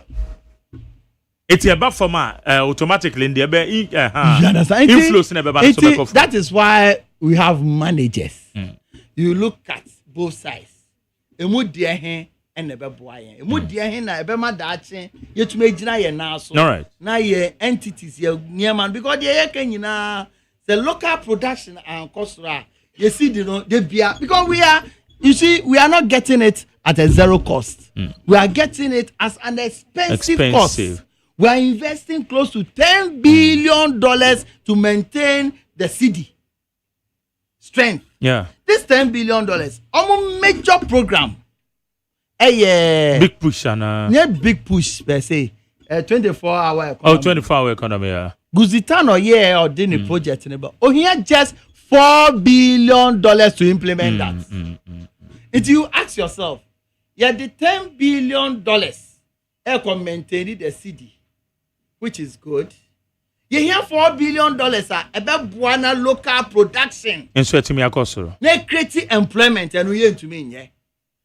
Now, Okoye and I say Obai. So we must be clear about what we want to do. Okay. And we must also look at the individual. As for and I know many NDC evidence here or a staffer. Or me coming here. Or complaining say inflation about from Sikani Hono, Omu anyhow for. I say, hey, Madame Fonsuntimin Bonidi. You understand? Oh, now you think I'm lying? Me, I don't. You understand? I heard. Yeah, I said. Yeah. For you to say that, a year ago, no, you have been away. I said, Ben, there are real issues affecting because as we speak now, wage rate here to Swahi. Yes. Fees. Look, I can show you me back fees. 9, yeah. Baby, I cost. Now say we income increase here. 24-hour economy in by nipa miensa ye nipa ba ko adwuma empire. Na me sika na me use no ebi mbeka ho. Na specific commodities be price cost ra me ho nkyere me.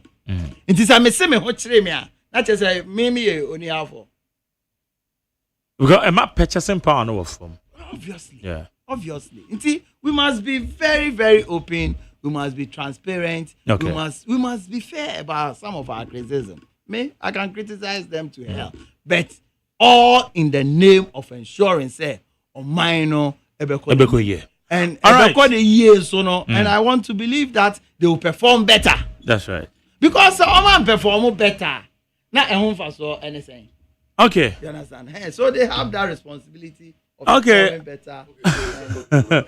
I can tell you that said that nya wo kran after 31st. What's it? Muhammad document. Miss Answer with document. Wow. I'm better man na video go. I can tell you after 31st you be engage you specifically where you ha. Na yadi nkomo extensively about after 31st. We are very happy. Commend you for the good. I think I spoke with you. Yeah. Shape the thinking of the people. Yeah. Topics are more for discussion. Any money discussion. Their depth of knowledge, is shape the narrative. Am I shifting from Niema and Koyi, and I believe that you continue to do that. I'll continue to monitor you as well. Anytime, I may be a quiet to me. That's right. I was Yane Ora John Buadu or former General Secretary of the New Patriotic Party, currently or you'll be a all-pet national chairman Eddie Ewo a New Patriotic Party when on no buy her live studio has say I yen in the din come on no chum and Jobe Huno UTV so Agejebi and I yen no edi and common. Neat 100.9. Amala me ba na honorable rector na me know what the final lab and Agejebi. E betite what you have to order mo dey say muginem for 15 days ahead said the bibia because untinan be bisa and normal and sema wo person wo catch delegates ne MPP for 8 years from the camp of Dr. Brian Echampong. Eric Tete, or you're one of the senior members, said the man, Dr. Brian Champ on the campaign team. Eric Mitchell. Yo, Madam say na delegates are MPP mu. Dr. Brian Champ any mu be share any mu di nkomo bebre. Nkomo oni mu di o ka kire mu se amanyukuo no wo do be shema eye 2 minute ma wodi so ade hu abem. O hye mo bo se nyame na dom na se mo de dom na. Ono obeye adwumaden ama MPP aba aban mu na MPP ba aban mu nso a waye adwumaden ama woni so ade hu no abam se ubenya ho mfaso kura ofrim benya ho mfaso na oman a ofrim nso no benya mfaso de to so mienu se yeyi no se okandifo a ono odinkabom ebeba party no na face no akade a yede ye campaign no ode ataya akire na emom no ono no de ade a wasua wo ye campaign mu kire se ode akade no koma polling station for no na de koma on tema on de be ye adwuma ama mfaso aba nti ono Dr. Brian Champon de supporter or de be ba for campaign no e be ba polling station so direct ama polling station for no e de aye adwuma se ye adwuma ni wie na se ye ba ban mu a de esese wunya wo mu no se e ba wo ho a on fan ko fa o minister bi so ana o chairman bi so no aka so on de on pe wasem nti o ye obukata e be free no ho aba on chain direct na o magana fo ati ase se so bi be ka se afi no ope data ansa no wakai polling station for na enye no kre obi a o data ni bi ye hwehwe delegates ene ehia won amon betie ya asem no ye frɛ won mako sa data no e ho because on to about we no 2023 on one to aba no enti anymore okay so na me che no enti no Brian Champon there ono oba because of power oba because of pese ode ahoden be hye party num oba se ne be ya obi abenya party no ho mfaso. Okay. Honorable Eric Tete, Yulo Krobo, Nkane MCE, one of the senior members, Dr. Brian Champon campaign team. Honorable, so that's a send down to by. Yeah, we wish him well. Thank you. You do much change. So it's a more final campaign anyway. Oh, se ni ewie aka boku central pa okay. yanko. Okay. Ewie ni na. All right. And now me no ka say we starting some operation bi, but I know there former juma. A former juma. That's right. Be no so and now be no ma okay. Yeah, that's a pa. That means pa. Hi indeed 100.9. Juma dey your friend Ghana Montier.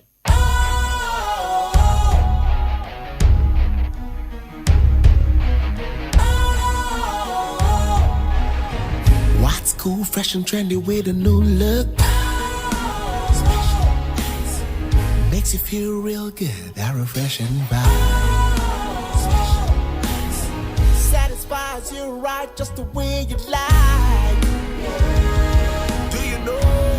Do you know? Do you know? Ain't gotta do it alone. Specialized makes you flow. Anytime, anywhere. Specialized feel different. Always think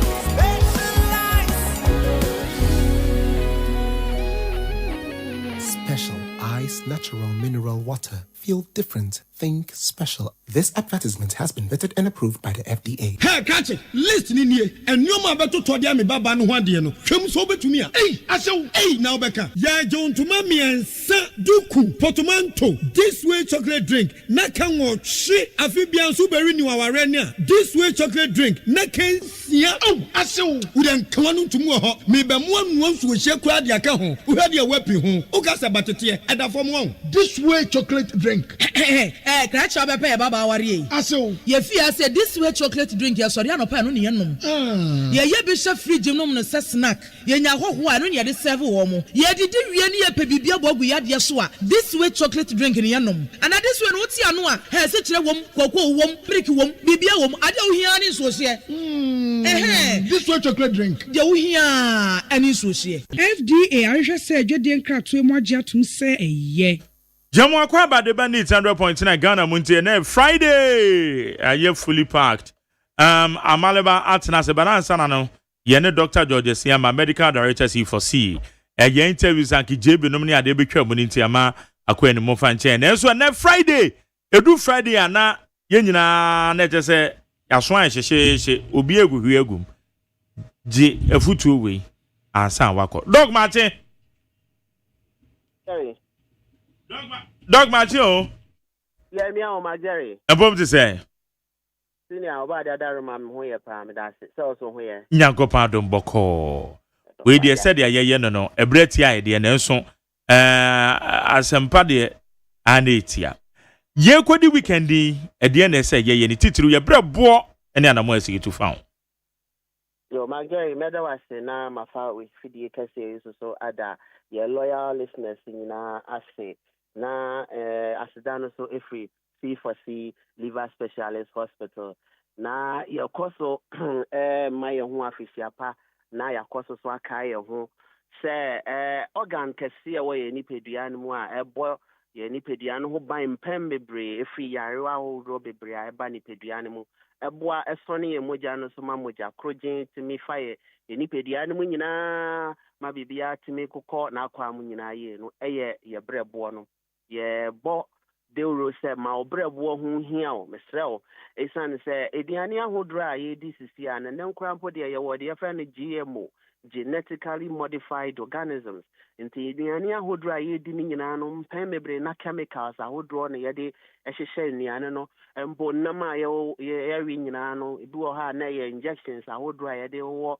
ye nam no na ye kese ni nyina no won sunsanso a in a long term no etimi de beto ni pedia no so na yankopon enim se bedu baby a eniane ni lifestyle be sesanti wa maye organ na kwakoye se obatan kese pa o ni pedia no man pomi friend se zoom lion a o ni pedia no mu esan se efia hodro e be fa ediane mu e be ba no eye chemical no ono a na beto ne bo ase eyi efrim obeto ne bo ase biom asanso aboa ama proteins ahodro wo ni pedia no nyina no akosoro enti se simato bi ba obrebo no ho probon se wo so ti bebre isan se protein production no kofom and also kra ma impo insio timi gina wo ni pedia no isan se ontimi produce protein ni enti brebo no e wa ahoden a odi sa adwuma no e de maye enuane ahodro a yetimi di a eseye ni pedia no e bi to say drinks ahodro contain a lot of calorie surplus sugar bebre ewom bebre no ekoye ni pedia no mu a eseye blood vessels no blood vessels no na cholesterol production so kosoro esan se brebo no duty kese ba kopane say or you're responsible for the synthesis, the production of cholesterol, the packaging of cholesterol, the good and bad cholesterol no na oria wasan so aye the excretion of the cholesterol into say ye di this niane ni bebre fried foods ni bebre drinks ni bebre insani bebre say your blood vessels no na ma production of cholesterol no so oye the pro angiogenic property na chese bibi say when the animal we ba repair no na the production akosoro na afi ama wenya hyperlipidemia na cholesterol dose woni pediano ye ni pediano so ye sua hu say ye wo adipose tissue woni pediano a eno na store fat mayen nti nyankopon ahye say fat bi e beba ye ni pediano no we should be able to break it down into your subcutaneous fat eno no ewo your skin na se a ye exercise kakra na ye discipline wo ye nia ye dia etimi bene sa fat ni nyina ema empo dia eburu so a atra ma ekomoja ni nyina na etimi bene ni nyina me free ni pediano ema ye nya apomode mapa na nso say ye bu ye ni go so say eniane ni denti ye di ko ye mu na ye mpa bibi ye betimi aboa ma detoxify body na yi fie free ni pediano ma efi ni tina ni pediano ye cholesterol ni titru ni bebre no ebedoso ewo ni pediano ma empem bebre ebetani to the friend visceral fat. Visceral fat no ye sua kakre mu say the belly fat eno na surround internal organs ni bebre organs brebo a ye di hu nkoma ye sua hu say 80% of yare ye chronic cases nyina say brebo no ahode ye preventing eboa fighting nyina no obeye so open say conditions ahodo be ba esan say fat no chekere no this type of fat no hidden fat into misrel untimi fa weni enhu ne saa keke nti obi wo ho abo hu se ne yefun ne ye flat nanso abri bia na ye fa ne mogya kakra na ne cholesterol level ɛwɔ soro bebre ɔnte ase na adwen yɛ ne sɛ kɛsefo sɛbi enkoa na ɛwɔ cholesterol passion ɔnte sa visceral fat etimi ɛyɛ hidden fat a etimi ɛma o cholesterol level ɛkɔ soro cholesterol level so kɔ soro a etimi affect akoma no ɛma akoma no etimi yɛ kɛseɛ etimi ɛkɔ so problem with your blood circulation ɛma mogya ntimi circulate yɛ wɔ nipadua no mu etimi ɛsɛe yɛntin no ɛma ntin no ɛba bɛyɛ hypersensitive na kyerɛ sɛ they send unwarranted signals nti wɔ hɔ a obohu sɛ wɔn nsa na ayɛ sɛ muscle pull bi ɛtwe wɔ nipadua no bebree no all these ɛyɛ because aduane a wodi no build up a lot of fat wɔ nipadua no mu ɛma wonya ectopic fat deposition brɛboɔ no na boa to clear away all these excess cholesterol free nipadua no mu yɛ body rule sɛ yɛnhwɛ deɛ yɛdi yɛnhwɛ deɛ yɛnom na inactivities a yɛnyɛ nso exercise a yɛnyɛ no so yɛmmɔ mmɔden afa nka ho yɛyɛ saa so deɛ a na yɛfa ɛyɛ livoton titiriw ɛyɛ Friday say a yɛbɛtutu kwan bebree yɛbɛkɔ eyie so yɛbɛkɔ akɔhyia nnam fofoɔ yɛmpa yɛbɛwɔ fie yɛbɛrest yɛne abusua no adɔfoɔ ɛwɔ abɛsra ne nyinaa no ebia na yɛde nhyia mu nti yɛde nneɛma kakra bɛkɔ yɛ nipadua no mu ebɛtumi ayɛ nsa a no ɔden ebɛtumi ayɛ drinks ahodoɔ a yɛtu ho fo sɛ ma yɛnom na ebia na adɔfoɔ ahyia nti kakra bɛkɔ wɔ nipadua no amesrɛw deɛ woyɛ bia no yɛ ne moderation na pɛ livoton na livoton enkenya ebrɛboɔ no isi brɛboɔ no ɛwɔ special tissues organs bia wɔ tissues mu a ɛno na boa yɛ adwuma na brɛboɔ no tissues no ohia sɛ wɔ sɛ etumi yɛ adwuma bere bia ɛsan sɛ wodidi nom empo ewia a ɛbɔ okra no bie wo pulse ne mu a efifire tiwa all these carries a lot of germs etumi kɔ wɔ nipadua no mu brɛboɔ no so wɔ that function of immune function na kyerɛ sɛ ɔwɔ special cells bi yɛ from kapha cells a ɔmo yɛ specially there sɛ ɔmo bɛhwehwɛ efia ahodoɔ a ɛyɛ microbes ɛmo a yɛmfa yɛ ni hu te sɛ bacteria plasmodium parasite virus ahodoɔ malaria mmoa nyinaa no ɔhwehwɛ ɔmo nti yɛ a yɛtreat malaria bere bi ɛkɔ ana aba bia no yɛ believe ne sɛ obrɛboɔ no wɔ ahoɔden a kapha cells ne natural killer cells and lymphocyte ahodoɔ lymphocyte B lymphocyte C all these satellite cells ne nyinaa no ɛhwehwɛ saa mmoa wei nyinaa na ɔmo akyekyere ɔmo deɛ yɛfrɛ no phagocytosis no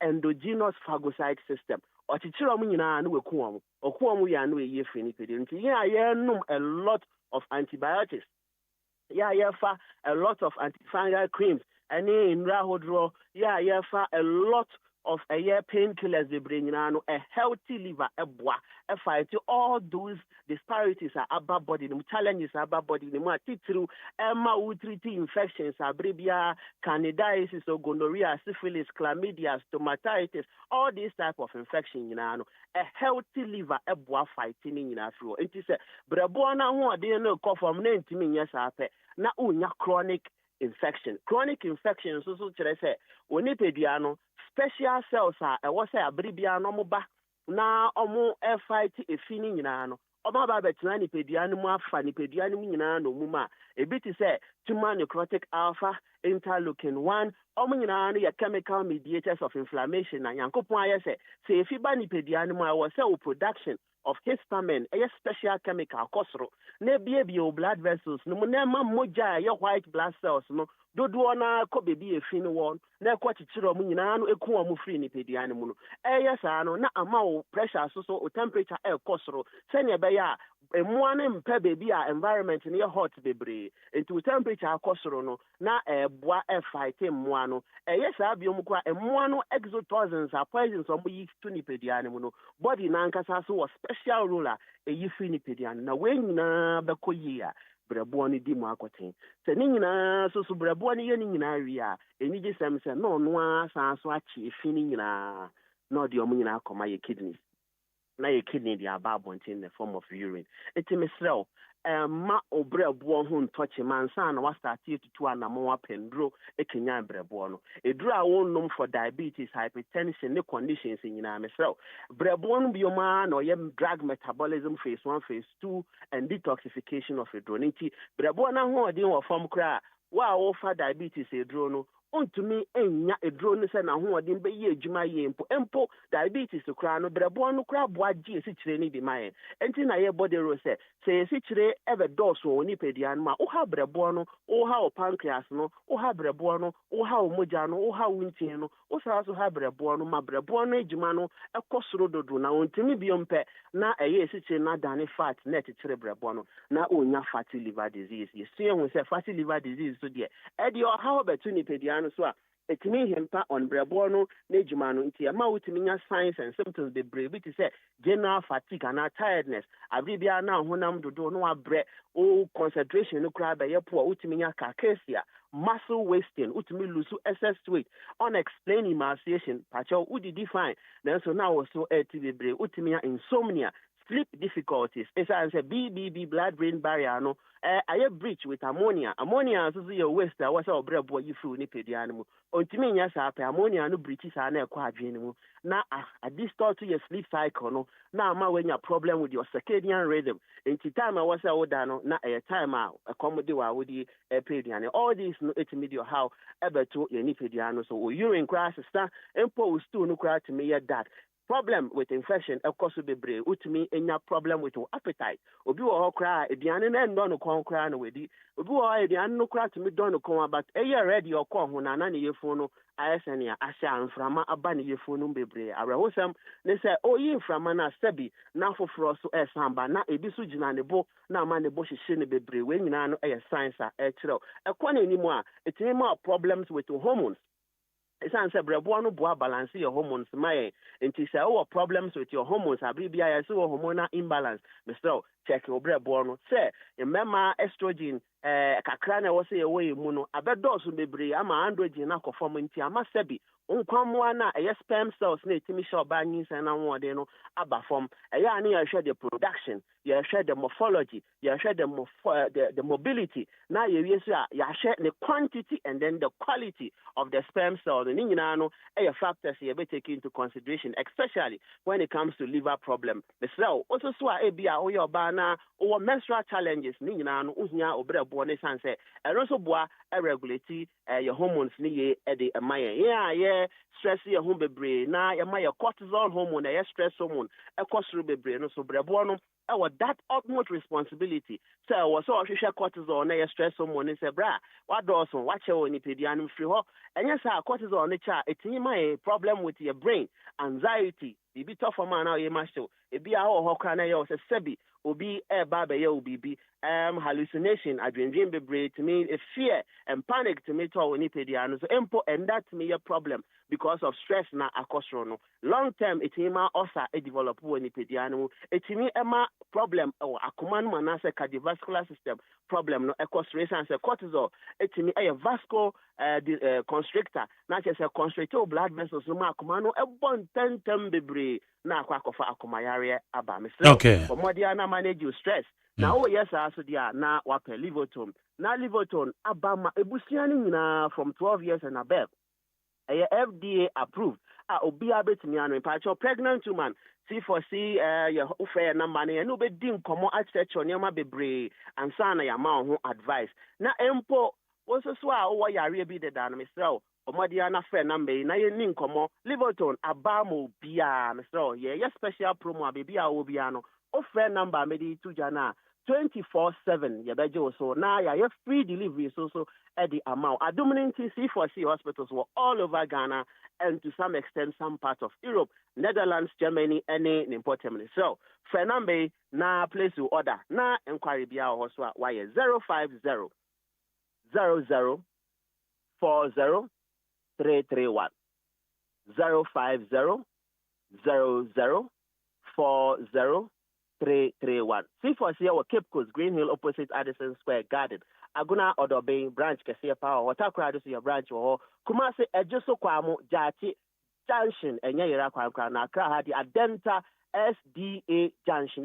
From Monday ekosi Saturday exactly 7 a.m. on a dot near starting ejuma 5 p.m. na ya pon treatment plan no e scan award natural homeopathic remedy scan no e be hwehwe organ ho bebi asimato no na ya di natural medication ekenya nipedia no na ma apomode mapa aye holistic amanipedia area ni ama diet plan so award was exercise so ho a ya be kire okai se form e temper class e permanent ni exercise bia e na obetimi aye number no 050 00403331 and I say 050 00403328 050 00403328 C4C liver specialist hospital yes so brebo eya wonkwa kai na se no so say ye giendo ni di agi treatment plans ni di na bribi ya ka say once treated forever treated. Majari anope so meda was the brew ombra dia mame. Doc. Say yangopo enka ho. Amen. Yetiefu nyina ho. Ene pamfo nyina ho. No num yo chena ehia enije so ne ato aso. Majari bye bye. Menso meda se. Aye ni 100.9 na jomede ye fed Ghana muche Dr. George Siama health beta aya ye de brew no eno na Friday or the abre.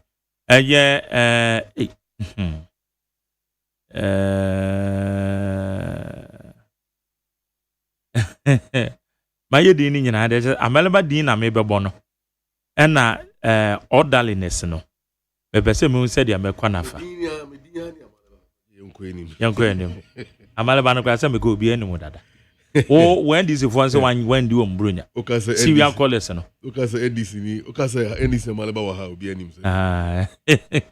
And this is the callers, Michicha Muna. Oh, the number the moment we are mon frame kukum ninkomo. Aha. What would be jame? Okay, but oh yeah, no was a woba. But na me boss na me just suit. Aha. You do the needful for. That's right. That's right. Bibi aboko there. Papa J bibi aboko pa na so. And I pay there. Hey, all time pa and never pound there. You free other links for neighbor. And when ransom me sorry jaw, when I me free ma be here. You free other links for neighbor. Tell me what you want. Tell me when to the mami jam said you and then so some kwa born one top into your uncle. Mami chat you for. And somebody had my main boss asked them so briefly now. Main brothers of substantive issue. One say, Papa J Tamwa, I feel no back on a year last year. No, I think one of the road barriers or northeast. Oh, and I was having to say, cars are a loady, innocent people, purportedly to be Kusasis, yeah, more traveler free, South, say Kumasi, and other places, Ekobokuno. More run of Easter, Nankofobia ko attack Kano. Yes. This barbaric conduct started far back in 2022. Atuaswa Mesabre Ekoso. Papa J, Wale Township, Kurumwa, Yashikas or more than 5. Yes. This one.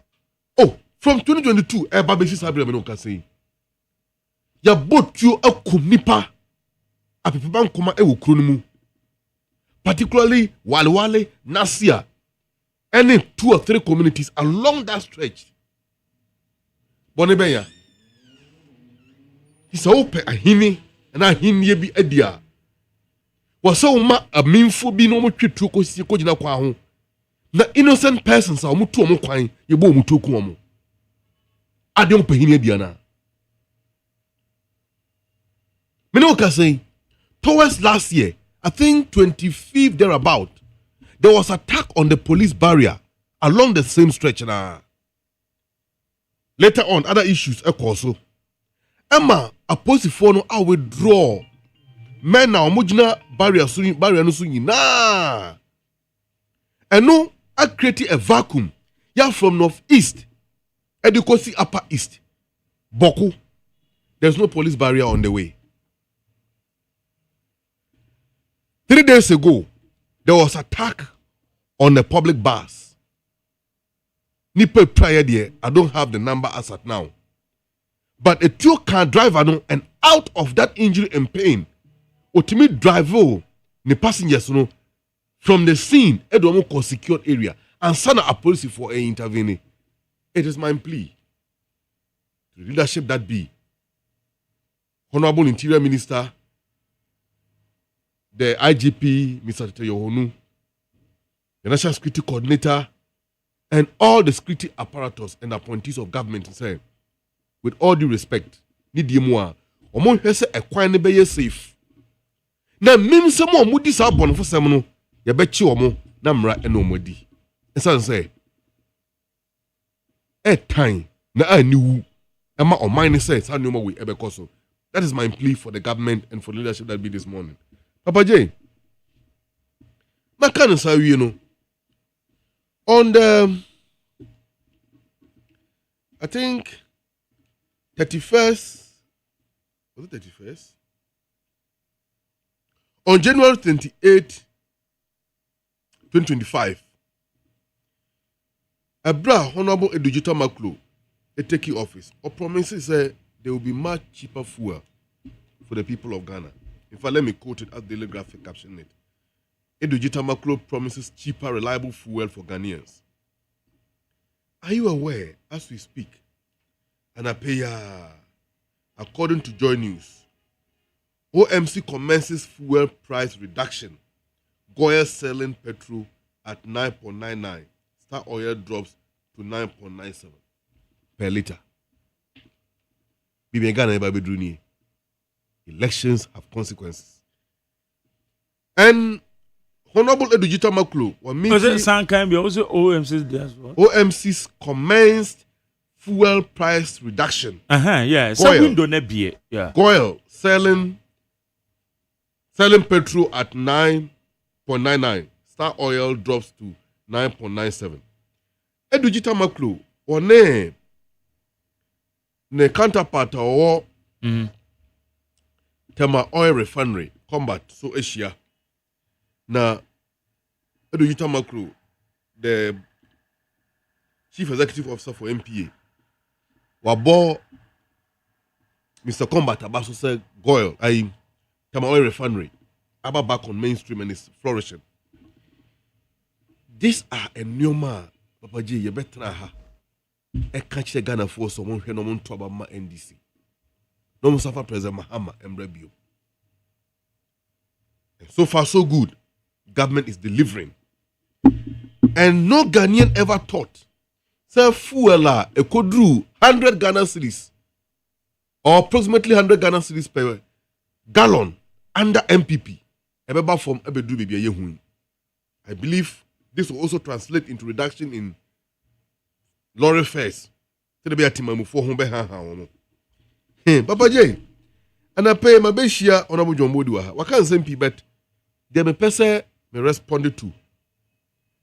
LGBTQI, some of the betu. You see, last week, many MPP near Shemo had no friends say, but a champion boy. Okay. Bekwen, Good. Bekwen can say, in fact, we boy buying about social security I improve me boy. I hear no kind say me boy, cause me boy. Good. Bekwen be cancer some free happen and impending for multi-parliament led by Madam Patricia P.J. Deputy Minority Leader. Call your press conference. Ghana mabunu kwa juma no mwaira they achi omo sie. A school for school ye mafia bi no mu ira. Kidnapping. Ghanaians now sleeps with one eye closed. Oh, really? So within the MPP itself, some believe government have performed so well to improve security. And Penifoso in parliament no more say Ghana for Iran or Moira. So can you see the inconsistency in our more behavior in public? He has forgotten that about resistance to LGBTQI practices and it matters arising in Ghana. The locus classicus of this matter relative to its resistance, late President John Evans Atamers,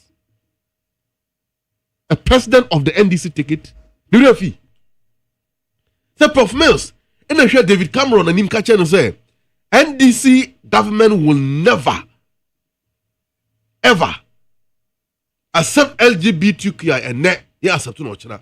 Or no one can be say na NDC at the pressure to Kufuor so say one sign no sign ya sika international community be bo Ghana no emba President Mahama catch President Mills catch international community say Some of the LGBTQI in Tina Moso Mama is Sikadia to hell with your money. You pay here, but these are the people. Say NDC, center left, your name, Democrat, US, and they know more, your political philosophy, the no more you say you too. He has forgotten, say, US, abroad for any Ghana, NDC, the blacks. He has forgotten that your values and our culture are not the same. He has forgotten that. That's a PP for you.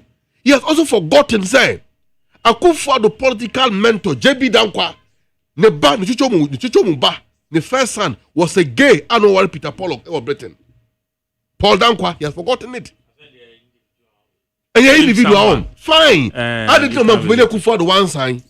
One sign because Osanya a better affront to know for JB Dankwa and about Peter Pollock. In 20 years, say, your man penibia, or better no kunyosa, no bush of war, and you're tumu, a man count. Should get it right. Naka, Ade, teacher manual, Abba, no more say, or more de paragraph be a sensitive. That Naka for me in this father. They're civil servant. MPP employ them. No more. And it's a teachers are prepared. Fine. The teachers are prepared. One more prepared. Yeah, it needs to be approved. Are they NDC members? But are they NDC members? Also, they always say, your GS or and to win sir. Your GS or so why hang this on NDC neck? In any case, Papa J. The question here will be saying, why Mama Papa? You recall the remember that the other why Mama Papa? No, the other question will be some question will be some and then I just said, me who create dream. But who you I did I thought you say you expect a man to get pregnant is a cruel argument. That's per the natural construction of anatomy. No men doesn't have wombs. So how do you expect man to get pregnant? And to almost someone more canon. On one breath, they say the other 10, no more jumper, no more castle before. But the most important thing here is that Ghana is on the right path and we are moving steadily toward the promised land. Was the NDC pump $10 billion so far into the economy to maintain the city? Papa Jane, I am told them before Honorable Dr. Casey Lato Force and the finance minister were cast the same way. Now, Mesa can be up and I'll repeat it because it is a lie. Government doesn't pump billions of dollars to maintain the city. In any case, Papa J, you interest dollars with Kruma. That Bank of Ghana or printed dollars or Minister for Finance in the printed dollars. Commercial banks on any the amount of dollars or more here monthly projection to meet the need of the business community or more customers or more bobosia or more at the important nyoma. Because the banks know they are able to project no more than the city equivalent to the dollars or more here at the Bank of Ghana. Bank of Ghana in return gives that money to Gold Board, which is a statutory agency incorporated by Parliament of Ghana operating under the supervision of the central bank. That's Bank of Ghana, this Kanama Gold Board. Gold Board, through its registered license, members in the system buys the gold. No more the Gold Board. Now Gold Board has shipped gold in the name of Bank of Ghana. And it's almost shipped the core market now. Sikari now back as far as within maximum 3 days or 1 week. About Bank of Ghana, why? Now Bank of Ghana, now what is scanning their back to the commercial banks, and the commercial banks continue to meet the demand of the market. And your financial intermediation of Bank of Ghana, simple, and yet pumping the Sikani Guo, the Bank of Ghana, Kwano Koche, no Atogum, Samonje. That is what we are doing. Say before enters annual way I say, no more so control now. Because the more they lie, the more they make themselves radical to the public. In any case, near Kompe, Abosu Kai, KJTR Market, Swame, and others, you hear say, businessman are also important in your man, or call marketer, or $1 dollars, or they important in your man. They almost say here say, dollar rate in upper form, now you're sustainable against the city or the city against the dollar. Now a bonum cost wano entiama man for capital. And she said the MPP time, a man for capital, or working capital this year. This is what we are doing. So almost Montie here, or JJ, Ghana for the like what government is doing. Papa J. Andra, Omampeni John Dramani Mahama, and launch the government economic advisory group. Afa Ghana sika sem share ho. Na mamenka biom MPP4 enenam can say 1 year down the lane 24-hour economy and buy, and it's a failed promise among others. Papa J, from page 1 to the last page of NDC manifesto 2020 and 2024, which was a minor alteration from the 2020 manifesto because circumstances within the previous 4 years changed before we came into 2024 elections. Everything said in that manifesto are well thought through promises. And indeed, all those promises are the Ghana form so to Abamaye. Am I more than 2/3 of parliament are very practicable. And NDC will deliver every step of the way. Whatever we said in those promises, in those manifesto. In any case, 24-hour economy, it is not a NAPCO. And yet NAPCO. Yeah, before they buy a good year or more time. 24-hour economy, it is not that. 24-hour economy is an extension of another leg of the Ghanaian economic system. So they build a resilient economic model which will stand the test of time because we are living in the competitive world. And Nyoma ultimately called German so ecoton and then for so many film and then come for so creating humano very paramount. JB Betran Hakai say yeah import more 1 year ship Juma at the outside. Omo promise say taxation from taxation to production. How much production Omutimi increase here before they left office? When they came to office, the first accusation now Omode Yire President Mahama government ni come a co-opposition and they say you are creating more excess power. Yes, that excess power no. They are paying more for it. I'm recording for Subiama Ghana. In any case, a banner of promises of the migratory or minor free taxation into production. No banner of previous or predecessor, agile excess energy. What do? You evacuate that energy and produce more goods and services in order to boost your industrialization drive. So they will catch a Ghana for major to Obama. Agenda 111 send a year Juma before they left office. Message 111. One day, one factory send a year Juma. Mention them. All became a physical promises of what the man Ghana for. So we are not in the haste. And then people should get this and get it right. Omunye role models to us when it comes to management of the economy. And NDC will not look at MPP in order to copy anything from them. Yebuya Mai, we have had the first 1 year, and the first 1 year was aimed at making sure that we stabilize the city, we stabilize the dollar, we stabilize the Asian rate, the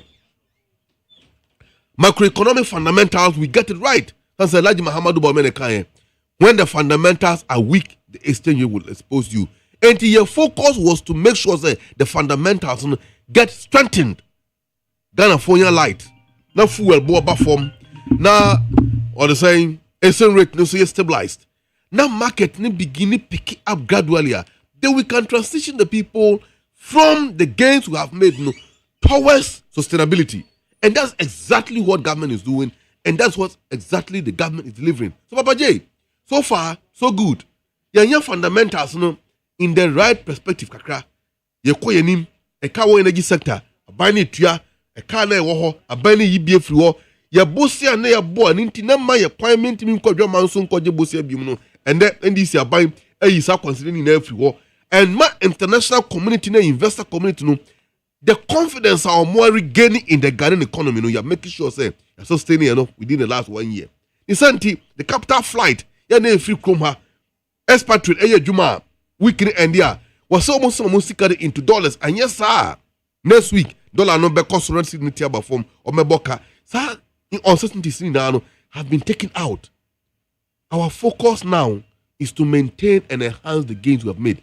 President Mahamaka or say the 24-hour economy, the secretariat, which has prepared a policy document, I call Parliament. Parliament will look at it.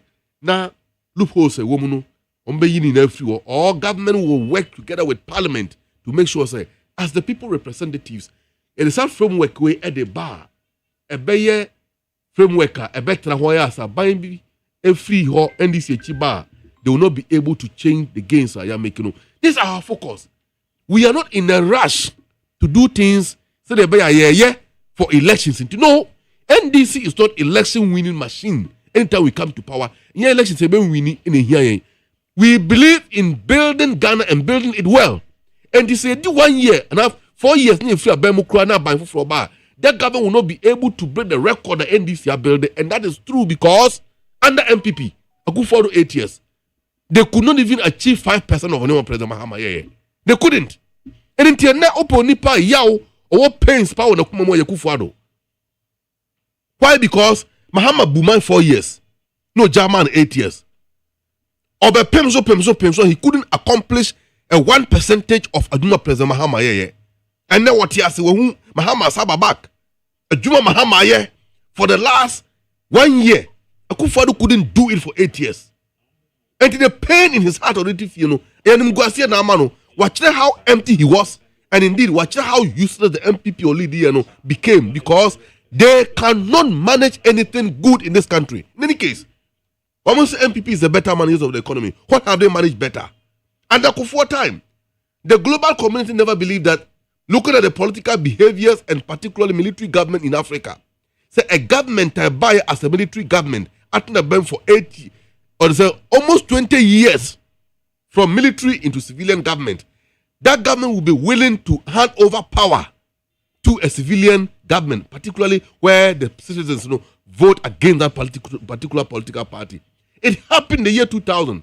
Jerry Rawlings handed over to Kufuor, and on the US who said, oh, indeed, Ghana mean business, and if so, let's support them. And the idea against Kufuor Meki came as a result of the behavior of the NDC, and indeed the democratic attitude exhibited by the Rawlings government. And on the man against Meki and Bukrado, what happened?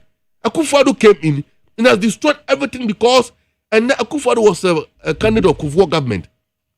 Mr. Mahama were candidate of Rawlings government. Look at the two governments. Look at the two systems and see what they have done. Completely different. So, Papa Jane, we are on course. Okay. The little we have done, we will not be complacent because we can assemble abapa. You can watch them. Public transport.